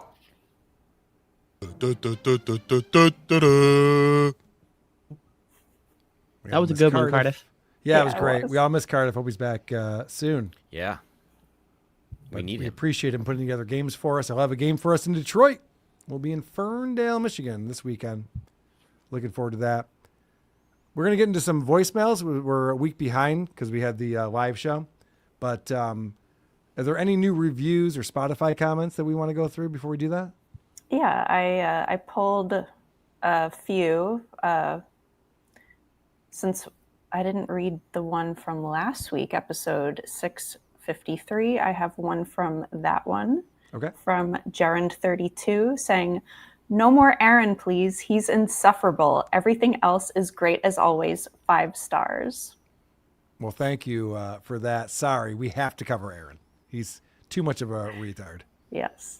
I have one from episode 654 from Dan Graham. "I'm with Mersh. Content Hotel stinks." Very good. Thank you for your comment. And then I have Stop one coping, from- Megan. I like Mersh. Episode 655, I have a comment from ASAPQ. "I'm starting to think the Stuttering John guy is not cool." You'll figure it out eventually. Take your time. You get caught up. Do we have That any new reviews, Annie?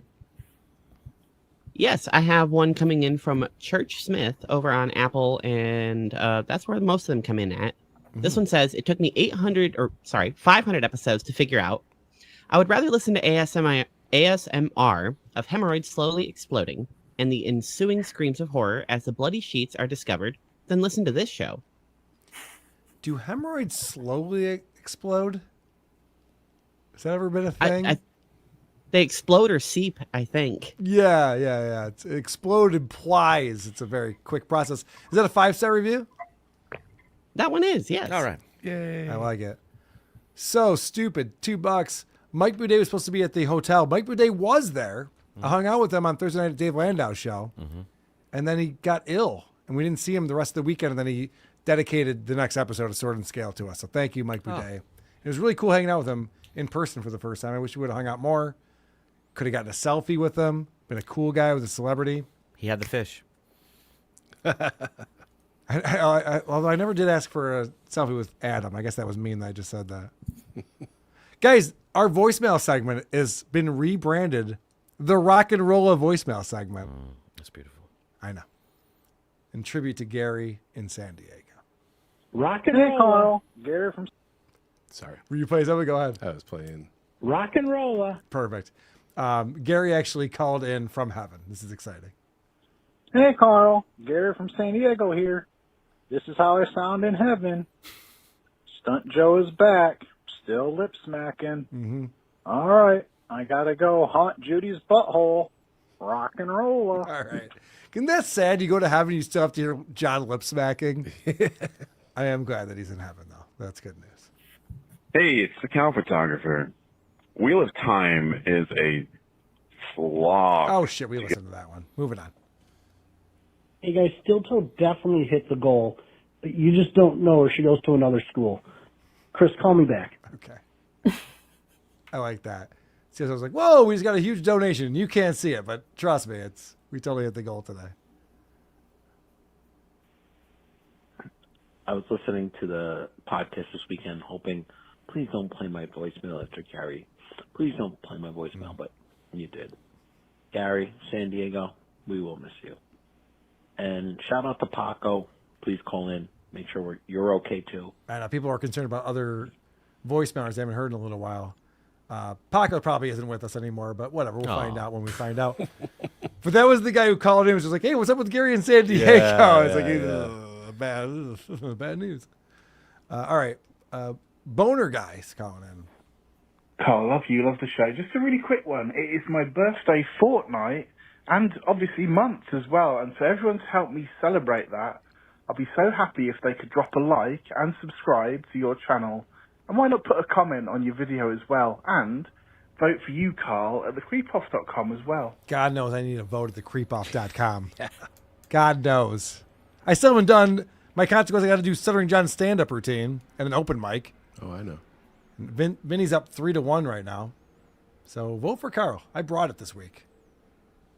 I totally deserve it. Well, I don't like that look. I totally deserve it this week. Fuck off. Oh yeah, this is like people are doing sign-offs now on the voicemail. Okay, bye. God, I fucking hate that sign-off. Yeah, it's not the best. I agree with you on that. Hey, Carl. I just wanted to let you know that Ween isn't nearly as cool as you think it is, and you should fucking kill yourself. I hate you, and I hate Ween, and it sucks, and every time you bring it up on the fucking podcast, it makes me upset and sad. Also, say hi to Mike for me. Bye. I will. Do I bring up Ween a lot? It comes up. It does. It does. Listen Gene to Ween Bear specifically. Ghost. Listen to Bear Ghost, everyone. Fuck Ween. It's all about Bear Ghost. I made Adam listen to that on the way to the airport. Why are we laughing? They're great. Check it out. Great band. Cow photographer calls in. Listen up, you butt-toot screwhead. It's the cow photographer. Ren Fair?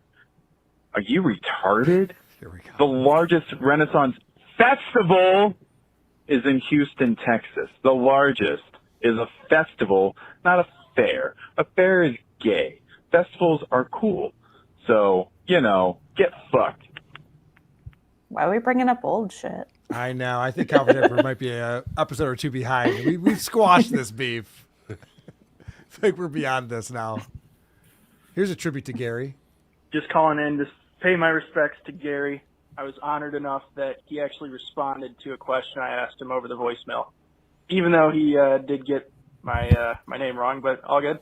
Rock and roll, buddy, and hope you have a good time in heaven. Rock and roll. I think that everyone agrees that he's in heaven. Probably not true, but I like people. Hey. Easy there. We have listeners in Russia. I'm not even joking about this. This is where this phone call came in from. Hey, Carl. My name is Konstantin. I'm from Russia, long-time listener. Basically, what I want to tell you is that we are talking to fucking children, right? If you take Opie and Stuttering John, like, who the fuck talks like that? Who the fuck talks like that? Unless you're, like, in a cartoon from 1990s. Yeah, very cool, dude. Like, what the fuck is this voice? It shouldn't be. It should not be. Anyway, loves from Russia. hope you're doing great and everything. I like that the Russian listeners are picking up on the accents. People talking like children on here. Would not have expected that. Thank you very much, Constantine. Thanks for calling in. Oh, Adam, I don't know if you're going to like this one. Hey, Carl, Randy in Syracuse. Love the show. Listening to the Content House episode on Sunday. You guys are talking about John and Vince trying to get John to pay, or to have Poker Mike pay him to be his friend $1,000. Listen, Anthony has said this. If this was a character, it'd be great. I cannot believe how stupid John is at 60 years old. It is astounding. It is baffling to me how dumb John is with this whole premise that this guy wants John to take him back into his good graces and is willing to pay him money. It is absolutely insane. Adam Busch, get closer to the fucking microphone. Don't call me back. Thank you. This guy gets it. Don't know why you're so afraid of that fucking microphone, Adam. Not going to tell you again, although I will. It was because we weren't in the headphones at the Content House, so you can't right. hear that. That's probably too. Yeah. This is a message for you, Adam. Okay. Hi, my name is Peter Czar, and this message is for Adam Busch. Adam, I've become a fan of you and your work since you surfaced in the Dabbleverse. But for an artist with such an impressively diverse oeuvre such as yours, I'm surprised how little I actually know about you. My favorite bit of yours is how you value your precious time on this earth so little that you'll appear on any podcast that asks you, and you'll just sit there and talk for hours. I don't have a podcast, but my question for you is if you would like to call me on the phone and we can chat for 10 minutes or something. I take great joy in getting a private insight as to how and why you think the way that you do. I feel like we hit it off because I use words like oeuvre and insight in casual conversation, and I bet you do too. If you want, I guess you can get my number from this voicemail thing, or you can just give out your number on the show, and I'll call you tonight after work. Whatever's easiest. Thanks, everybody. And you want to give out your number? I'm going to go with gay. All right, that's a 215. I'll give you his number off air so you can call him up and. I only sit there for so long because I can cut it up and bring it back here, and we can talk about it. And if you wait long enough, good stuff will happen. I'd be happy to talk to you for 5 minutes on the phone. I'll give you 5 minutes.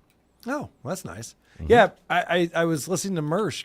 I guess you said you would go on his show, and Mersh was like, "I know what you're up to. You're gonna come on my show. You're gonna cut clips and play it on WTP." He's like, "Well, yeah." Yeah, what's the problem? But also, I wasn't going to do like an interview. I was going to just talk about this stuff where someone could ask follow-ups and pushbacks, etc. I agree. Last one. The Lady K nickname is out. It's Carl the Hun now. Holy shit, Carl. Get on that microphone or I'll fucking shit down your neck. That was awesome. Deluxe, Carl, I think that was actually a ruse. I think you guys organized that. I think that was a work. I think that was to deflect so that Gino didn't beat you up. You played tough guy. You coordinated with Adam so Gino didn't kick your ass. Peace. God damn, Deluxe knows everything that's going on behind the scenes. How is that possible? Except that if Gino was in public and he wasn't performing, he was asleep. He was asleep in the dining room. He was asleep at dinner. He was asleep in both gigs. WATP Live. He slept at every gig. So I don't think he was kicking a lot of ass. Yeah, no, that wasn't his thing. But Annie, where can people find you? If they want to check out what I'm up to, go to insanity.com. INSANNEITY.com. I mostly play video games. That's what I'm up to most of the time. Sounds fun. Yeah. Adam Busch, anything to promote? Oh, I'm going to go jump off a bridge as soon as this is done. So, hopefully it's not a tall bridge. You'll be all right. Just break some legs or something. Producer Chris? I'll see you in Detroit. I'll see you in Detroit. Sounds like an insult. See you in Detroit. Yeah. Not if I see you first. Megan? Have fun in Detroit, guys. All right, that's a great plug. Take lots of fun pictures this time and have a good time. We never do that. And be careful.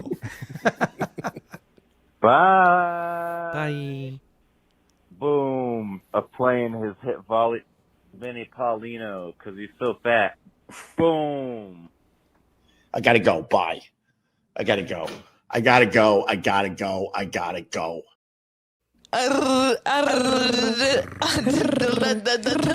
Okay, bye.